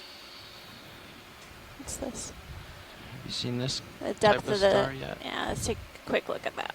The depth of the summit is 1,036 meters, and we started today at a depth of over 1,200 meters.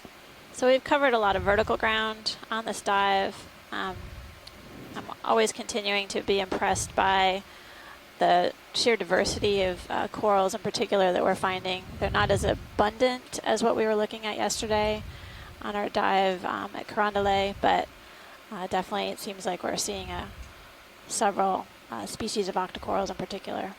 But now we're going to take a quick look at this. Looks like a sea star on this rock. Okay, video. It's different than what can we start looked at in. earlier in the dive, but this may be another one of those cookie stars. Yeah, or even Tree Master, which we saw on the second dive. Yep. Tree Master mirabilis, perhaps. More pale than the ones we've seen, but again, color doesn't necessarily mean it's a different species. Different species. Yeah.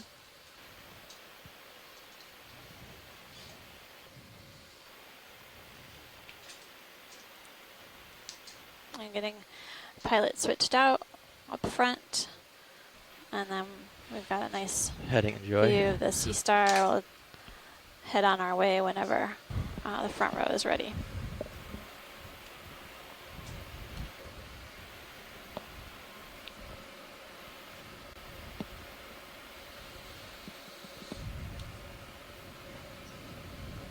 All right, wash leads. Do we want more zooms of this?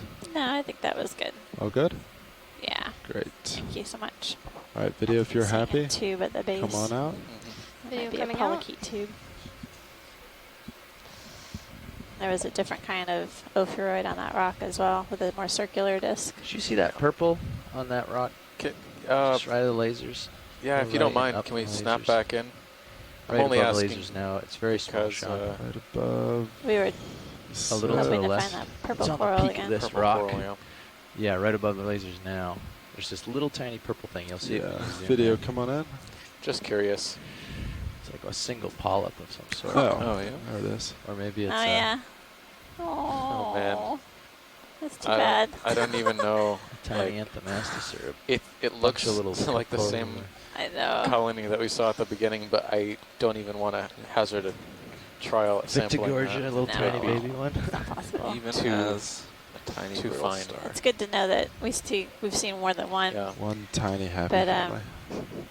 But we did see a larger colony of this purple octocoral downslope. This is quite a small colony here, and it would be very, very difficult to sample with just the manipulators. If we had some tweezers, we might be able to go in there and grab them. So is that all you want, wash leads? Yeah, that's great. That's great. Thanks. All right. I do see a brittle star associate. You can see the arms coiled around the All right, polyps. video whenever you're happy. Video zooming out.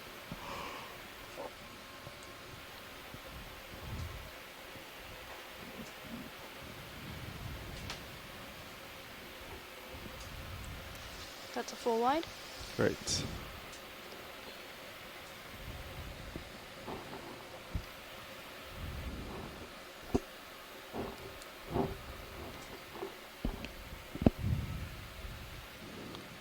So the purple coral that we've seen before was called Victigorgia, but on this dive I'm not sure if we had consensus about if we thought it was the same genus. Do a quick current check.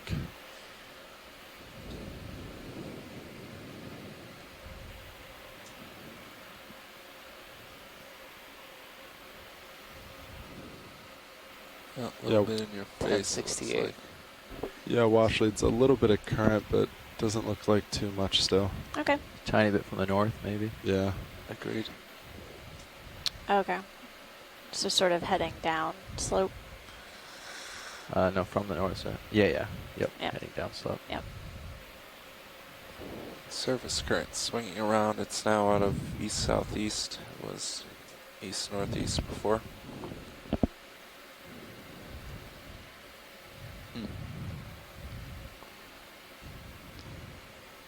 Looks like more of those white corals that we saw downslope, but these are definitely smaller in stature. We haven't seen any gargantuan corals today like we did yesterday, but we've definitely been seeing a number of these smaller white ones. This more looks Can you go looks in more one like that notch pavement on we've the, been seeing as well. Yeah. Sonar? So this is it looks like sediment, but it has a very hard texture, and you can see the cracks in the rocks where it's starting to fissures are starting to occur. Yeah, it definitely resembles our dive at Pow Pow Seamount in particular. But as we're traversing this sort of ridge line, we're seeing a number of these scattered rocks on the thicker pavement that Steve was mentioning Lined up with on 030. What direction are few we headed attached next, do you fauna. think? The scattered rocks had to have been To there the for summit quite a bit is for the maybe corals to 10, settle and grow to but the height that they were there. So can sheet to the east. if these According to the multi-beam rocks were anyways, would transported put from us along upslope, the narrowest that part of the ridge that going occurred up. quite a while ago. So We did find one anywhere rock between that decided would be to fine with me. come our way All right. and Well, was 030 loose, and looks we were good able to to, me, if that works we for you. meaning not me, but That's good. pilots Yeah. expertly Let's picked do it it up then. and placed it into a bio box because it had a beautiful 30 meters still good. couple of colonies of this Sounds white great. coral, possibly the Sibogorgia. Bridge, And nav. it also had some encrusting sponge and some other Another ship taxa move, on please. there, so 30 provides meters. our Bearing biologists and 030, geologists samples. 0.2 knots.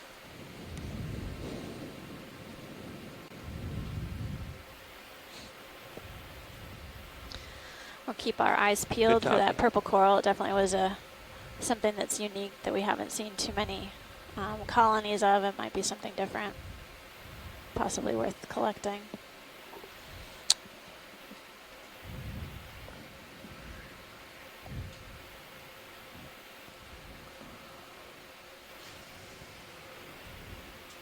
I haven't been seeing any fish lately, but as we reach the top, we might see more.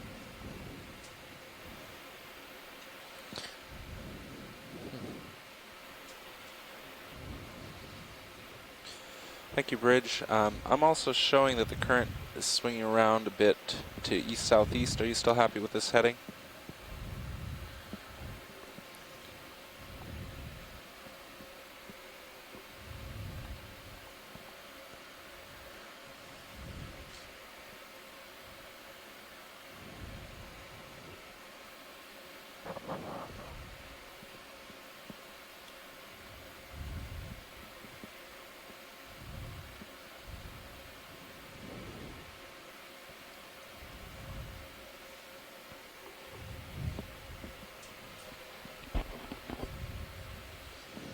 There might be a crinoid Great, in the thank you. distance there.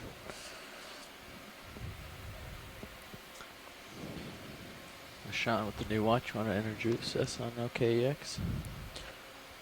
Sure. We have a new watch change here in the front row. Sitting pilot is Sean Kennison, mechanical engineer from GFOE. Now I'll let everyone else introduce themselves. In nav, I'm Dave Casagrande. I'm an electrical engineer with the Global Foundation for Ocean Exploration. At co-pilot is Jeff Lanning. I'm also an electrical engineer. My name is Emily Nero, and I'm the video shader today from GFOE.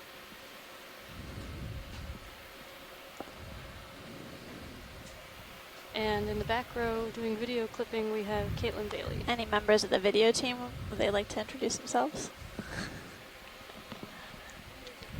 Oh, I can't even hear.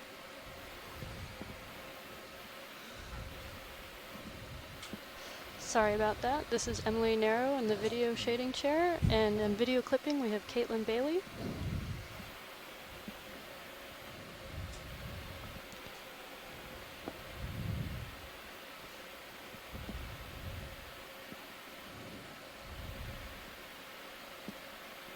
Every now and then I'm seeing areas where the sediment has been sort of worked away from the rock face, and I'm seeing basically what appears to be carbonate spots in the rocks that haven't had a chance to accumulate the manganese crust. There's another Anthomastus. Yeah. And another yellow plexaurid.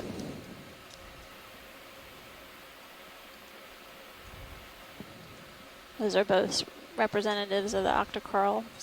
Yep. There's a big octocorals or fly trap soft corals, sometimes they're called. In your starboard manip, you can see it next to your port toe. We haven't seen very many stony corals, with the exception of some solitary corals. I think we've seen on every dive, and then colonial hard corals we've seen on our second dive at Pow Pow, right? That's a good eye. Right. I didn't see that. I didn't see any. I actually. Oh, there's a fly trap anemone in the lower part of the screen. Any interest in fly trap watch leads?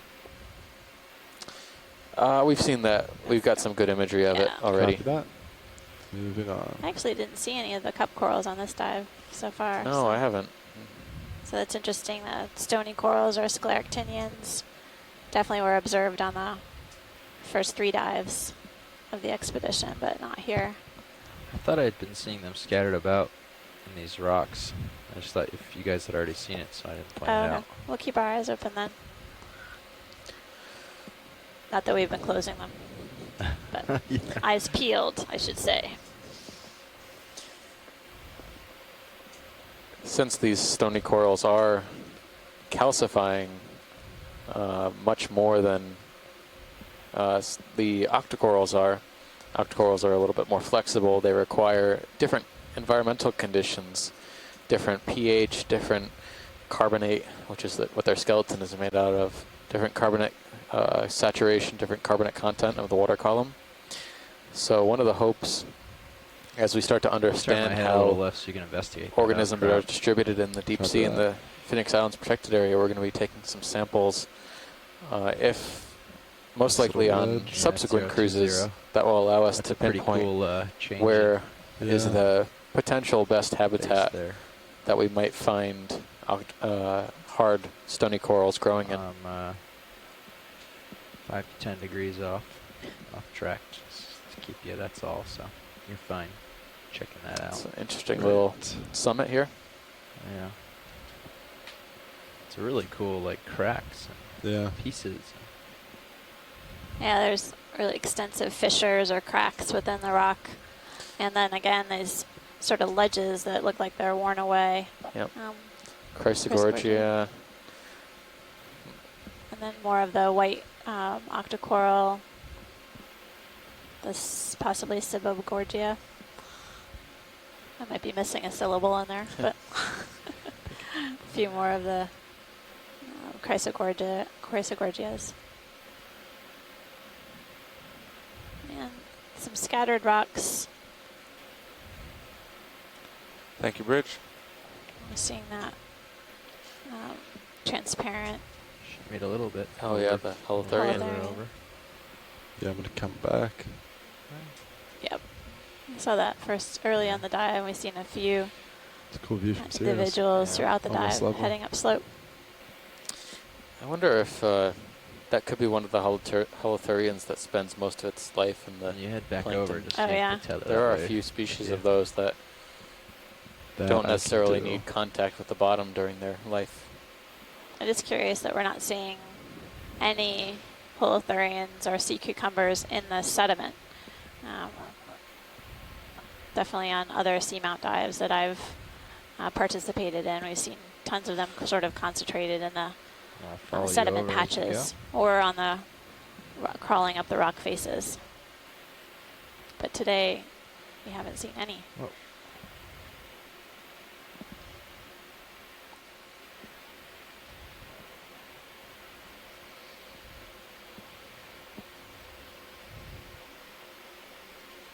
All right, line up on 025030. Perfect. Yeah, that's sort of not uphill at Yeah, this this point. is just a downslope section now. Yep, I think Sideways. we've kind of arrived at the ridge. So I guess we can want to line up to the north All right. and go that way. line We've up arrived at the roughly due ridge. north for Guess the we're rest back of to it. where you were. Turn a little bit and then head up slope to the summit. So let's say that. Yeah, pretty much due north at this point. Yep, I agree. I'm looking at 015. 015? Yep. Might come up a little. It's kind of low. That heave. There we go. It's better. So our depth is 1,061 meters. And we're basically headed up this slope along a ridge. Get around further. This unnamed seamount within the Phoenix Islands protected Yep. area. We're making The good general progress uphill on our here. dive plan today. Covered a fair amount of Actually vertical pretty much ground. north We for me. descended to a depth over 1,200 meters at the start of the dive and traversed a fairly steep slope and encountered a number of different coral species. What I want to say is several individuals of fish. I guess that's all relative because yesterday we saw very few, and a few different species of fish, as well as other types of echinoderms or sea stars, urchins, What are those crinoids, striped and ophiuroids, and Striped things. about 4 of them. some sponges scattered about. 15 meters ahead of you. 10 Made meters some ahead. collections to help us understand the groups of corals that we're observing on this dive, as well as characterize Oh, the they're corals. the From rock composition dark and rocks. the age of the seamount. Oh, okay. I see that.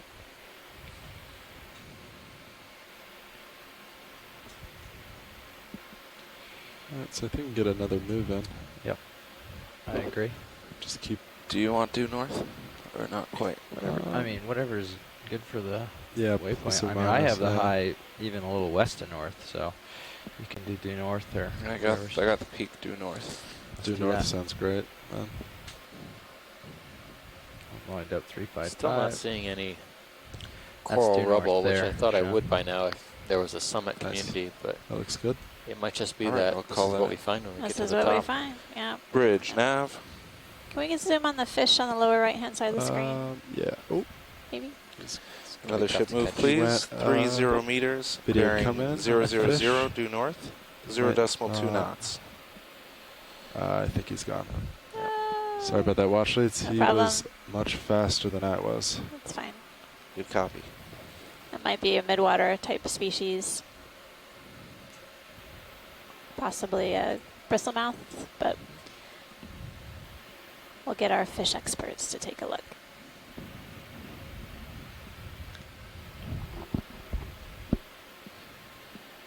We do keep seeing what appears to be sand ripples. Yeah. So at other times there must be current.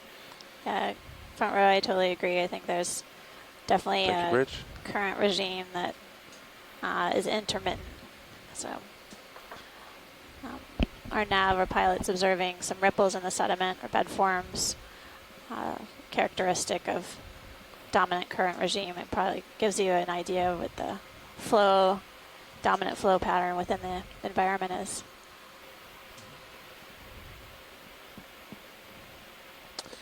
These yellow corals seem to be plexarids, at least could be Paragorgia, but we're still debating what they could be. We've got some really good imagery, and we're going to consult some experts in the community when we send our photos back to shore.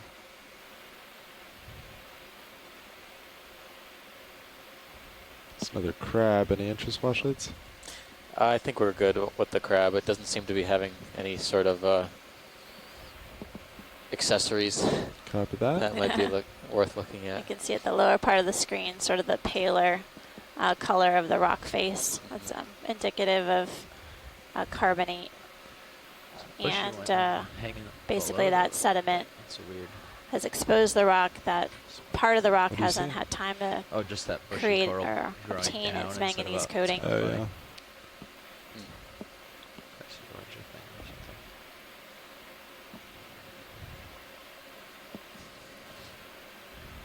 Can we zoom in on that bushy colony? Absolutely. There seems to be something gelatinous hanging off of it. All right, video, come on in on bushy I think colony. you've got binocular eyes on today or something. You're seeing something impressive. Come yeah, on. I think that's what is that? I don't know.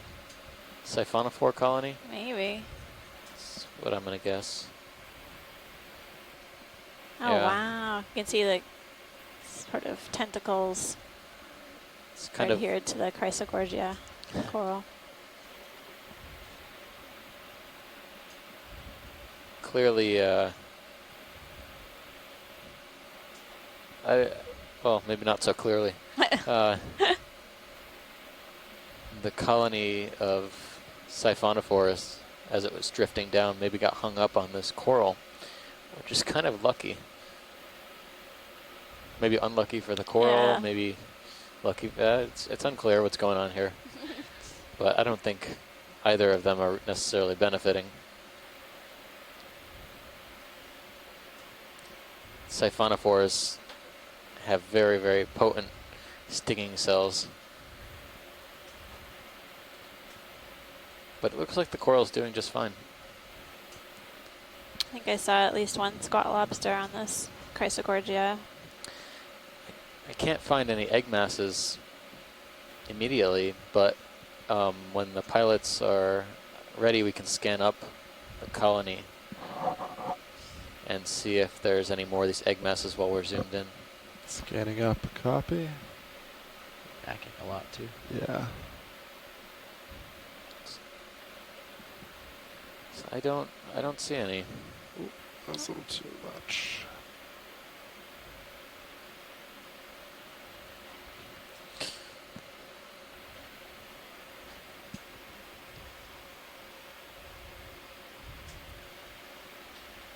Yeah, it looked like just one chirostylid. It looks like there's something else in there too, but I'm not sure. Maybe an anemone. Anemone, yeah.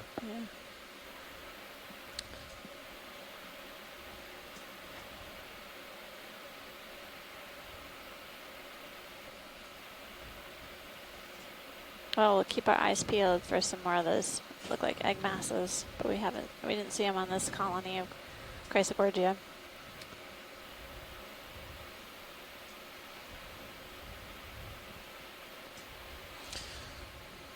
Oh, there's another, maybe baby squat lobster. Doesn't look I like think a it's shrimp. another chirostylid. Okay. Looking right at it. Nice video, thank you. Thanks. All right, pilot, whenever you're ready, we can Copy that. move along. Video whenever you're happy. Come on out. Yeah, sorry, pilot. I'm having trouble getting a bead on it. Oh no, that was on me. I was just kind of floating back and forth there. You did great.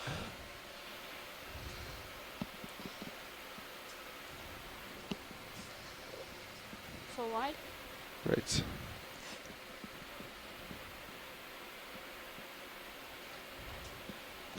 Is it that time of day again? It's time for a coffee sip. Thank you, Bridge.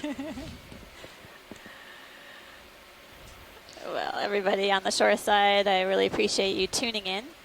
We are diving on an unnamed seamount within the Phoenix Islands protected area. My name is Amanda Demopoulos from the U.S. Geological Survey. I'm here with Steve Oskovich from Temple University, and we are diving here for the first time ever. We have had an incredible dive. I think basically every observation we are making is a new one for the seamount since we've never been here before.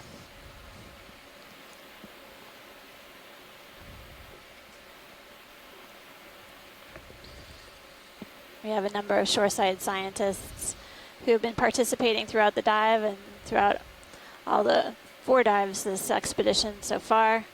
Really appreciate their participation and expertise as we try to get a better understanding of the distribution of the fauna we encounter on these dives. Right now we're approaching the summit within about 15 meters or so. 15 to 20 meters, we'll be reaching the summit. It's a pretty good heat. And we've kind of in this cobble boulder pavement area that looks a little bit more rocky as... Nope, it's an optical illusion. Yeah. Thought I saw a fish.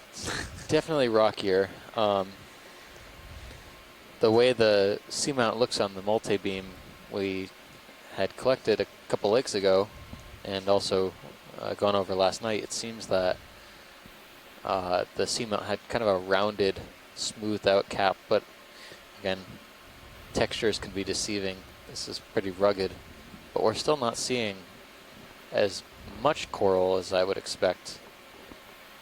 Could be currents.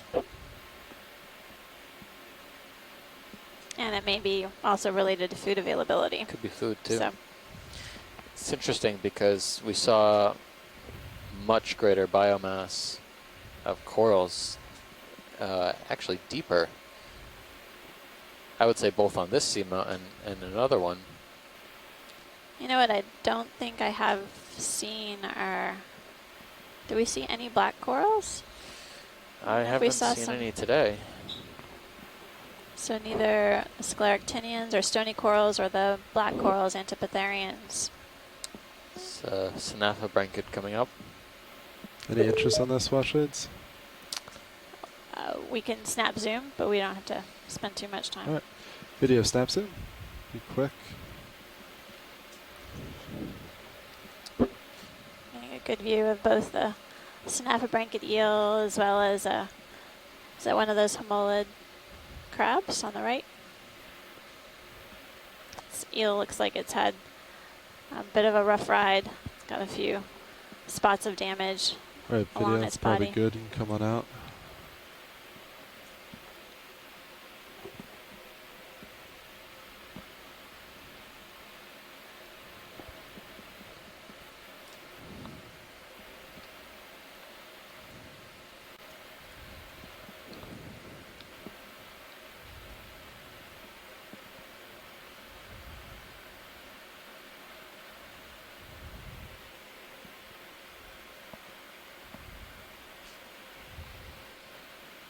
And we're continuing to see these yellow plexurid octocorals as well as the white, possibly Cibogorgia octocorals, and sort of these ledges of hard pavement with some... Oh, can we look at the fish? Look at the fish.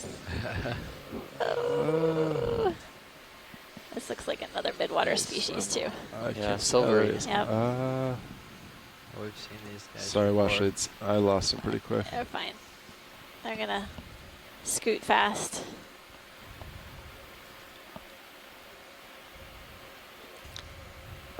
So there are midwater fishes that conduct diurnal vertical migration. They head up to the water column and descend to the seafloor throughout the course of the day.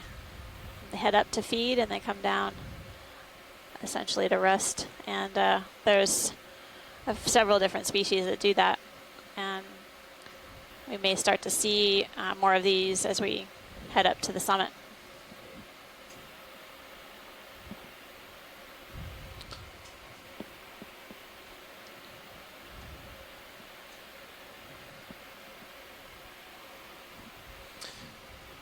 Well, certainly more corals in this area that I'm able to see. Yellow plexarids. There's a sea star off to the right that we've seen before. Yeah, these rocky, craggy. Sea star grabbing on that ledge. On the Yeah, right. I think Washlead saw that. Washlead, any interest on the sea star? No, I think But do we? How are we doing on time? Because I would hate to. Nav? Yeah, we have a little over 2 hours left and only 100 or so meters to the summit, so we're probably going to arrive there pretty early and have some time to poke around or maybe look at the other side a little bit. I think we'll be okay. Okay. It looked something similar to what we'd seen. Okay. Thanks for keeping us honest, Nav. Appreciate Yeah, Nav, keeping you us can on probably track. put a move in then. Yeah, we have a lot of keep time. It going. Just doing these side sweeps as we slowly go up. Okay. I hope everyone on the shore side is also yeah, I think that's great. keeping watch of the Sirius view to see if we see any fish. Sometimes they scoot pretty fast. By the time we get them into D2 view, they move away. So. We'd like another ship move, please. Repeat of the last. That's 30 meters, bearing 000, 0.2 knots. Roland wants us to find another cool fish. Good for a highlight Yep. purpose. We need to find a fish. Cool fish. We saw a really cool fish at the beginning of the dive. The angler fish. Oh, you saw an angler? Uh-huh. Which kind? It was a Sladinia, which is a type of goosefish, I believe. Okay. I know common names. I don't know that I know all that. Thank you, Bridge. Ugly. Goosefish are kind of ugly.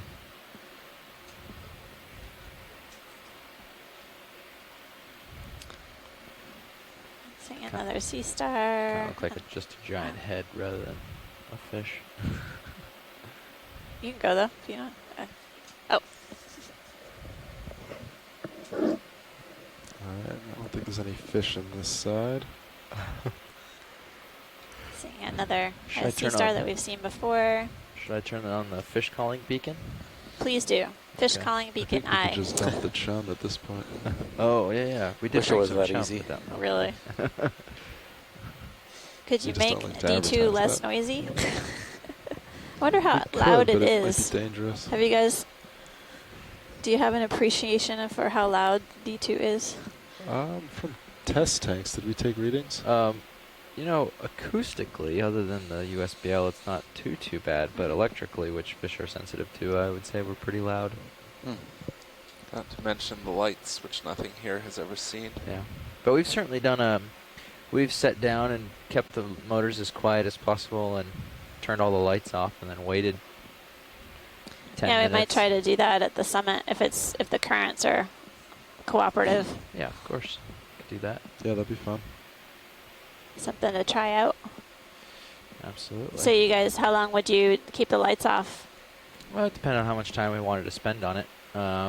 We usually, we have the boxes on D2. If you look at, sometimes if you can see it from the side, there's blue lights that come from D2 that are really dull and don't usually spook fish.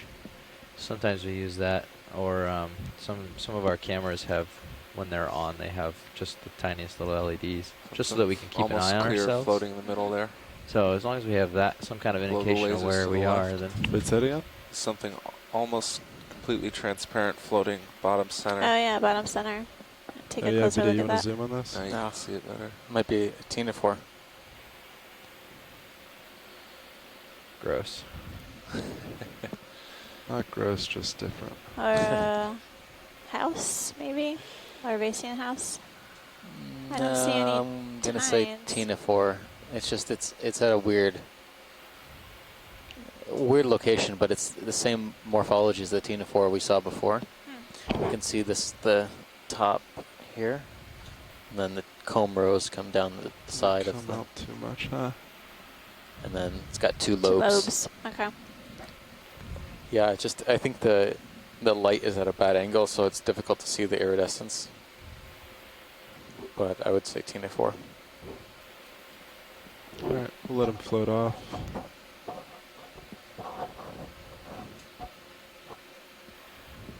All right, video, you can come wide. They're very large, though. There's another one of those round jellies that we saw earlier.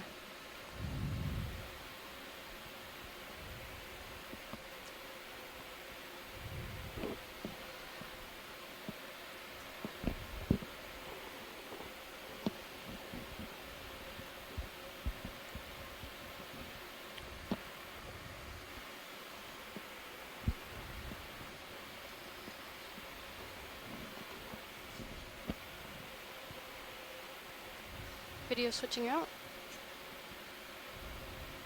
Roger. Thanks, Emily. Yes, thank you. Looks like the daisy chain is slipping down the tether a little bit from D2. That's all right. So when we were diving at Pow Pow Seamount, we were also able to come up to the summit, which was around 200 or so meters, 270 or so. Obviously, we're diving much deeper, but it'll be interesting to be able to make some comparisons between this unnamed seamount, which is at a deeper depth range, and cool what the characteristic fauna are on the summit relative to the slope, as well as at the Pow Pow a little more than shallower just scan seamount. along this for a cool view from Sirius too. Yeah, ship's still moving, so if you want to wait a minute, Sirius. I'm really surprised. These rifts or ridges that are completely scoured away on the side and flat on top. It's very curious what kind of either hydrologic or geologic forces might have caused them. Yeah. I mean, that's basically the only. Is that squat lobster? It's basically the only type of habitat the corals like settling on. I mean, you find large corals at least. You find most of the coral biomass around these features, like in the lower left-hand corner. Occasionally, you get smaller colonies on the cobble that falls downhill, but this is definitely a hot spot. Oh, we should take a look at this overhang here. There's some tentacles extended. Yep. Oh man. Copy that video. You want to come in? I wonder if this is coming in. No, I don't want to say it. Yeah. I don't want to jinx it, Rich.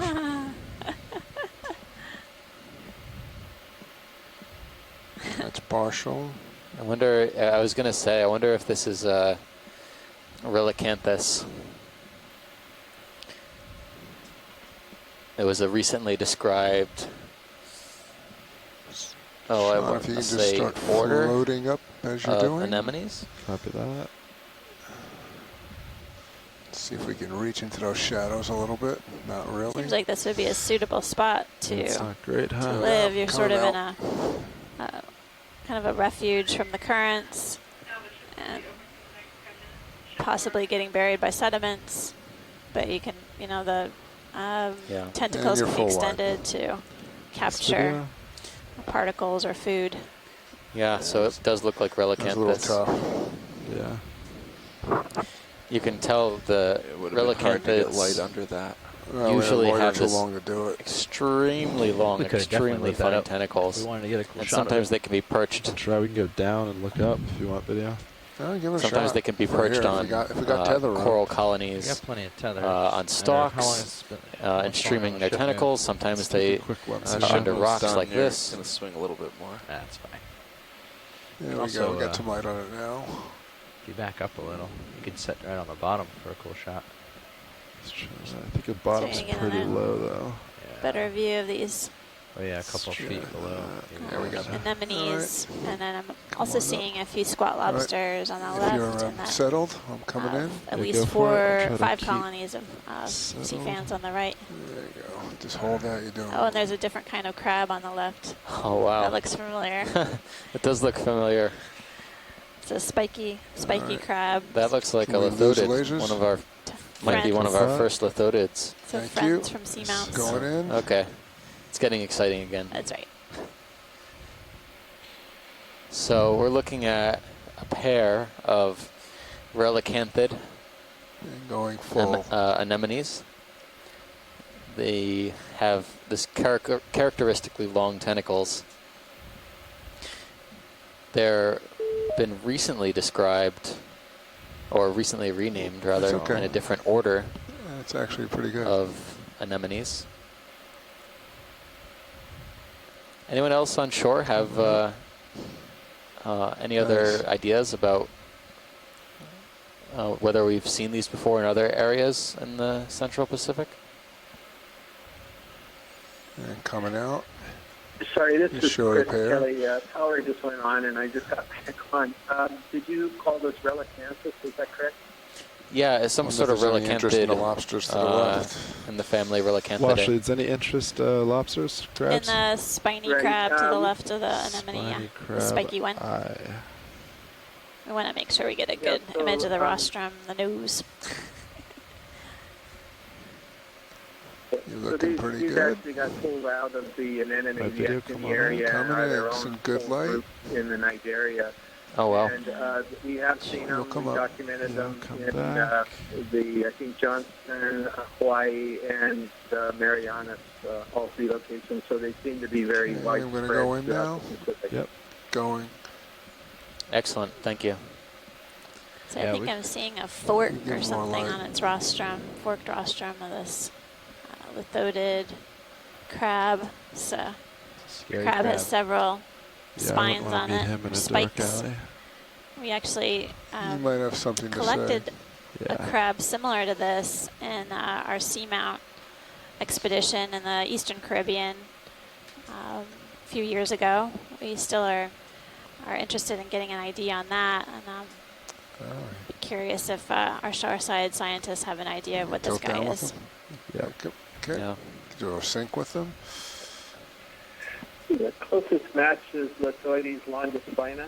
So you're right, it is a lithodid for sure, and I think it's Lithoides rather than Neolithoides. That'd be my best guess, but it's a little different than the ones that I've seen elsewhere. So it could be a different species. Thanks, Chris. It's a beautiful crab. Yeah, We appreciate that it hung out for us coming to into the sweet spot. get a better image of. I see that. I'm going to rotate opposite, back up a little. You would not want to be stumbling around in the dark with them around. Very close. That's good. No, not Great. without We a got lot him. of padding. Nice work. Yep. Nice job, Sean. And I'm settled here, so if there's anything else cool, if you want to look at it. Yeah. Wash, is anything else in this wall you want to see before we move on? I think that was good. Little Yeah, cave just thanks. Ready to move on? Right. I think they're ready. I'm up with you. Hop.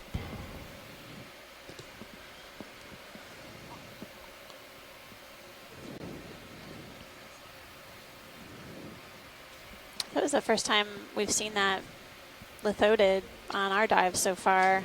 We've definitely been getting a lot of close-up views of the seafloor, so they're pretty unique looking, so I guess we would have caught it earlier if we'd seen it. Yeah, I think we haven't seen very many lithodids at all. No. Usually lithodids, also sometimes referred to as king crabs, Dead center. can grow very large, and they're often fairly common in the deep sea where there's a lot of productivity. Yep. But Going in. that was one of the first ones we've seen on this expedition. That was a fish. Looks like another one of those cusk eels. It's got a rounded snout. And the tail for the doesn't camera. appear to be tapered.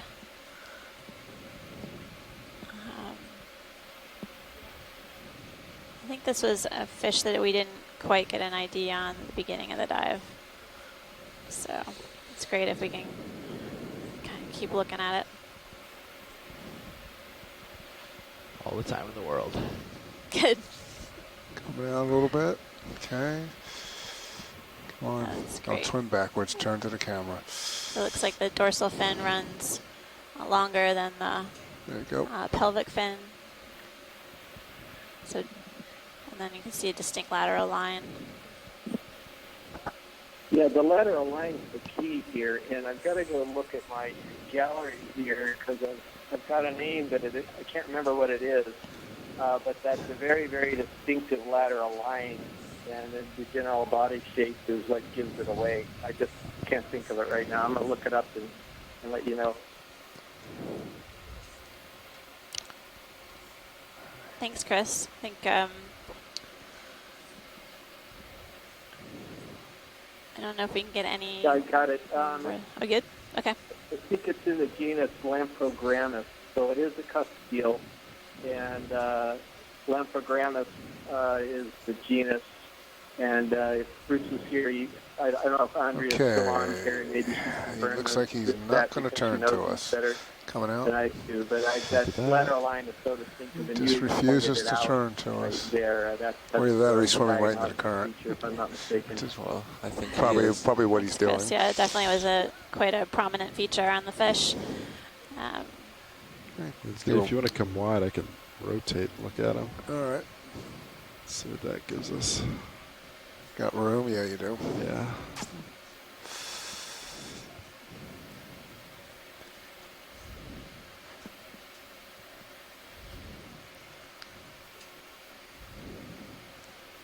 All right, video, let's try that. Going in. Tilt down if you Yeah, can. the more of a zoom on the lateral line we get, the better ID we will And he get. just kind of turns with that, huh? They want the side profile view. Yeah, That's what this they're is going perfect. for. Okay. We don't need the head Oh, necessarily. we got a good side. We definitely got that. The fish is actually behaving for us for a change. You're upstream of it. You're just going to keep Yeah. making a mess. Yep. Yeah, that was the fish's fault. Yeah, absolutely. Yep. Now Of course. we satisfied the profile view. Great. Okay. Okay, full wide. There's another behind you. I don't think it's worth chasing. Yeah.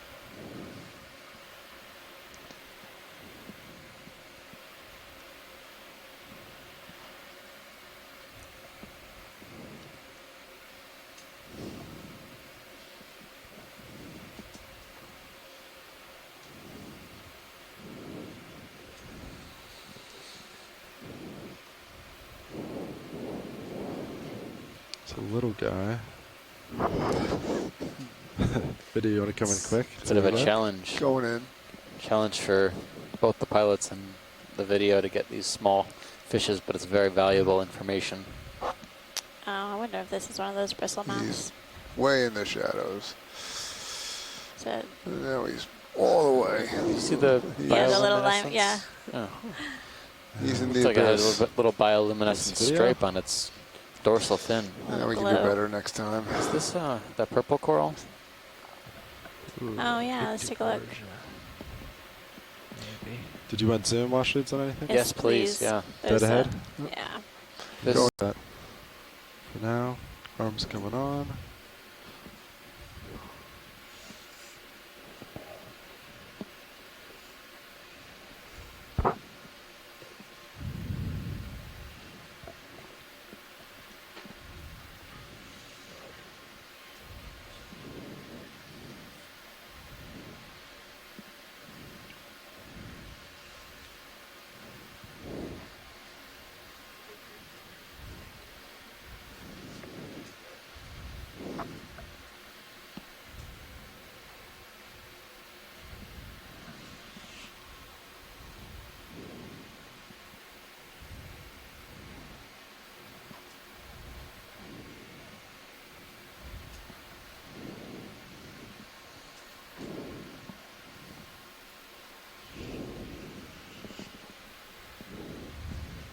All right, video, do you want to zoom in on Mini Zeus? Yep.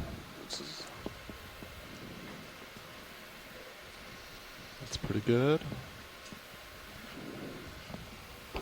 Looking good.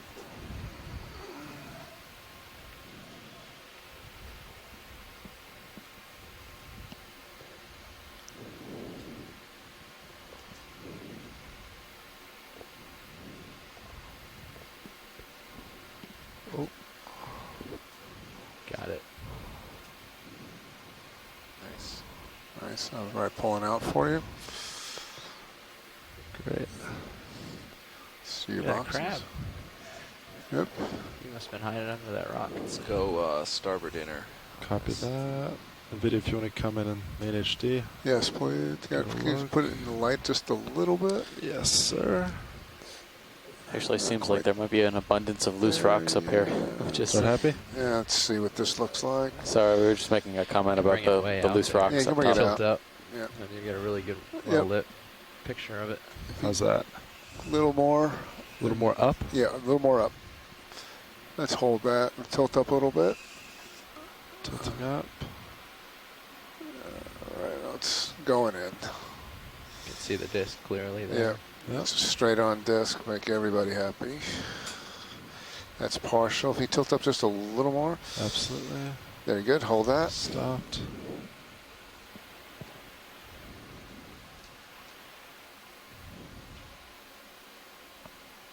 Yeah, if you just, there you go. So we get the disc in there.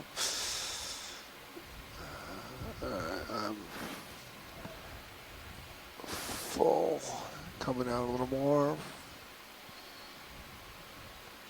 I think that's the prettiest the craft jaw's ever looked. Yep. Couple scratches we could buff out, maybe. Yeah. I just meant in terms of having the coral. Yeah, it makes it look tough. Yeah, little buff. It's been in a couple of battles. Yeah, look at the. I haven't even noticed the jaw block. Yeah. Scratches. Okay, yeah. We're good. We're good. Great.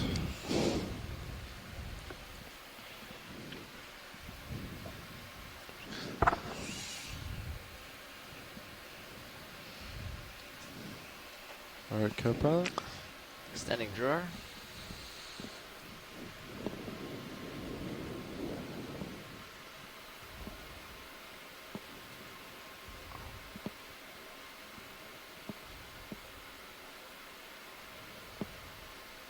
Fantastic. Really extended. Give me a tilt up so you can see.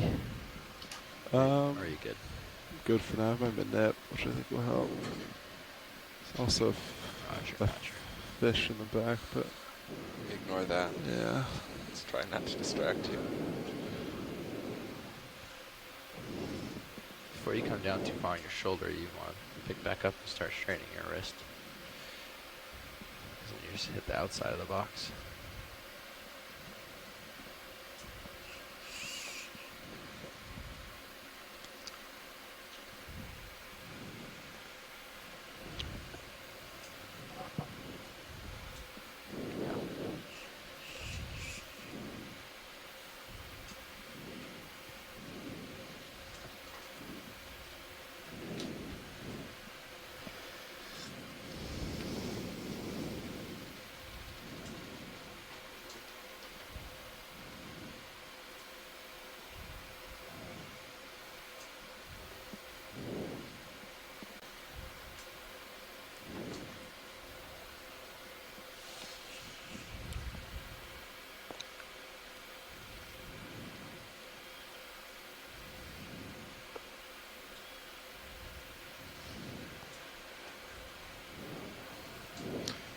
In the box.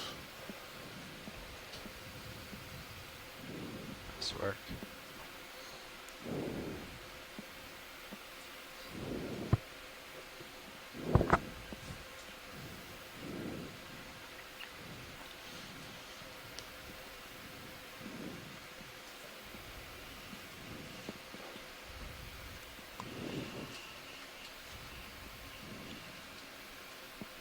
And close.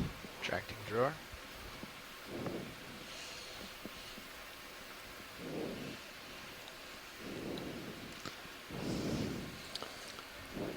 Oh, great job, pilot.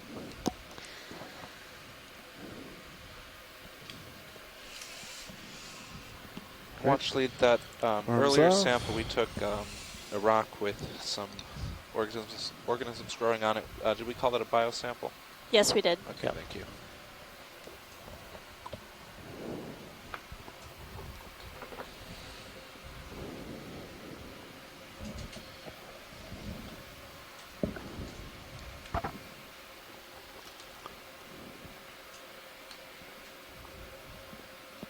All right. Anything else in this area, watch leads, before we move on? Do you want to snap on the... On the coral on the right? Or yeah. Coral on right? Yeah. Yep. Just to make sure we're still seeing the same thing. I think we have some time. Let me just We set real definitely quick. have time. Video. There's always time. Can we bank some of our time, extra time here to use on another dive? Another dive. All right, video, go for zoom. Rotating.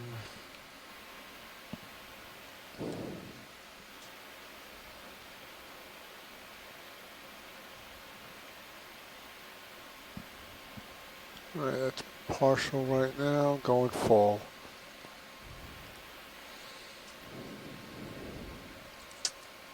So I think this looks like the same flexorid, possibly shrimp paragorgia there. we've been seeing. Yeah, little guy. Oh, sorry. Yeah. Paramaricia. Yeah.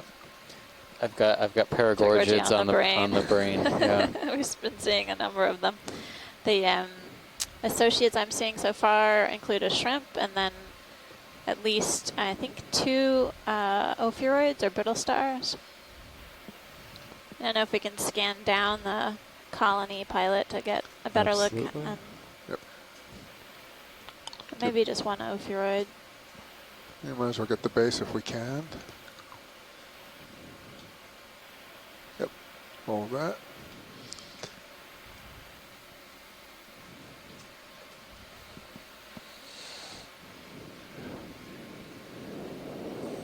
And you can just lift off and just let it go right out of Scanning frame. all the way down to the base where it's attached to this rock face, and you can also see several hydroids, it looks like, on the rock. Come back. Or not. Yeah, Coming out. What was that? Right. Still in the front? It's picking up a little at the top. push. Yep. No worries. We're full wide. We'll work on that video next time. It's okay. All right, watch leads, anything else? Or are we good to move forward? I think we're good to move forward. Pilot. Great.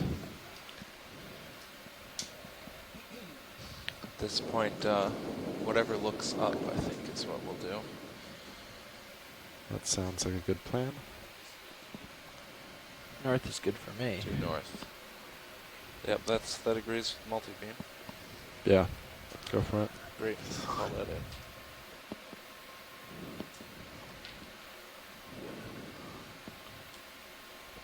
Bridge, nav. Another ship move, please. 30 meters, bearing 000, 0.2 knots.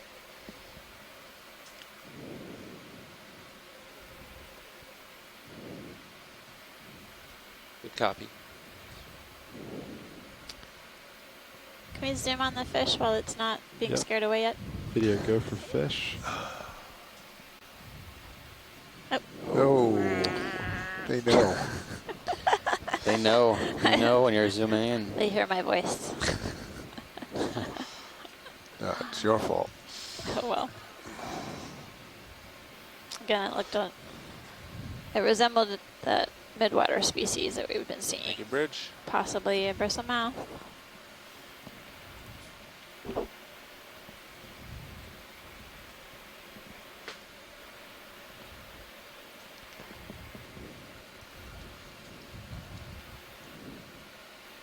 How's current feeling? Maybe a little more of a push, but Not much. I mean, this is it, right? Great. Okay. You can't say it's much more.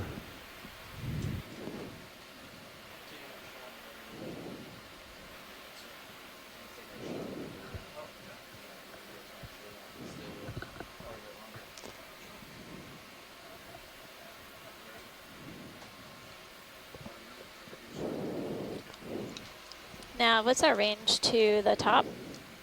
Or waypoint 4? It's about 75 meters. 75 meters. Thanks. So we're getting close to the top of this unnamed seamount within the Phoenix Islands protected area.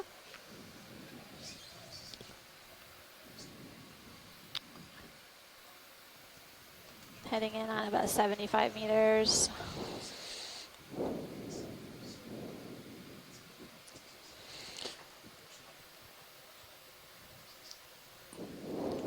Yeah, we're at about 1040 meters, and the summit that we expected to finish the dive at was 1035 meters, so seems to be spot on.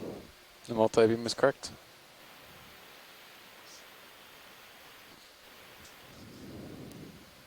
It's pretty low current. No need to set down. Just push out. Sean, you're fine. Pilots are going through a change out, and we'll just be momentarily in this location.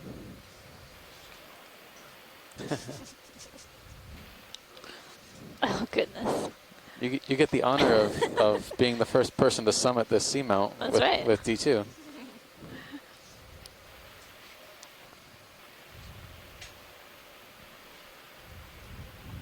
We have some incredible ROV operators out here. It's been great to work with them thus far on the expedition, but it's been a real treat to have the experience to do some ROV work with illustrious subdiver Don Liberatore. He's a submersible pilot from the Johnson Sea-Link days, and it's been really a thrill to have him back at the stick piloting our ROV operations. Howdy, Don. Good afternoon. How's it going? Good. Good. All is well. How's things going here? I saw quite a bit from the shop down there earlier today on the anglerfish and all kinds of interesting stuff up here. Huh? It's been a really great dive, Yeah. I think. You're just drifting back. Okay, I'm just starting to get in, putting a little forward way on here and a little up. And have you looked at this area side to side first? Yeah, we've done a bit of survey here. Started to stretch out past that. See that big slate? Yeah. Slate? A little past that. All right. You're good. Every dive so far has provided us with new insights into the seamounts and reef structures within the region of American Samoa, as well as Phoenix Islands protected area. We've basically only begun to explore this region and understand the distribution of deep sea corals and sponges throughout these throughout the Seamount Ridge chain. So, Nav, there is a move underway, or? Yes, we're underway, moving due north. And how long ago was that move started? Just recently? Yeah, we have another couple 10 meters in that move for the ship, and a little more for you. Alrighty.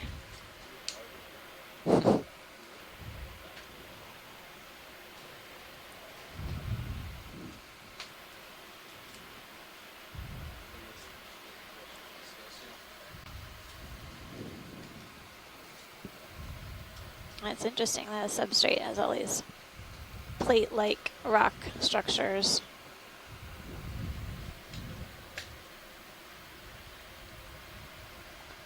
A flat pavement with some interspersed with the relatively thin sediment drape. So the multi-beam indicates we should have a pretty flat top here. Okay, roger that. We've seen a decent slope right up until about now. Okay.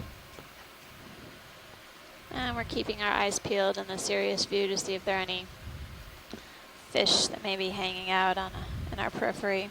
Have you seen any big ones like yesterday? Sponge to the right. Sponge to the right, yeah. Nothing like the groupers. Not like the groupers yesterday, huh? Okay.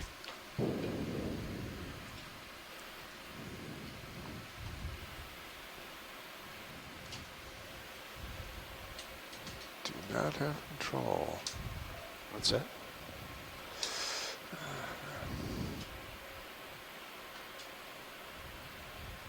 All right, I'm going to rotate slightly starboard to keep you in view. Okay, roger that. Okay.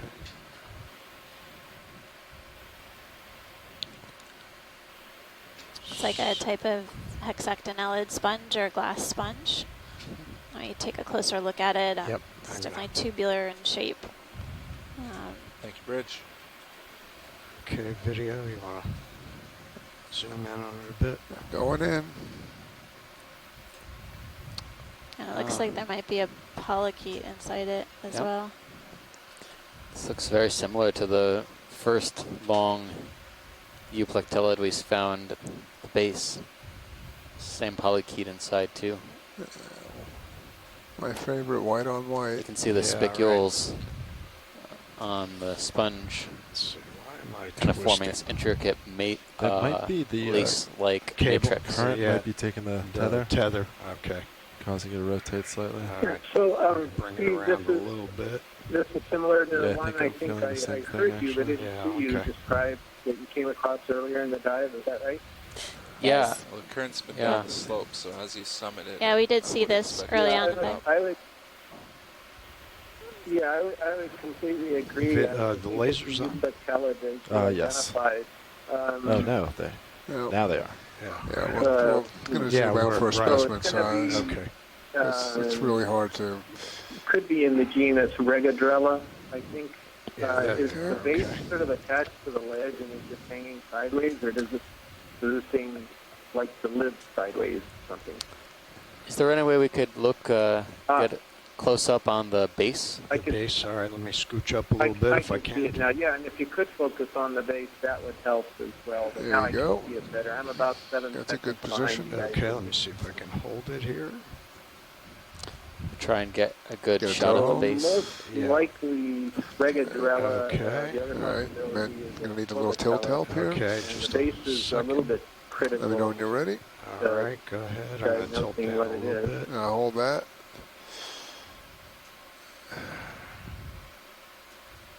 Are we getting a close-up view of the base attached to the rock face, sort of on this That is all I underside got. of the rock?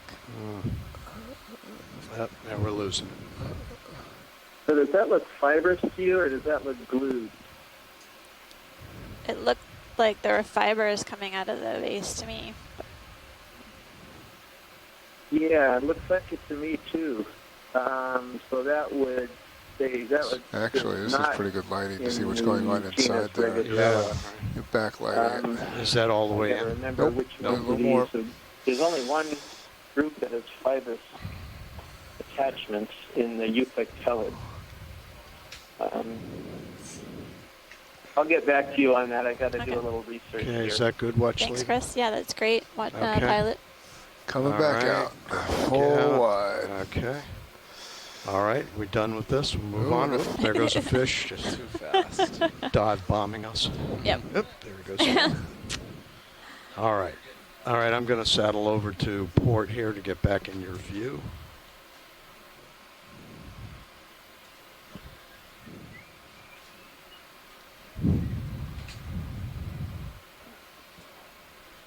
Okay.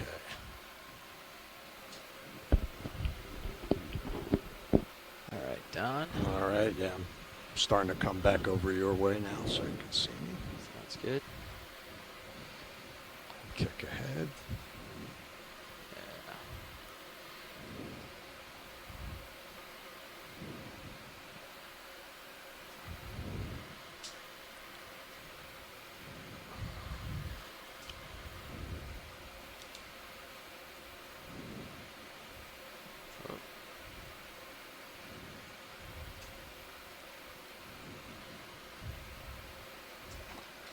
You still heading due north? I'm Yes, the yeah, ship yeah, is the ship stationary. is. I'm coming more to That- the that's west to what get last in year. here, but then I'll turn. Yeah, yeah. I just Okay, wanna, yeah. just trying to make sure that I get my head lined Yeah. up for you in the right way. Okay.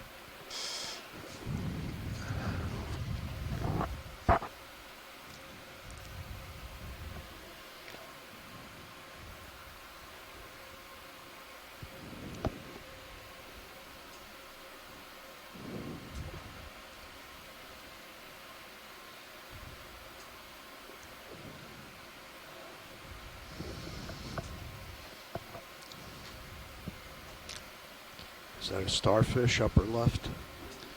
Yep. Any interest in that? And a crab that's just by your, by your port toe. Seen that one before. You've seen that one already? Just keep Yeah, on I going. mean, I'm just sort of commenting on it. Oh, no, sorry, I was talking to the pilot. we'll just Chris, pass. go ahead.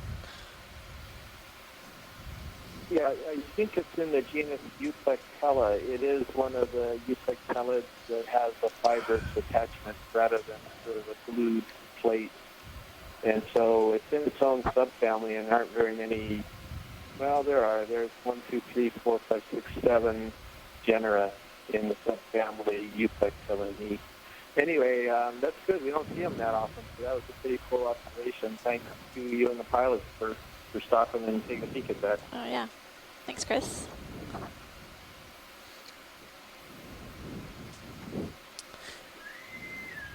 Operations being held before lines at 1430. Operations being held before lines 1430.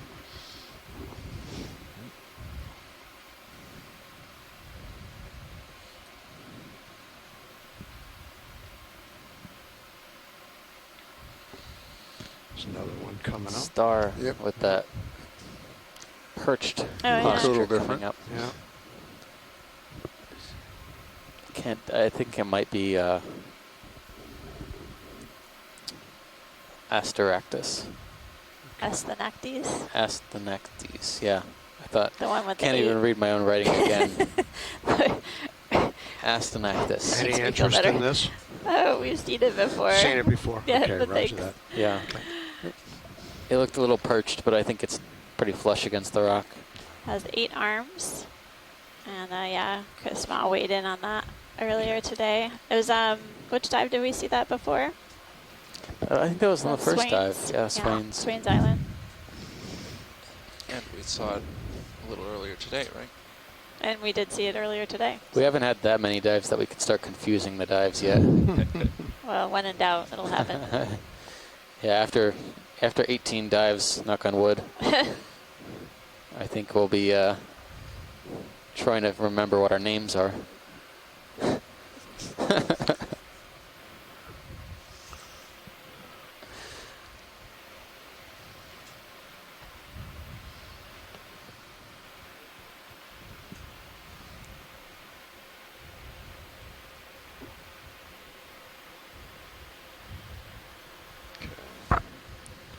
Getting stretched out there a little bit, huh?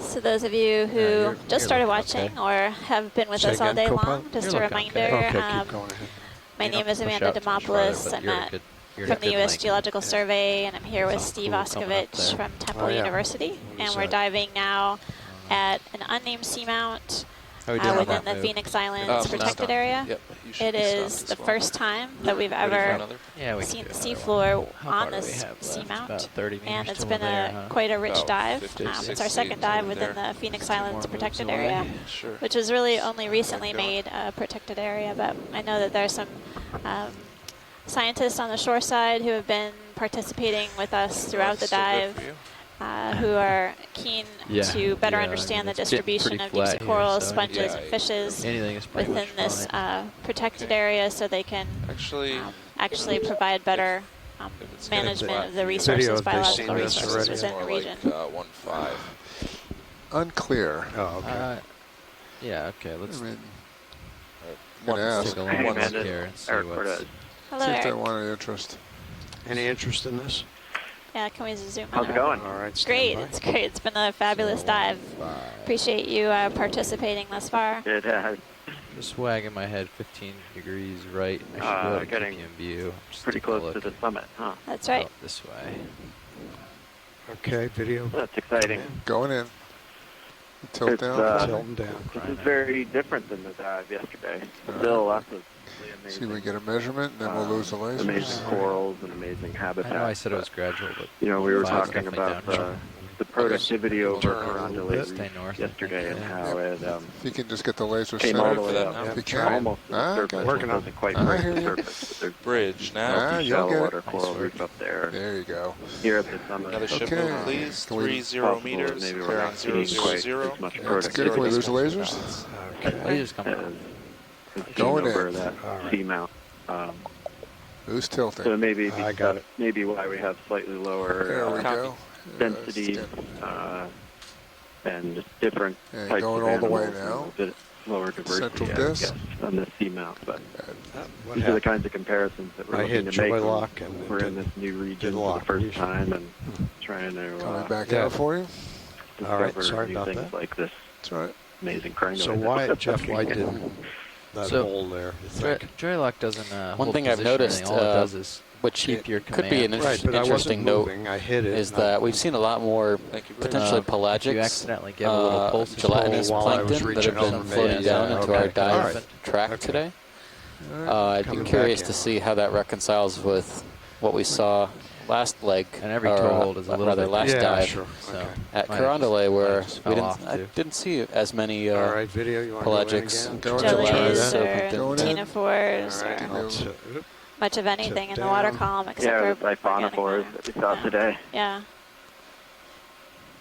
Yeah. You're going to drift That's right good into observation. position. Don't worry. It's gonna be perfect. But just the new records and the new All right. Don't worry. When you're zoomed in this far, Yeah. it looks like a lot. That we found It's very today are small. going to Yeah. help with that. The whole catalog of the biodiversity of the A Phoenix couple of Islands inches. protected area. Looks at this And length. we're Looks like just starting to get a Looks like glimpse of right, exactly. Exactly. deep water habitat get out. species are being protected by this One closure. more trying right now. This is going to, as you said, Amanda, There we before, this go. is definitely going to help, Nice work. inform management decisions. Oops, not and by me. It's incredibly valuable information for the people of Kiribati and the managers and the cooperative management of this protected go. area between some of the U.S. scientists. Okay, Don, just lift off. and the people of Kiribati. Okay. Go straight up. Yeah, thanks, Eric. It's we never really know what we're going to but find just go when straight up. we descend into the deep and traverse these transects. We have It's fairly extensive I dive think because of planning the that forward is way pretty I had on complicated there, and it just kind involves of rocked the sub utilizing as I the was data coming that up. we have Sorry. at hand, You got it. Come on. including Okay. the multi-beam The lift-off bathymetry or shot the is- bottom data, Yeah, which it's provides us it with is. some What happens is understanding of the You put your complexity toes down, Yeah. of and the then you push down with features that we're force, going to which encounter.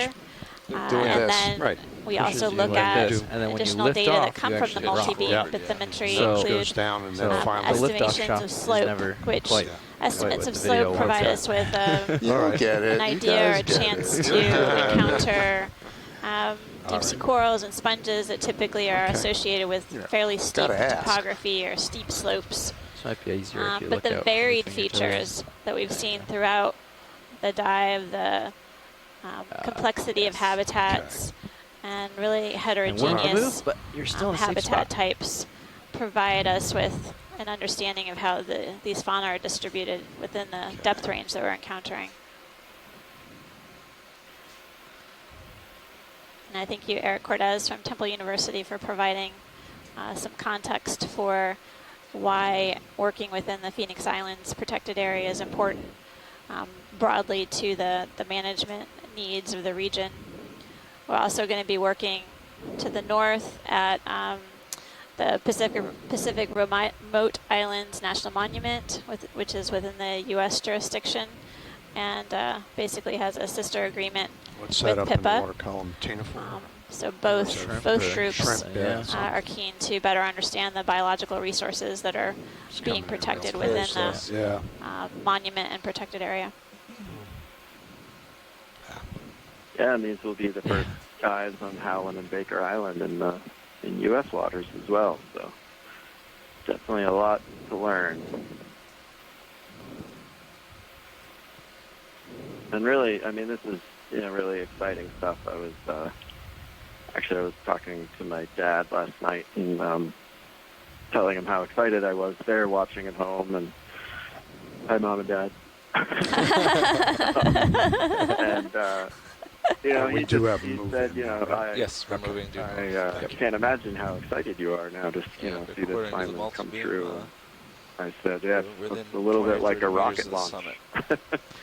Where do we go from there? He worked with NASA and some of the Apollo missions Yeah, a long do time something a ago. little tricky I when we think get there's up a there. lot Down of slope. similarity Well, between we might, the excitement go of dark going and up see if we and attract exploring up fish. there, See and the what excitement happens. of coming down and exploring new places on our own planet. See how the current is at that the no one's top? ever seen and that we're really not familiar with as we look at this lunar landscape. We may play a little musical chairs near the top of briefly the right Seamount. beforehand. Yeah, sure.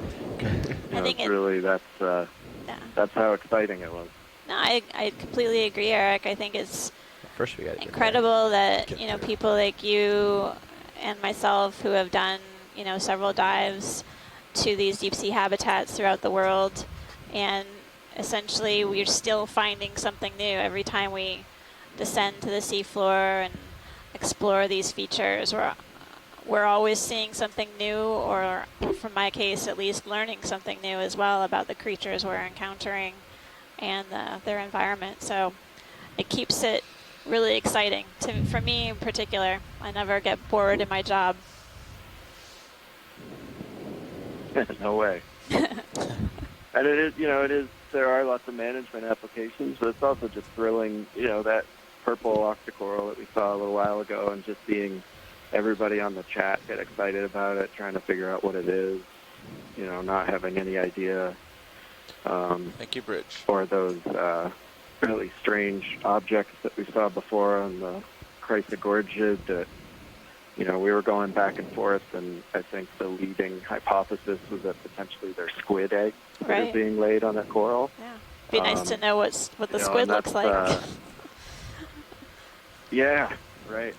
It's not just a new species or a new area that we're exploring, but we're discovering new associations, new kinds broken of up plates here.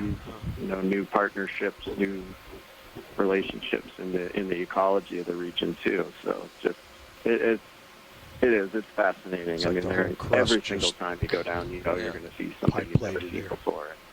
I think that's we're pretty lucky. Co-pilot, ship's done to be moving. in We're the pretty stretched out. Do you want to position get that do last that, move in? and, Yep. I think he's it's there, one of the most so we're just wonderful catching things up, of so this maybe do like a program is 20 the meter fact that move we or get to something. explore this and share the exploration take a with look the general around, make public and sideways bring a little. everybody along.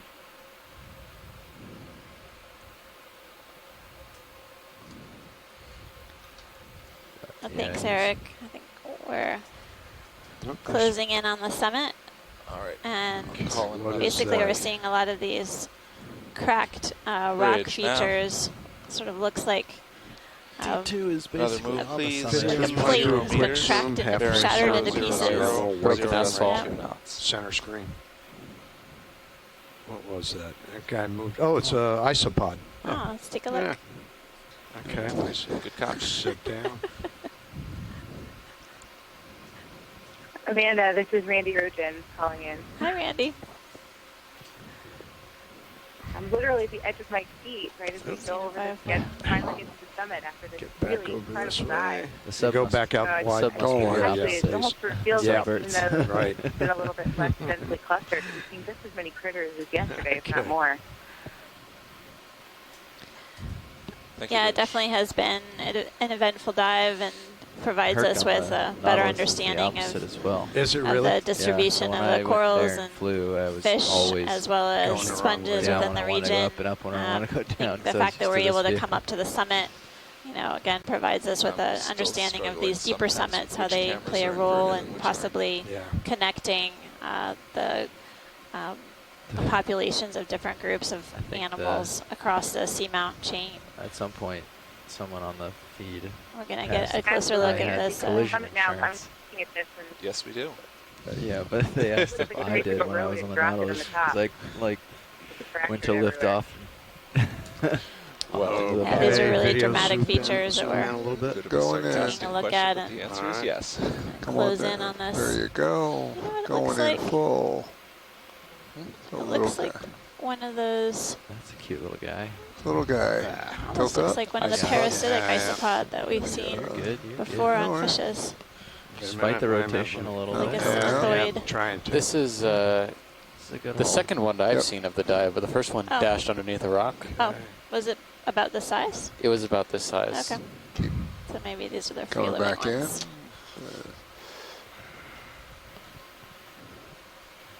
Yeah, he's going to center up just You're gonna fine. drop off a rocket. Yeah, I Just think about so. a I'm going to second. lose it. Tilt up quick. Can you tilt up for me, Jeff, please? Yes, Okay. And You know, Eric did a really nice job There you of go. talking about the Bingo. importance of exploration for conservation management. And we were sort of There talking you about go. the arc of this mission and where it's going next. And I just wanted to share that, you know, a little bit of exploration can go an awful long way. We didn't know anything about Winslow Reef, Sorry, which guys. is really similar to Carondelet in that it's a very shallow. It can't be submerged amount, identified. and you'll be there in just a few days. And Something on that rock it's to partially the because left it's might just just a be little bit of another one of those exploration that crabs. Kiribati Yeah. made the decision as of March 1st. So very, very Gonna give it one more shot. Oh, yeah, give me another shot. Looks like Because I'm you're a moving little more stable. You're moving perfect now. protected area. They redrew the Bring it boundaries. right to into include this frame. really There you special go. Shallow submerged Nice. seamount. Yep. Okay. Really exciting. Yeah, Now we're goes talking. contiguously all the Okeanos protected area now goes all the way to the Full border wide of on the that. Kiribati. I mean, full CED. full zoom, the other wide. It, you know, took a little bit of The other information to The really other wide. make the compelling case for conservation. Coming out. Which is really exciting. Okay, I want to turn the lasers on. Sure. Just get a size on it. One laser beam with. I'll tilt up for you there. Okay, yeah, great. Thank It's, you. looks like He's a little guy. 3 centimeters, 2 centimeters long. Let's see if I can bring it over a little bit.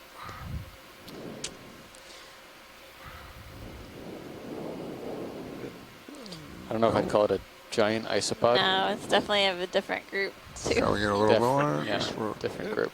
Got him. Okay. There you go. It is a larger than usual All right. isopod. He's It's a out. sizable We're isopod, out. for sure. Yeah. Okay. Oh, Bathinomus is within the Sierra so got it some could more be. tether now, right? It's No, You are brother or full, sister, You are full cousin. wide Thank you. on both cams. Hopefully we can get a genus on that. So Bathinomus is a genus of isopods that include the giant isopods, Bathinomus giganteus, which we've seen on other dives in All right. the Well, Gulf I'm of Mexico in particular. I'm not sure if they basically on the encountered peak as them on well any now. of the American Samoa dives, Yep, but they ship's can grow about to be done. quite big, You're going to swing a little bit past it, maybe. Okay. tens of centimeters. Alright, turning starboard a little just to get you. Okay. But you don't need to stretch out at this point. We're at the peak.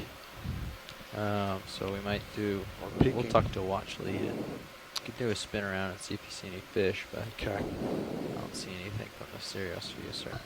Nope. It looks like the sonar is pointing downhill in most directions now. Yep. Looks like we're Getting on top. close. So Thank we, you, Bridge. we believe to have reached the summit here. Yay! Good job. Plant Reach the flag. summit. Where's the flag? There's a fish. We need to bring Where one do you with see us. Where's the fish? It's I missed above it. you, I guess. Uh, I'm trying to Should we tell plant a from flag? Yeah. Yeah. Did we I don't think did you're we bring allowed one to get with up us? I don't We know. should. Yeah. Did you guys Bring forget Get a one? starfish on the rock. It looks like this sea star beat us to the top up here. To port. Yep, I see it. There we Which go. is kind of shameful. So actually, now that we're here, what would we like to do for now and the rest of the day? Basically, kind of keep the bottom in sight, and if we need to, we can talk about backing off and coming up from another side. But if we can kind of look down this feature, headed down slope a bit, that would be the plan. Kind of traverse the summit Looks like for a as long big as we urchin can. coming up here. Yep. Oh, yeah. So Looks like a pancake how much time urchin. do we have left on bottom? Yeah. I kind of I threw it. think we have a little more than an hour. Right. Yep, 1 hour, 10 minutes left. Okay.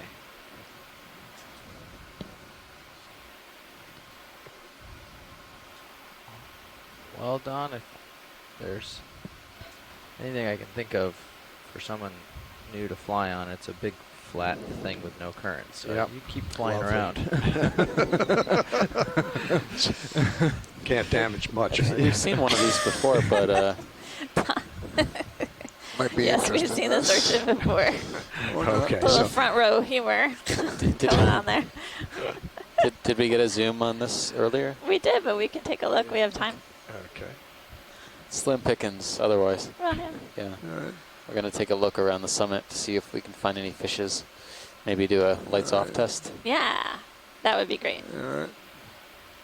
I think they want to snap. I just want to confirm with them. There's something on the I bottom. think I see something underneath there, yeah. Yeah, go ahead, zoom in, Joe. They did say it.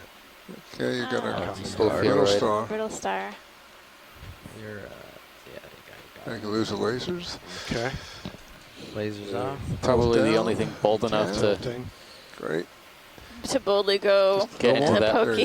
get into that Okeanos, location on a potentially venomous urchin here. Got a little more going in. That's all I got. So this is a pancake urchin. And a kind of third. Don't lift off. Okay. Our resident echinoderm expert, Chris Ma, was telling us yesterday that these spines are actually very painful. And if you were to bring this up onto the deck, the water would deflate out of it and would almost turn into a pancake. Hence its name. Possibly. But you can see on the bottom edges they have these specialized tips to their tentacle, or to their spines rather. That's good. That looks like they have little white pillows on them. Twist a little. These are the walking legs, walking spines. I do remember seeing a lot of these in the Atlantic canyons and seamounts. Yeah, different species, of course. Yeah, as Steve mentioned, you have to be very, very careful when we pick them up if we ever grab them and take them to the surface. Okay. Try to dissect them. We're there. But obviously this brittle star couldn't care less. Looks like it's feeling quite at home. Yeah, It's a family reunion. Oh, he may be moving. He's coming. He's getting ready to charge. Full This speed is ahead. full speed for this Full guy. speed. Yeah, he's in ramming speed right now. I feel like we need some slow motion music or something. You can see the brittle star. It's Winding down. One of the things I love about this camera is Well, that That's great, Pilot. between the tube feet, between the spines, you can actually see the pedestal Yeah, area that's amazing. waving 25%. around these, Okay. these 25. claw Okay, go to 30. like appendages on the 35 top and maybe? bottom of the urchin that allow it to either looks like fend 35, off looks things like that are a trying to happy settle on it number. or manipulate in auto prey. heading. So, Pilot, since we're not in a rush, can we zoom in on the mound to the lower part of the screen below?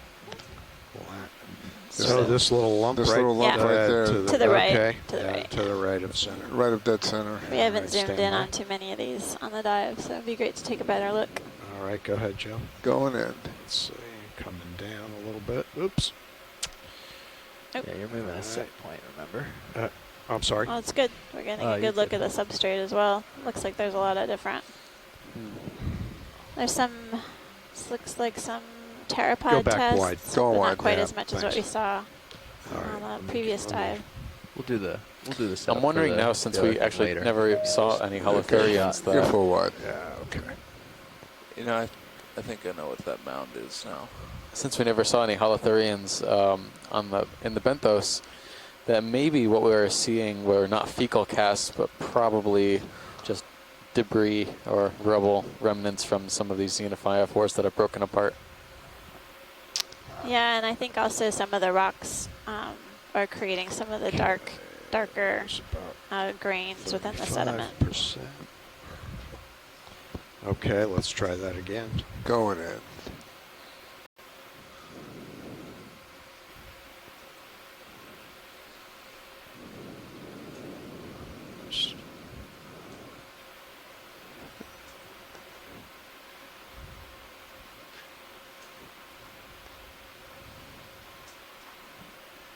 There you go.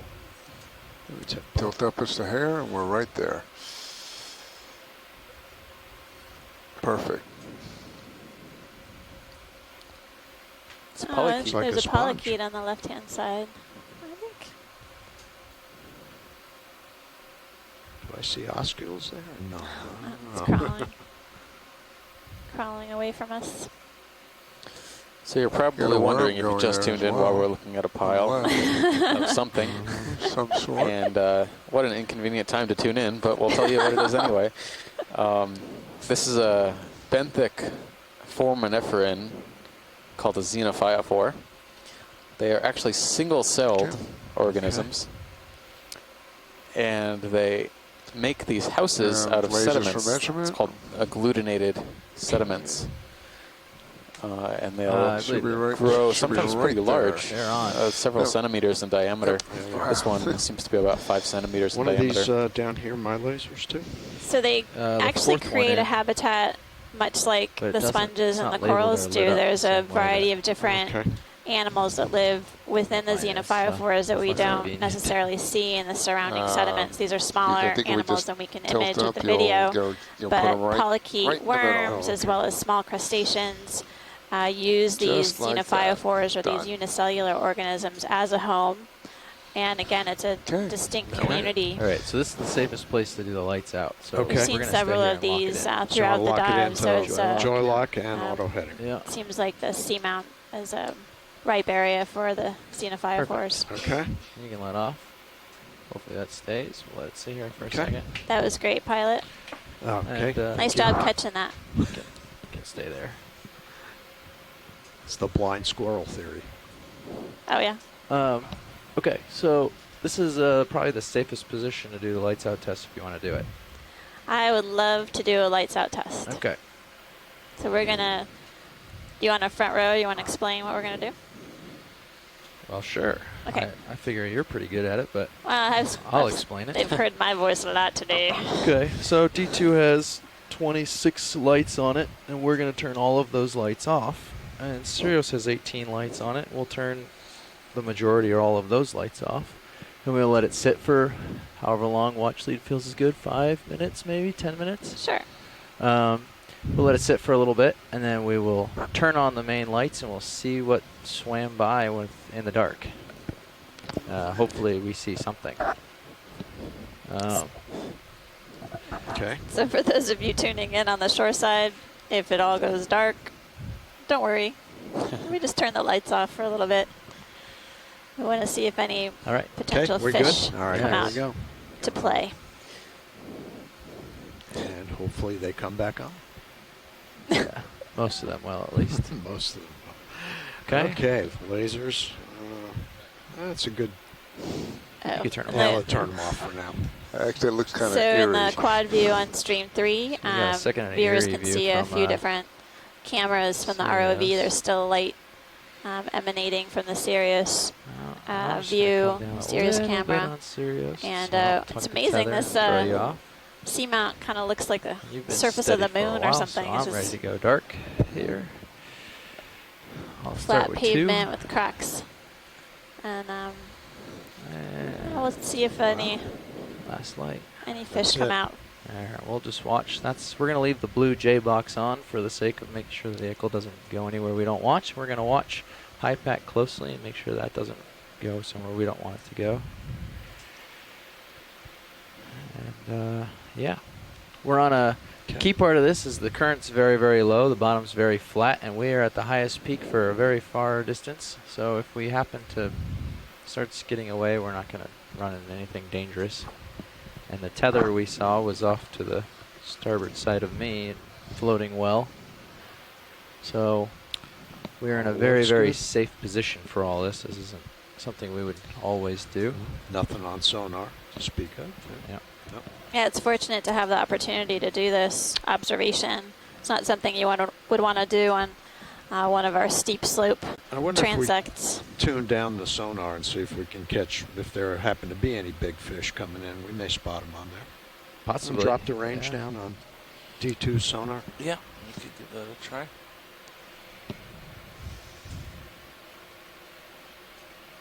Maybe a little less gain too. Yeah.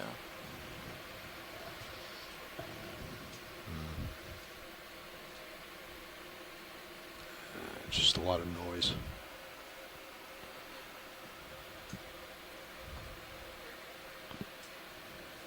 So it's been about 4 minutes. Wow, time flies. Yeah. No, it's been 2. It was 51, wasn't it? Did you write it down? I wrote down 53, but... 53, I think. Oh, okay. Maybe it was 51 when we landed and decided. Maybe when we started the process. Yeah. Yeah.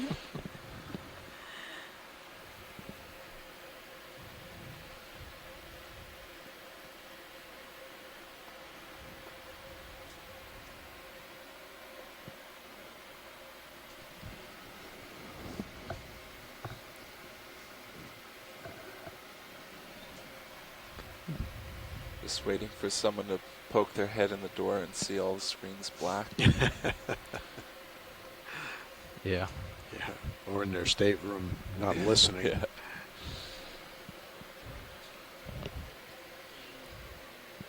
Nothing. Video, if you crank the gain up, could we see anything, or did you try that? I'm 18 dB again right now on Sirius. I mean, I can crank it up on the vehicle just to see, but it's not going to give us much. People on shoreside watching these cameras don't do well we're looking in the doing dark. a lights out test. Basically turned out all of the lights with the exception of the J-box on the D2 ROV. And we're It's be an interesting experiment with an infrared camera. When we turn the lights on, some fish may come over. Not going to get a lot of rain. It's a good spot for us to test this out. Yeah, but still it'll be enough just around the vehicle. The currents aren't really rough, and we were able to maintain position. It would never work from a platform, but it could. Stay tuned. A few more minutes. With a nice infrared floodlight to go with it.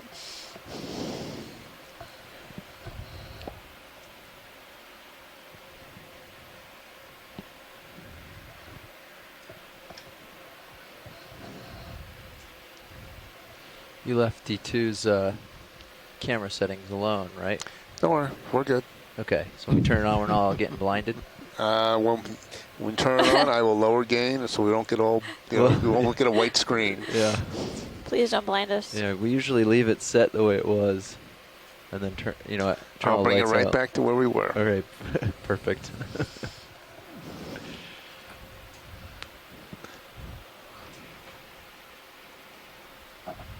So that's about 4 or 5 minutes by my timing. I don't know if you want to wait a little longer. Yeah, watch lead 5 minutes or 10 minutes. How much do you want to devote to this? We could do another couple minutes. I think that's fine. When you guys have done this before, where'd you do it? Do you remember? I did it on a cliff face, like I probably shouldn't have once. Not you. Things not to repeat. Lessons learned. Someone else's vehicle. We've done it on some other, on top of another peak. I can't remember where it was, but I've done it 2 other times. Did the fish show up? No. This is yet to work. Oh, gee. But it's worth a try. The thrusters are still awfully electrically noisy. Yes. Would have been a good idea to do it on.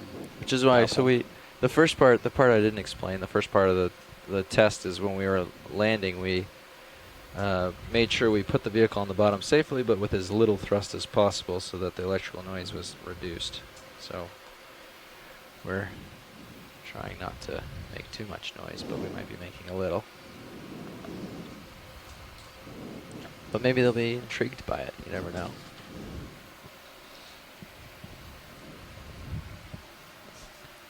I will note that the other dives, the reason we did it was because we didn't see any fish, and they were trying to draw them in. The fact that we've seen some fish, maybe our odds of seeing things are better.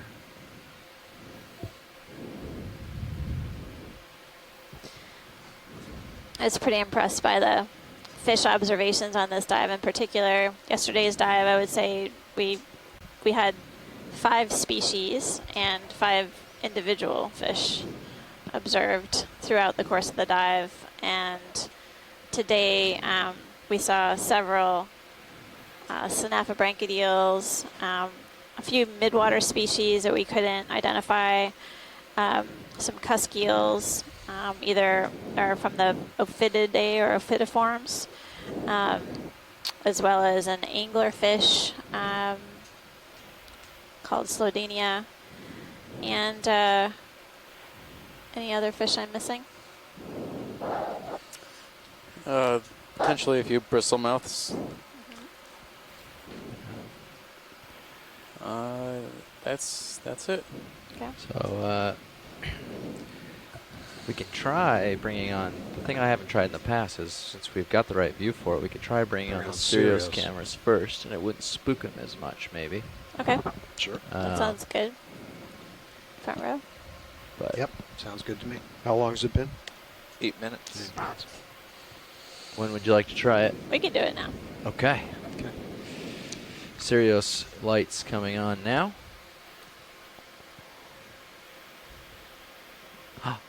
No fish. No fish. But there's still D2, so that's the key. Yeah, there you go. Yeah, good. That's good. the We most didn't important lose part. D2. We got a big fish on the line. Yeah, that's right. Actually, look at the 10,000 look at the pound starboard fish. rail cam. That's cool looking. Yeah. It's a neat view. It's like we're on the moon on the starboard rail cam. Look at the port manip's not bad either. Yeah. I mean the starboard manip. I think I see an Armstrong footprint there. That's your D2, footprint. yeah. Something about the starboard manip. I gathered Yeah, there's that, something yeah. just off of that camera in the distance. Something off in the distance. In the starboard manip cam. Yeah, it was something really tiny. I actually saw it swim between the box and the... All right, well, we can turn on D2's All right, cams we're ready for lights then? Make it happen, yeah. All right. So now what's our off-bottom time? Off bottom time is. Okay. Oh, take a look at that. What? Zoom on that. Where? Zoom, zoom, zoom. Fish, fish. Fish. That's one of the ones we can't image. We were safely pinned on the bottom and couldn't fly anywhere. Well, there we go. Off bottom in about 50 minutes. Okay, 15? 50. 50, okay. Okay. Thanks. All right. Well, that was a great experiment, and we may or may not replicate that later on the cruise. But I guess if we can just kind of scoot around the summit and follow the bottom. Okay. All righty. Check out what we see. And obviously we stay at a tether want length to and do it. keep looking at the Cirrus cam view to see if any fish may be hanging out in our around periphery. Camera back up there a little bit so you can see where we are. Yep. Okay. And I don't know what's been going on with the vehicle, but somehow we have 2 turns, man. Which is two turns? Yeah, kind of odd. Well, that is odd.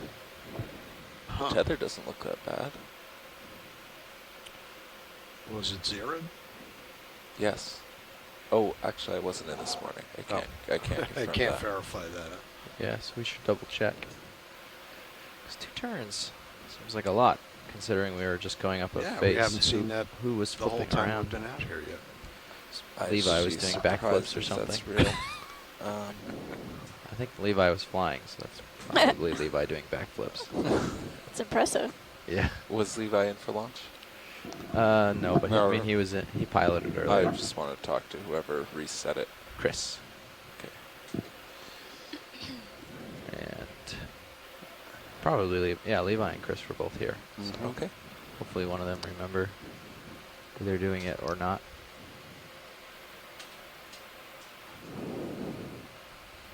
Actually, yeah, I'll call the workshop.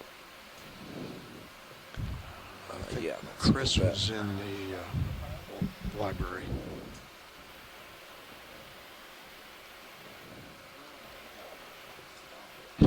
Chris hangs out there.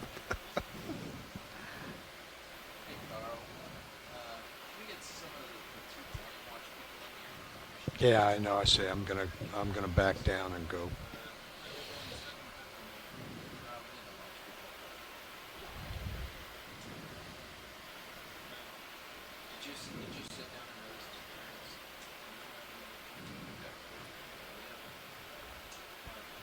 One and a half now.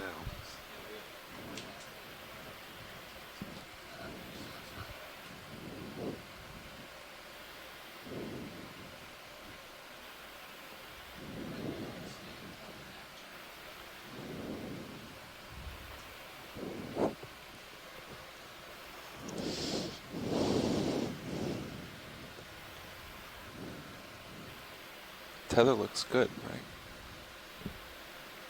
Sometimes it's hard to tell.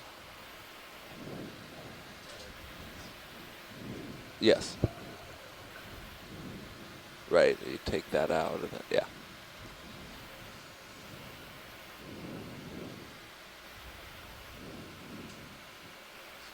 Is that a small snail or something there? Right in the middle, a little lower. What is it? Yep. Yep. Yeah, take a look at that snail. Okay. We haven't There's 2 imaged little that. crabs over there. Let's see.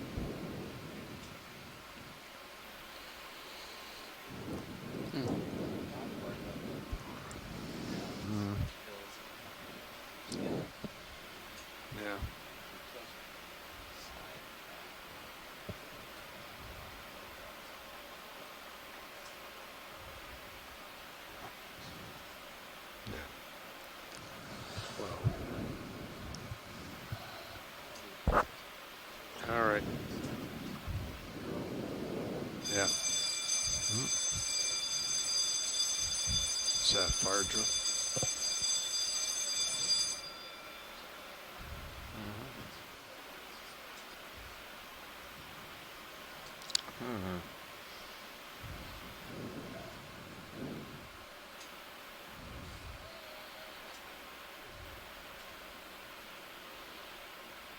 So in regards to the presumed fire drill, we're already obviously at the highest point. Never mind false alarm. Video, can you zoom in? I know there's a lot of stuff in the At water. any rate, haul up, wind and current is going to push us directly aft. Tumbleweeds. So you got an urchin just it's not moving under its own power, let's say. No. Caught in the prop wash. But that is how it moves. Let me take a look. Just a lot slower. Yeah, he's blowing out. He's blowing away. We're going to take a closer look at this rock ledge. You can see a snail in the foreground, and then two arms of a squat lobster peeking out from under the ledge. Straight ahead. Take a quick look while you're... Okay. Yeah. I think I'm going in, Don. Okay. The squat lobster hiding out. Oh, looks like it's a snail Left-hand. shell. There he is. We've seen that shell inhabited by hermit crabs earlier on the cruise. All right. And then their arms peeking out from underneath the rock belong to a squat lobster. Can barely make out its antennae as well as its head. I wonder what they're feeding on up these depths. You know, bump. Anything. Possibly detritus falling out. I've got a little more and zoom. also there's animals that are living in the sand that we see in front of us. Tiny worms and crustaceans. There you go. There you go. That's it. That's all I got. There's definitely a lot of food that we can't see. We didn't bring our microscope with us to the seafloor today. But the cameras are really good.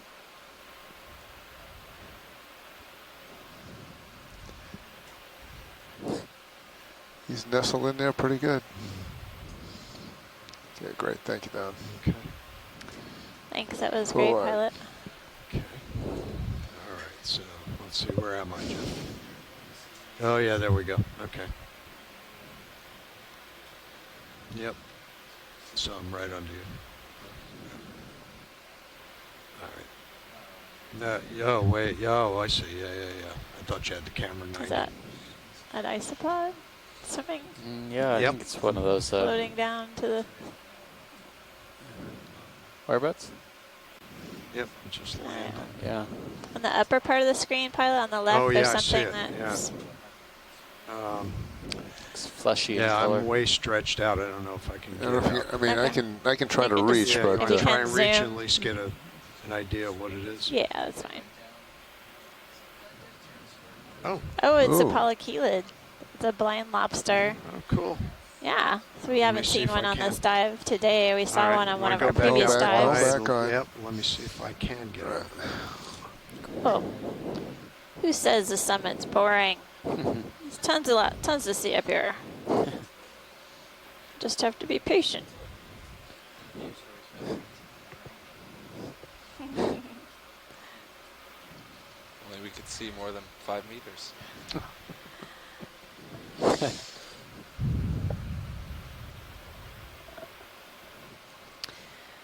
When we dive in the Gulf of Mexico and see these polychelids or blind lobsters, we're going to come in right now to take a closer look, but often they're in burrows.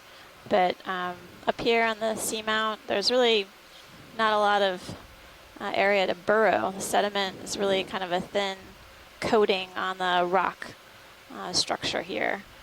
There are definitely some ledges and overhangs for animals to seek refuge, but this polychelid or blind lobster is hanging out. Good job, video, for spotting that. Caitlin's watching like that.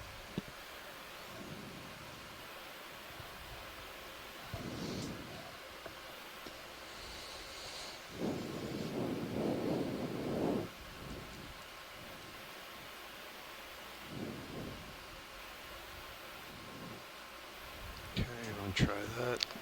Okay. Partial anyway. Anyway. Yep, you know it.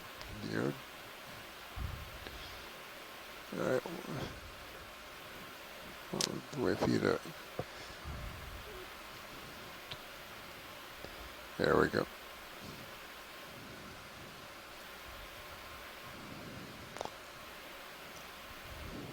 Got it going in. So we're getting a closer view of this polychelid crustacean. It's a common name. It's blind lobster. And we saw one of these on a previous dive in the expedition. Okay, and I'm not remembering which place it was. Swains. Oh, the Swains, the one first of the dive? first things we saw, yeah. We'll bring it in. I obviously have short-term memory problems. Yeah. It has claws similar to shallow water lobster. I think they're just tucked up underneath its abdomen. Right. I'm going to come up.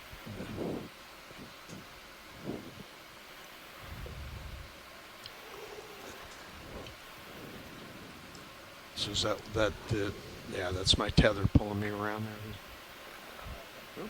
There we go. Yeah, I'm at the end. I am the end of the leash here. I am full wide. Okay, thank you, Joe. Move the ship. Watch leaders is something we should move the ship to get a little better zoom in on this because I'm right at the end. Oh, no, it's fine. No. We can. Okay, We're you good. got enough we of can that. Definitely ID that and then just keep moving along. All right, roger Thanks. that. All right, so let me get back in view of Sirius here.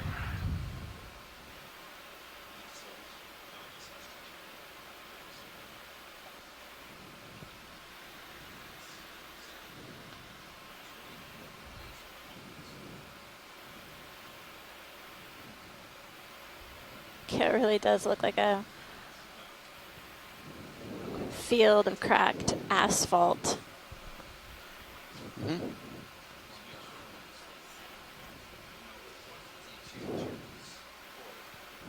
Sea Star.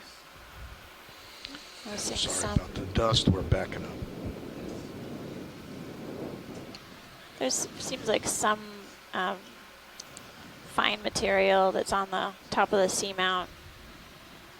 Looks like a combination of sand as well as small forum tests and some detritus as well, that organic matter.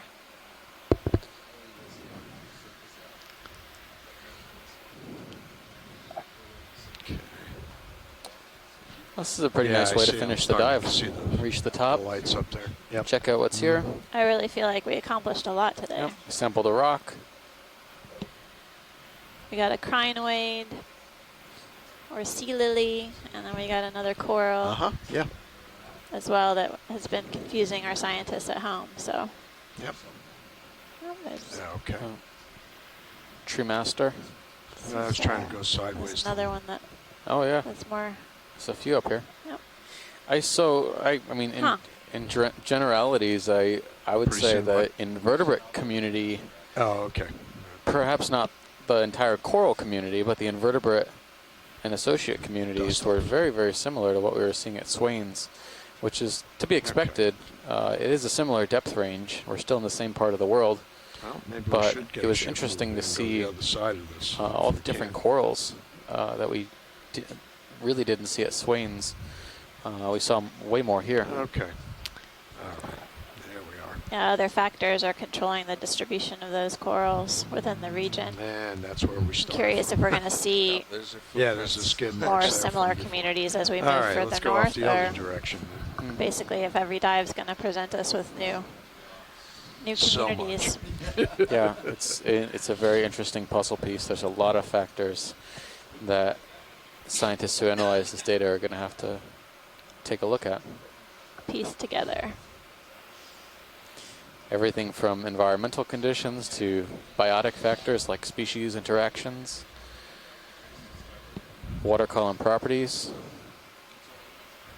physical properties like the shape of the seamount, the slope, topography.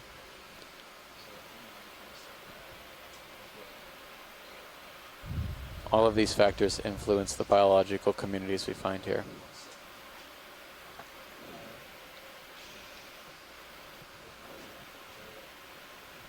What's that down? If you can get a zoom on that fish before it moves away, that would be really that one awesome. There. Can't see that one there, Joe? Yep. You zoom in. You got it. They know. They're smart fish. It's the best look we're going to get. That's right. It's better than we've got so far. No, they are. They know. Right. They know. Thank you. But there was something on floating to your left. Okay. Yep. Maybe tiny. No, I saw something on the bottom here moving. Okay. Let me see if I can find her again.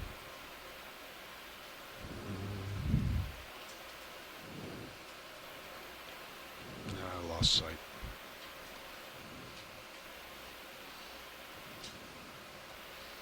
Okay.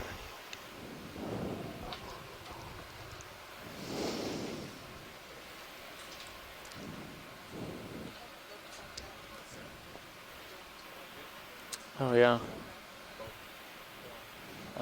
Let's see how much time we have left. What's that? If we wanted to look downslope. We could do that.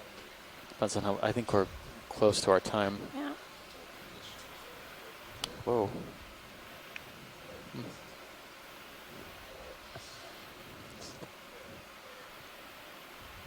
Another isopod. What's our off bottom time again? Nav, what's the off bottom time? We have about 35 minutes left on the bottom. Okay. How long? 35 minutes? So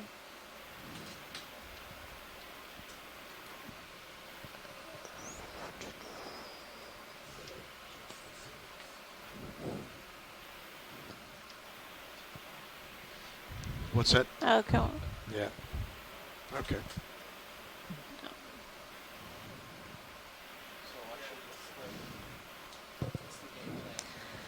Well, we could keep going and sort of scooting along and looking downslope. I know you can't, I know we don't have time to pull off and come down and reapproach. Yeah.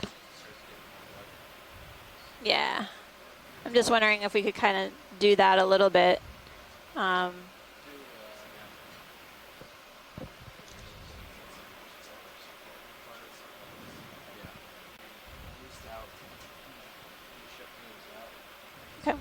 Yeah, that would cover a little different ground and give us more perspective. Thanks.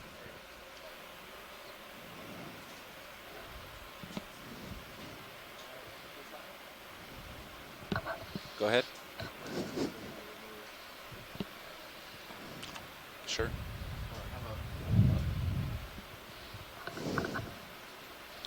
320, 330. Due north. Okay.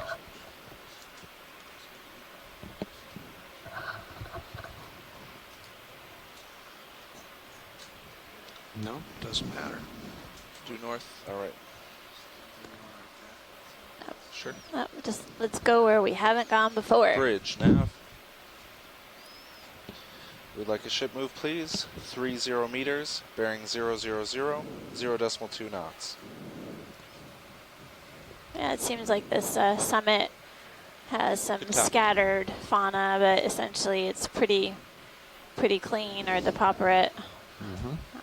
Even the available rocks that we're seeing, we're not seeing the should be going upslope pretty much same types of corals that we're seeing when we were heading upslope.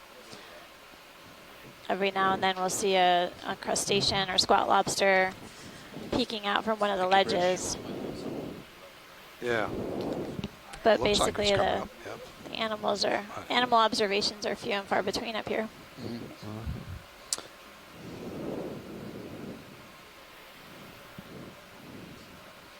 Yep.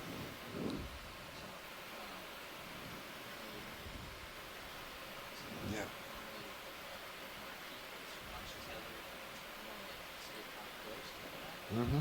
Okay.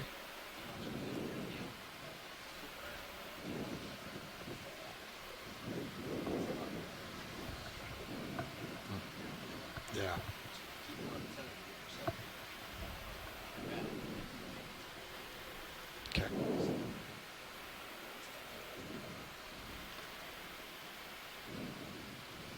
Got the turns sorted out? Good. Yeah, what was the deal? Oh, okay.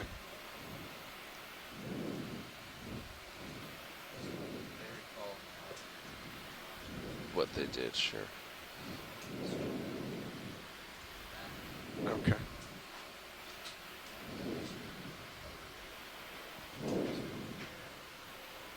Oh, so half a turn. Okay.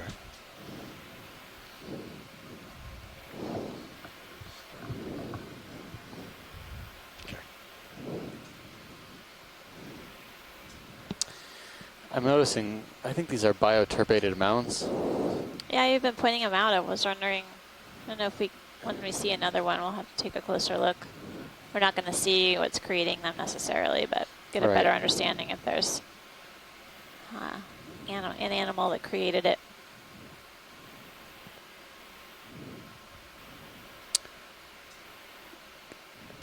Oh, is that the polychelid? Yep. Well, this yeah. It's really center her up a little bit. I'll go get gliding him. Slowly. If he's drifting, you're drifting. Lots of cracks and fissures in the rock features on the summit. Pilot, can I go get him? Yeah, go ahead. Sorry. That's funny. Ooh. Stuck the landing. Stuck it. Yeah. Nice. Oh, there's an isopod that's coming down to join it. Yep. Family reunion. Two different types of crustaceans in view right now. On the right, the white isopod is probably related to some of the giant isopods that we see in the deep sea. I'm going to go it. And then the one in the center is a polychelid blind lobster. Come on, tilt down again. There you go. Definitely two benthic or seafloor associates, but often we see the polychelids in burrows or basically hiding out. Oh. Much like the isopods. Coming out full. Okay. Thank you. Pilot, if we make another move and start to get significantly off the summit, it'd be good to go to the west, so the wind and the current brings us off of the slope. If that works from the ROV side. No, we wouldn't be. We approached from the south. Okay, fine.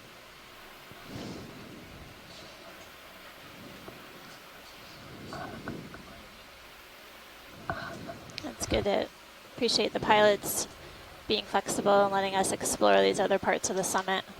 Sometimes a dominant current regime can influence the types of animals that we see in different parts of the seamount. But this is a really dramatic seamount. It has a high peak and steeply sloped sides. Resembles sort of like a deflated pyramid in a way, with more concave sides. We came up steep slope. Oh, there's something on the underhang of this rock coming up, looks like. On the right. Right. Looks fuzzy. Yep, fuzzy stuff. See it? Go in a little bit. That's what you're looking at, just the fuzzy yeah, stuff the fuzzy, on there? Okay. Fuzzy stuff. And not Those an might be animal, hydroids, although I don't. Oh wait, no, maybe some stoloniferan. Yeah, there's a couple things going on here. Looks like hydroids and stoloniferan octocorals. All a type of creeping coral, right? Yeah, they run along the substrate. Yep.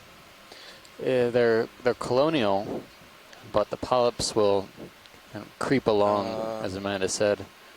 You can see where they're connected, but this looks like a stoloniferous octocoral.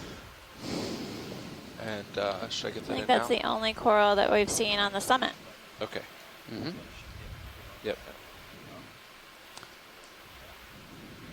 Yes, it is. Okay. So we're not an unusual find, but interesting that it's here. These stoloniferans pretty much will establish anywhere they can on overhangs and underhangs and bits of dead skeleton. I guess they're adapted to kind of climb along surfaces rather than getting situated up off of the substrate. Yeah. I'm surprised at these slabs. I think it's just this seamount might have been flatter on the cap at one point, and this is just all collapsed after being undermined, sediment being undermined. There's definitely a lot of erosion occurring because we're seeing a number of these slabs downslope. So over time, this material becomes unstable and it's just essentially moved downhill. We saw a fair amount of it on our transit upslope from the south side. Kick it ahead a little bit too. The squat lobster? Was that the isopod? I think it might have been the shrimp. Where you see it? Wait. Oh, wow. Whoa. Oh, yeah. Big What fish is in the that? series. Oh, there we go. Wow. Oh, wow. Okay. What is This guy almost looks blind. His eyes opaque. And Good view in Sirius as well. it's got the caudal, or basically this fin is running along both the dorsal and the ventral surface. Runs all the way to the tail. This is a different species. Yeah, I would say, based on the laser measurements, it's probably around 40 centimeters, 50 centimeters, somewhere in the 40 to 50 range. Wow. That's a conservative estimate. But the body's at least 10 centimeters across, 10 centimeters wide. Oh, pilot, you okay if I zoom on Sirius? If you could tell it to move so we could see the side of it, that would be awesome. Yeah. So, pilots, you see if you can work that out with the fish. We're both into the current. Yeah, that would be great. Yeah. Pirouette, I'm good at that. Yeah. Don gets my joke.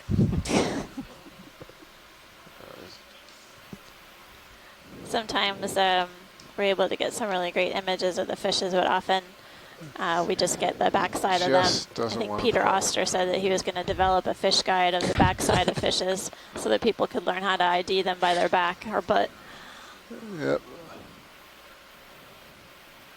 We do need to look at the lateral line of the fish. That can help us better define what the genus and species of this fish is. Also the pattern of the tail and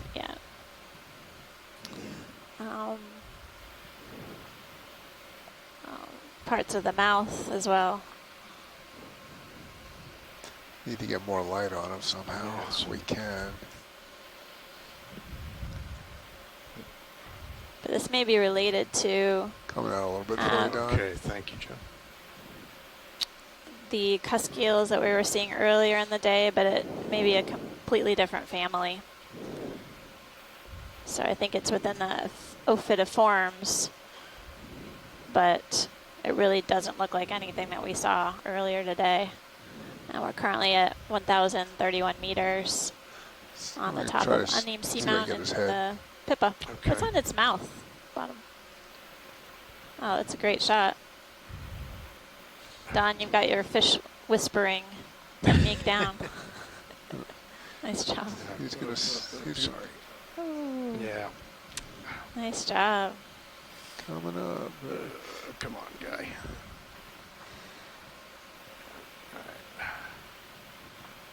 Oh, there we go. There we go. Good view of the head.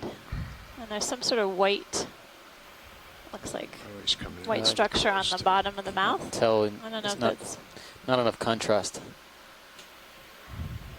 Yep. Incredible view of the head of this fish. I knew if we were just patient, we would find something different. Okay. It was a few minutes too late to the lights out party. Go out of frame just like that. Perfect. Okay. Like the dorsal fin was longer than. Where am I? All right. Full wide.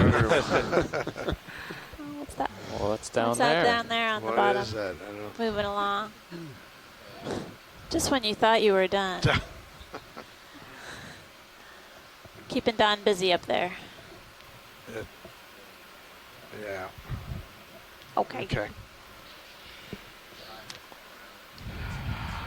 Yep. All right. Yeah. Ooh, another fish listening to the nips.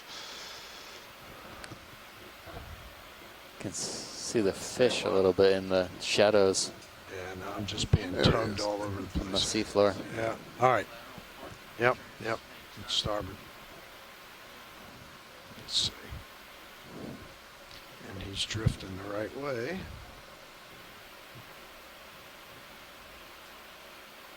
Yeah, this is definitely something different than we haven't seen on the dive. Whatever this is coming in, it'll decide to come into view for us.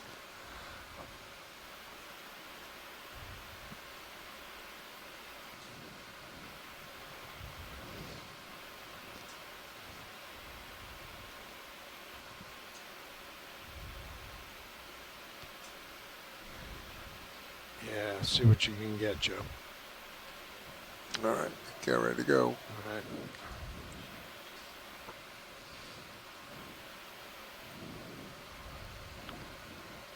Can't quite see. I think that might be a cephalopod. Yeah, I'm thinking it might be a squid. No, I think it's some kind of squid. I want to say we've seen something like this before, but I can't. All the way in the shadows. Oh. Yeah. What's the facility of chasing it down? Have to let him go. No. Okay. At the moment, No, I we mean, can't chase it. We'll have to get some frame grabs and send it to Mike Becchione. Yeah. Thanks. Interesting squid. Yeah. All right. About 20 minutes left. Okay. All right. Backing down.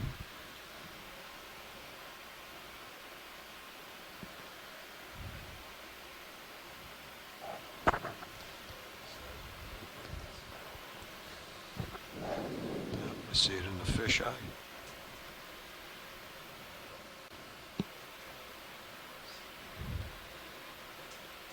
I'm seeing more sediment over here. The other side was pretty cleanly swept. So scattered rocks with thicker sediment drape on this sort of northern side of the summit.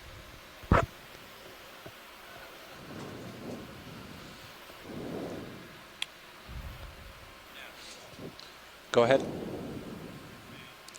Haven't seen any even small corals yet. About 20 minutes from now. I mean, granted, we're not that far down on the seamount, but expect we'll start to see some corals appear again. Yep, you could do that now. Please confirm you're rotating about the A-frame. Thank you. Pilots, we're going to change our head about 5 degrees. Okay.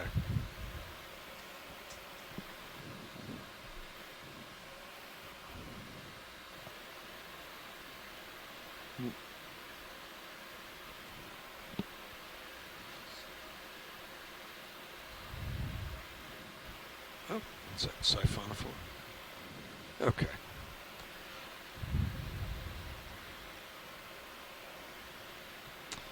All right. Due north. Okay.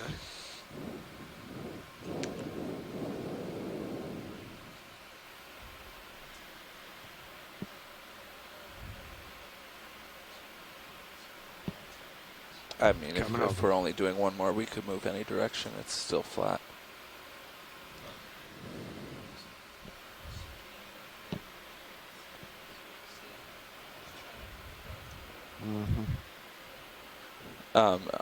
We're changing ship's heading, so I won't be able to move for about a minute or two.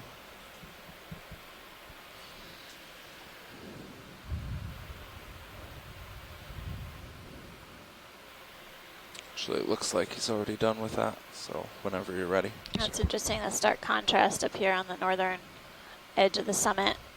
Definitely more sediment on the surface, as well as broken up pavement pieces of this substrate, probably carbonate rock that's been coated in iron manganese oxide. Does that look uphill to you guys? It is. To it's the definitely west? Yeah. Mm-hmm. Yeah, it looked like we were in a little bit of a bowl. Yeah. For a moment. What do you guys see? Nothing, just it's a little bit uphill to the you saw a bowl? What? Northwest. we're in a bowl, I believe. Yeah, that might be a coral. There's some sort of stalked object in the upper left. Upper left. On the rock. Oh, I see it. Yeah. Coral or sponge. All right. Yeah.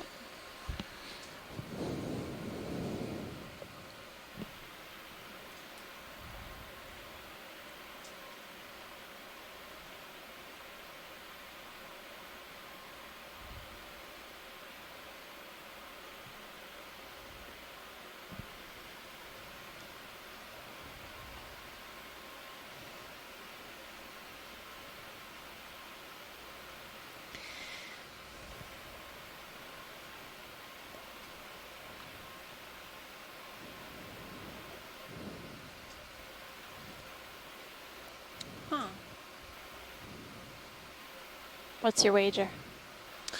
Chrysoborgia? Guessing. Looks like it. It's interesting. It's like kind of the one and only up here. Lonely. King of the hill. It's a lonely world on this unnamed Looks like seamount. it has those, well, whatever they were, possibly egg sacs in there. Yeah. The only any comfortable with me going in one now? thing I'm kind of interested in is to see if it has those sacs that we saw at the others. Yeah. And then what kind of associates it has. We had what, two coral colonies of the Chrysogorgia that had those unusual sacs on them, possibly squid egg cases. We've seen one squid on the dive thus far, but who knows if that's the suspect. I think that rock moved. It did. Which, the one we're on? The one we're on. The one he set his toe on. The huge one we're on. We don't need to grab that one, I promise. Okay. Yeah, it's not like we can take one rock and be good for the rest of the leg. No. Ooh. Oh, we got a little. This is very dense. Yeah, densely packed polyps of a Chrysogorgia. And I do see a pink-orange squat lobster, chirostylid, perched within the branches.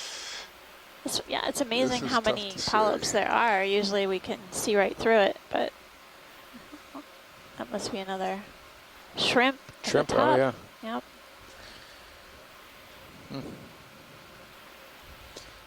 It's like a bristle brush, but really. I don't actually. How about this down at the bottom? On that the looks bottom. like, it might be another one of those weird egg case things. Can we tilt down? Yeah. Yep. Neat. Let's see what that is. Nothing like white up against white. What are those? Stephen Amanda, can you? Looks like there's a second squat lobster one of the in egg there. cases at the bottom there. Yeah. Yes, we were. I see at Tilt least one. It's interesting. So you get the top. There were two other I got colonies some black deeper bar in that. on this A dive little that more? we A little observed more? these, but they were more densely packed, at least on the last Chrysogorgia. Let's hold that.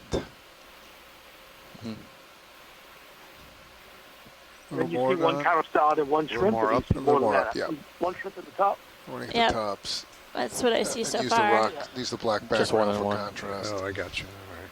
Okay. Hold that. Now we can at least see them. There's another egg case about quarter of the way down. Yep. Just below the field of view now.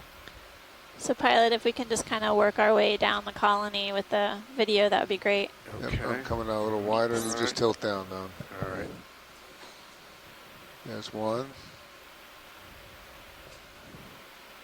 There's two. Keep coming. Looks like there's an. Oh no, that's my imagination. There's something there. I don't know what that. Maybe more of those. Get him, see what he looks like. Looks like there's more possibly egg cases here and here. Oh, inside, yeah. Yep, and there. So. Oh, yeah, I can see them. Yep. Yes, Tim, there are multiple egg cases here. I think as we move down the colony, we might be able to get a good image of the one that's sort of poking out. Is that another squat lobster on the inside, I think? Yep. So two squat lobsters. Keep coming. I think they want those. These guys that are sticking down. Yep. Okay, yeah, it's interesting. These you just come up because it seems to be really unusual structures. That's right. We're still there. Yeah. No, we lost it. Yeah, I'm out. Thanks. That was great. Okay.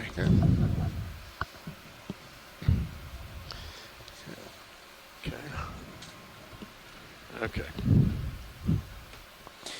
Interesting that the. All right, now. It confused us that the egg cases potentially looked exactly like the color of the polyps and same then we have transparency. An recovery to talk about. So good strategy, delay eggs, I guess. Yeah, it definitely location. keeps predators from trying to munch them. There's a subsurface current to the north. It's fine. We'll talk about it.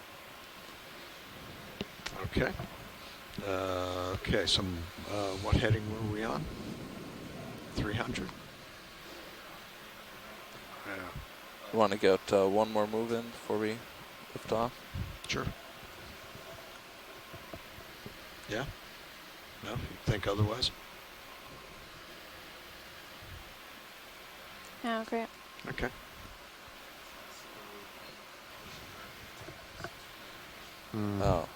Possibly southwest we haven't explored. Okay, so lateral port. Yeah.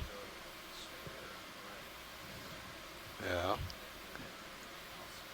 Oh, okay. I'm trying to take that turn out. Yeah, all right. Okay.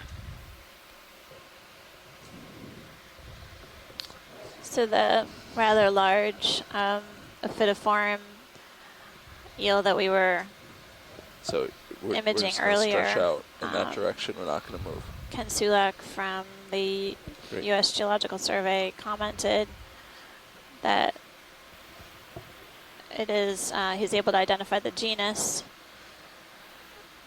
which is rather challenging to pronounce. There's another coral on the right-hand side. Appreciate Ken's input. It definitely is within the family Ophididae. We saw some other examples of ophidids early on the dive. Thanks, Ken. I'm curious, so I'll take a stab at it.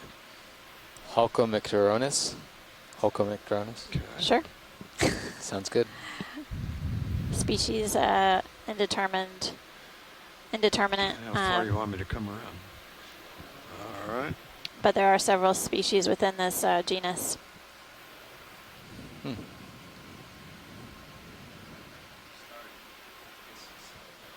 Okay. What was the that coral? That was the white coral. Yeah, it was the same. Okay. Oh, great. So we're hanging out around 1,035 meters at the top of an unnamed seamount, and basically are exploring other parts of the summit. We're currently on the sort of north face of it, and our northern end of the summit, and it's interesting because we're seeing a few more corals on this side than we did on the opposite. There goes a fish. Given that the other side of the summit was pretty well swept clean of sediment, I'm guessing that you want to try zooming in? might be more stiff currents there. Right. I swear. You know. Good job. I thought he was setting. I feel like I've had this problem before trying to image these fish. Deja vu. I thought he was setting up just perfect.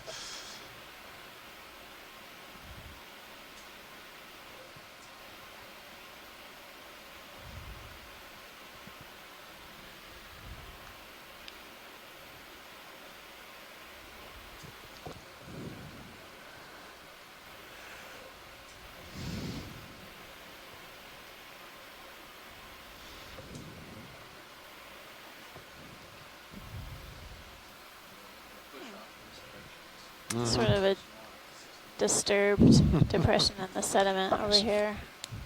Oh, there's a fish at the bottom. Yeah. Yep. Wow. Could this be our first myctophid? No. No. Actually, or not D2's myctophid, sorry. Rat tail. It's not. No. Mini Zeus has got it better. It is within the, is a type of ophidiform again. Got that round snout. Fin structure, similar, but it's different than the one we were imaging earlier. The tail end is a really different morphology. Okay, so don't spend a lot of time on this. You got it already. Yeah, okay. Thanks. Roger that. All right. Go wide. I am full wide. There we go. Thank you. Yep. But it's interesting that you said that about the rat tails. We haven't seen any mercurids or rat tail fishes on this dive. Nope. And they do occur within this depth range, so that's it's not impossible. We did see one at Swains, and again, drawing comparisons between this site and that one. Similar fish fauna, but not exactly the same. Just the same in the corals, similar coral fauna, but again, some notable coral groups missing, like the stony corals.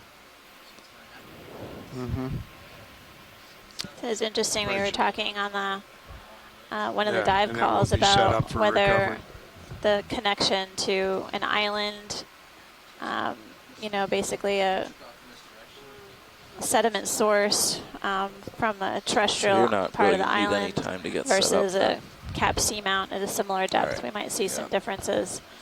What's on the left? 5, the 6 shrimp. minutes. Shrimp. Got it.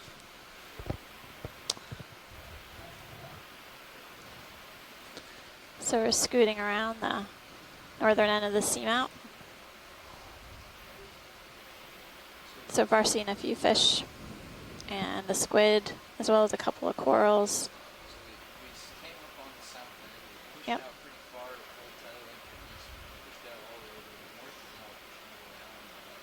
Great.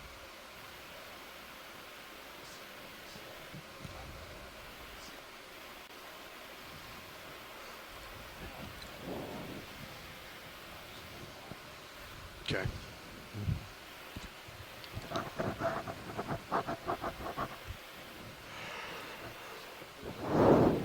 Where do you sit?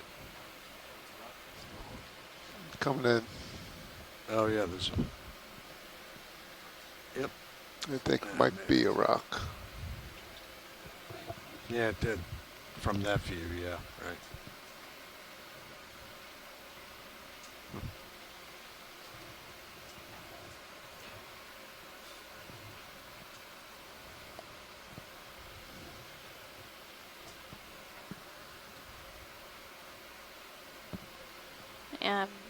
Seems like some of these disturbed areas of the sediments are biogenic, caused by something within the sediment. Something burrowing or something creating a hole.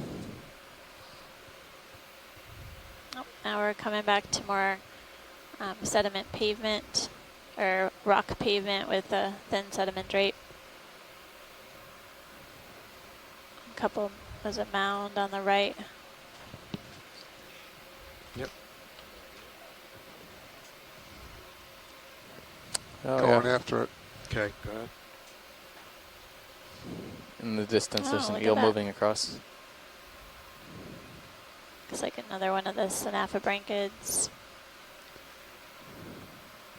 Hopefully we can get some resolution on the different kinds of species that we're seeing of this type of fish. Let it go out. Perfect. On today's dive. Great. Okay, going out. Come around a little more to starboard. Right, yeah. Oh. Okay.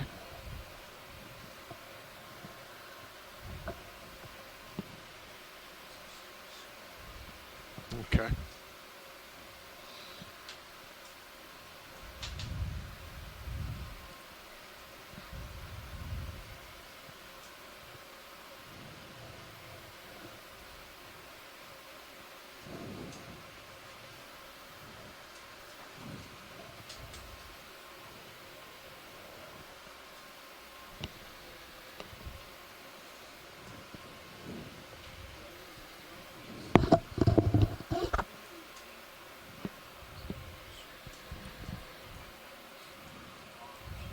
this right here, the base. What is this? Yeah. Yeah. Something right there. Yeah. It's the shrimp, yeah. Shrimp, yeah. Oh, there's a couple of them. I see one ahead, too, also. Isopumps jumping over there, video, too. just a little bit.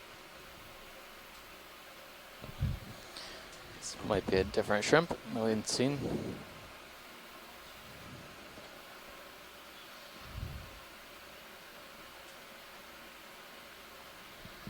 Can you quick zoom video? Is there,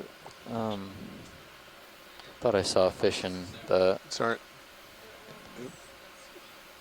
That is a oh, shrimp. okay, it was gelatinous. Okay. Oh, look at that. So getting a nice close-up view of this shrimp. Yeah, I see. Legs are extended from its body. Extensive legs, and it looks like it's actually feeding. Mm-hmm. Picking up material from the substrate.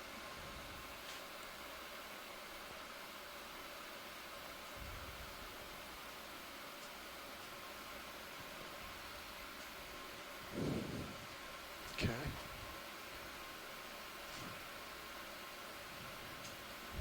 Go back wide. Going out. And something, I think it's another one up ahead, or is that a fish? Oh, that's great, pilot. What is that? Did you guys see another fish, or was it more gelatinous? No, there's something black right there on the bottom coming up to the center. Oh, yeah. I don't know what it is. This will probably be the Is last that, thing we have to look at. Zoom in on that. It's a bath. Oh, no way. What is Yep. it? The tripod. Seriously? Yeah, Bathosaurus. Going in. There you Yay. go. Tripod Tripod fish. fish. Woo. Wow. So, depth is 1,034 meters. I got a new fish for our records. Let's see that fish is propped up. Try it again. Perched off the substrate. Stand by. Just give me a second here. Let me see if I can. Okay, try it again. So I got, that's all the tilt down I got. Yeah. So I think that I believe that the tripod fish have modified anal fins that are allowing it to basically sit upright up off the sea floor. It's sort of balanced on its fins, both the caudal fin, the tail, as well as those others. Try it one more time. Interestingly, I remember on other expeditions we've seen these, and they all face the same direction, upslope, possibly waiting for particles or prey to come down, floating down current, and lying in wait and then snatching them up as they come by. You can see it has very long appendages for sensing. I don't know what you'd call them. Are those part of the fins? The large yeah, I don't know what that, if that's fins? part of its pectoral fins or if that's some sort of modified Okay. Time to go. feature. Time to go. Thanks, nice spot, guys. Yep. Oh yeah.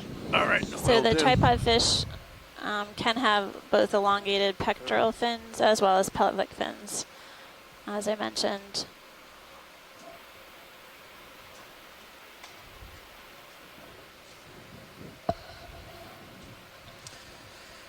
That was a good catch. Something new for the dive and for all of our dives thus far. Yeah, I don't even know if they found any of those in Samoa either. It'd be interesting to have a look back through the records. Yep. Yep, we gotta go. Oh, on the left-hand side, there's something new. Sorry. We're going to be late. We got to leave. Okay. Yeah, and there's.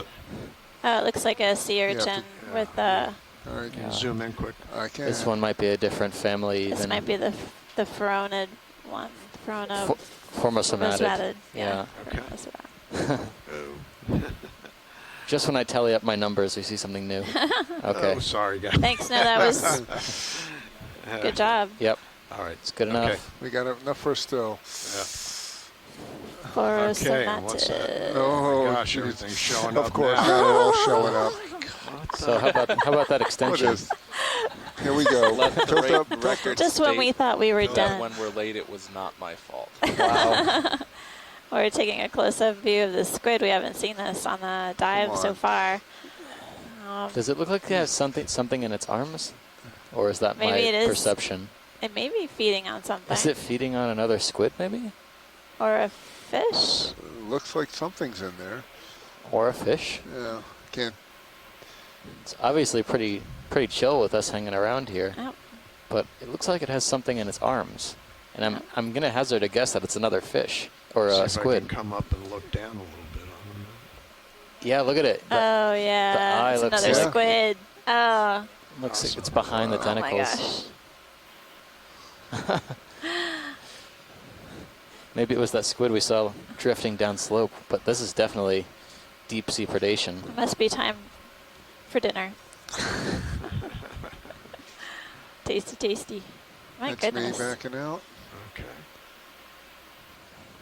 So I would fall out because we gotta go. We didn't get a really great shot with the lasers, but I would estimate based on the lasers I did see about 30 or 40 centimeters total length. Wow. It's a good size. Mm-hmm.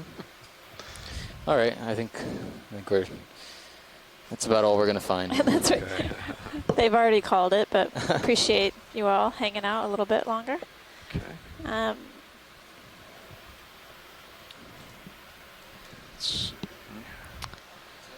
Okay. Shoreside scientists on the conference line will reconvene in a bit. Let me just get an estimate on how much time people need to. Okay. Okay. We could actually convene in 5 minutes for our post-dive call. And we're off the bottom. Going to have you hold here for another minute or two. We'll discuss today's dive as well as tomorrow's. Okay, so chat with you in 5. How much ahead, Jeff? Oh, 20. I'm doing like 60. Okay. Okay. Yeah. Yeah, I got like 35, 40 up. Okay. Oh, there we are.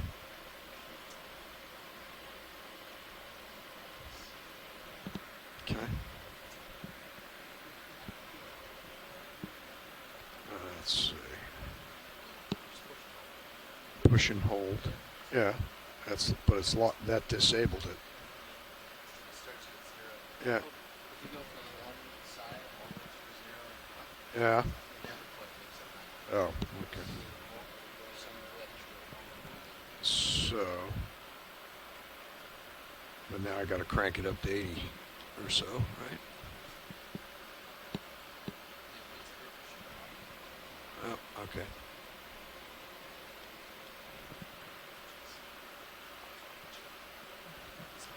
I did. Yeah, I'm off the stick.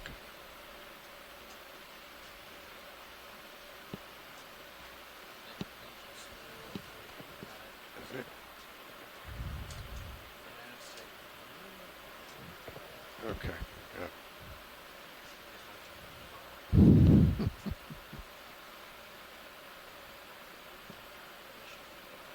Okay. I got 85 on the Z-bias there. Okay. All right.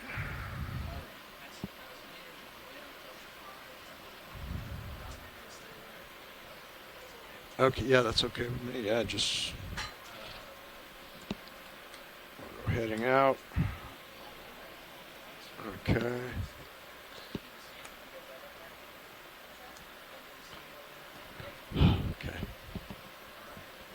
Okay, so at the surface we have just about a knot of current out of the east, east to west. So when we make our half a knot through the water, we'll be moving backwards over ground. A knot and a half over the surface. I'm thinking hold station until 400 or 500 meters. If you want to look at the 80 CP, there's about nothing until 400 meters. Then it starts to pick up, and just before the surface there's a strong south to north component that's going to swing you out to port, which is probably okay. Then you'll still, wow, look at Charlie.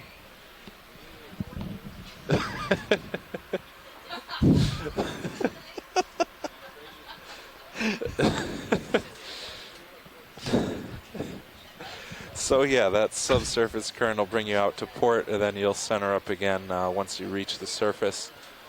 That all seems fine to me. The only problem is the fact that we'll be moving backwards over ground, but that's not really a problem either. Something like that. Let me get it exactly. We're doing what, 33?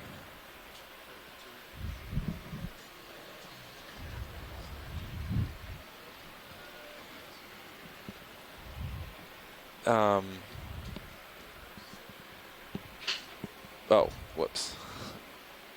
Yeah, 940. Yeah, 28 minutes. So we'll be at 400 meters in 17 minutes, which is about when we should get them moving forward, I think, or really moving.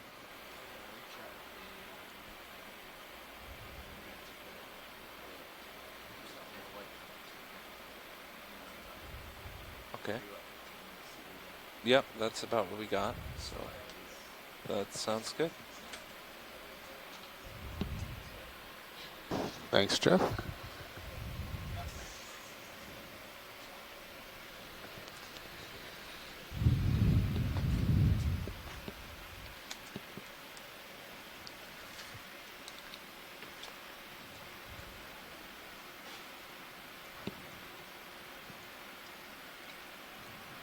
And we're running about 2 minutes late.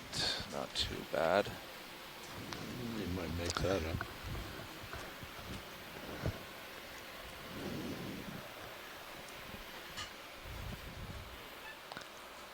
It's not your fault. It is on the record. All right. Hello, everyone. Shoreside, this is Amanda on the Okeanos Explorer, and I'm here with Steve. And I just want to do a little roll call on the conference line to find out who is tuning in to discuss the post dive. Wait a minute. I thought the rotator is on the Zeus, right? Hey, Eric Cortez. Hi, this is Randy Virgin. Oh, okay. Yeah. Hi, Randy. Tim Shank is here. Hey, Tim. Down. Sorry. Yep, down a little more. There you go.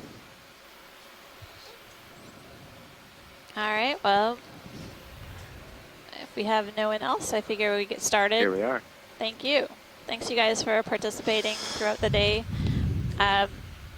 We had, I would say, a really wonderful dive on this unnamed seamount within the Phoenix Island protected area. We started off descending to a depth of about 1,228 meters, headed up a slope to around, let's see, we had transitioned up to about 1,100 meters and then headed up the ridge somewhere in the middle of this dive. And I'm looking at my notes, and then headed up to the summit. We were able to characterize essentially at least 3 to 4 different parts of the summit. We started on the south part, and then we moved east, then north, and then our last little bit was on our way heading west on the west part, and encountered a number of different species throughout the dive, as well as varied terrain.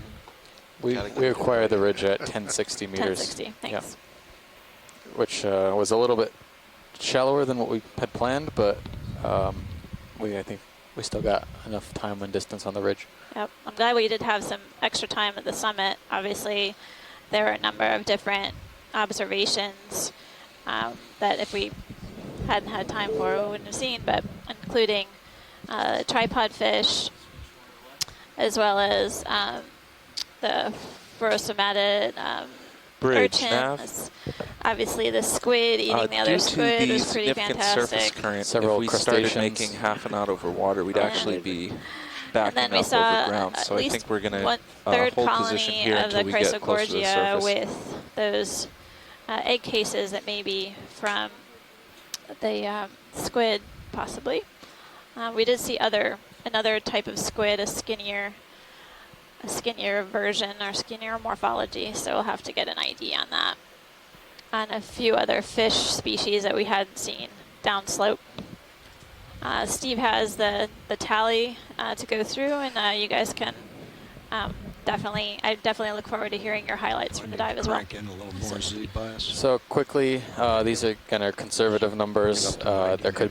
These numbers are likely to be higher, but for corals, we saw no stony corals, but that's 16 species of soft corals, 3 species of sponges, 10 species of fishes, but likely higher depending on if we can identify some of these fast-moving darters. And then other invertebrates and associates, likely again higher, but I counted 38 with at least 6 or 7 different species of crustaceans being found at the surface or at the summit of this seamount. That includes pelagics that drifted down as well. It'll be interesting to do some comparisons with Swains Island, which covered a similar depth range and gradient. Any comments from the shore side about the dive?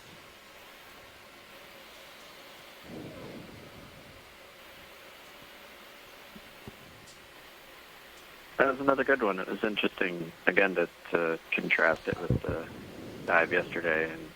And lots of different ways to speculate about the differences between sites. But, yeah, it was really cool. Most, I remember a little bit shallower, but I think, a lot, a decent number of shared species, but also a good number of things we didn't see yesterday. So. Yeah, I thought it was an exceptional dive. I thought being able to see the amount of, heterogeneity of the seafloor. I think we're seeing sort of a trend that just a couple of days ago. You talked me through it. Yeah. No, the other trip I didn't do this at all. On the ridge, I was kind of surprised to see the rapid drop-off. Yeah, I didn't do any recoveries on the last leg from the co-pilot seat only. Yeah. Anyway, I thought that. Yeah, I'm checking them to see if, because I tried to write it down what I remembered, but it was like, I'm sure I'm missing a lot. I did it the next day. I didn't get to do it that night. All right, so what I'm seeing here is, all right, so right now we're coming up and everything's cool here. 50 meters, you disable the bias. Thanks, right? Tim. Push ahead about 30% and up about 80%. Randy, what did you think? On the way, yeah, from 50 meters to the surface, right? 40% up. But we're going ahead about 30. In that range. Oh, okay. All right. Are you just doing a photo shoot over there? Okay. I guess on top 3 or the incredible overfish, and the very last minute okay. pull out, put on 6. Yeah, what I have is a 20 meters, 40% up and 25% ahead, roughly. Latch in the comms to the dive soup as Sirius is coming out of the water. Go into auto heading and back down 40 to 60%. Watch the tether.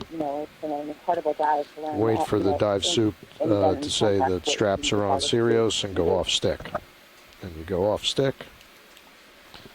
Line with the ship's heading. For your input.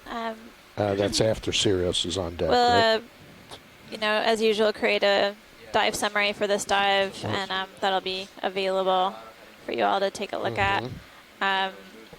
And without further ado, I'll turn it over to Derek to discuss tomorrow's dive. Possible targets. We have 2 areas. And at that point, you go into auto heading. Dive 180 degrees out from whatever the ship's heading is, and then saddle what over we're looking sideways. At here is a little bit older back up, bathymetry, back up. They're going to turn. Continuous layer than what we have from the Okeanos. So, as we mentioned yesterday, the 2 options that were previously discussed were up on the summit. There's this sort of strange feature, and with more recent multi-beam, it actually reveals it's somewhat of a kind of donut structure at the top. Yep, that's so what we're calling it, the donut dive. A little divot up there that appears to be real. So that's not an artifact as far as we can tell. And then the other option was further down slope on the older bathymetry. And by the way, we'll have time tonight.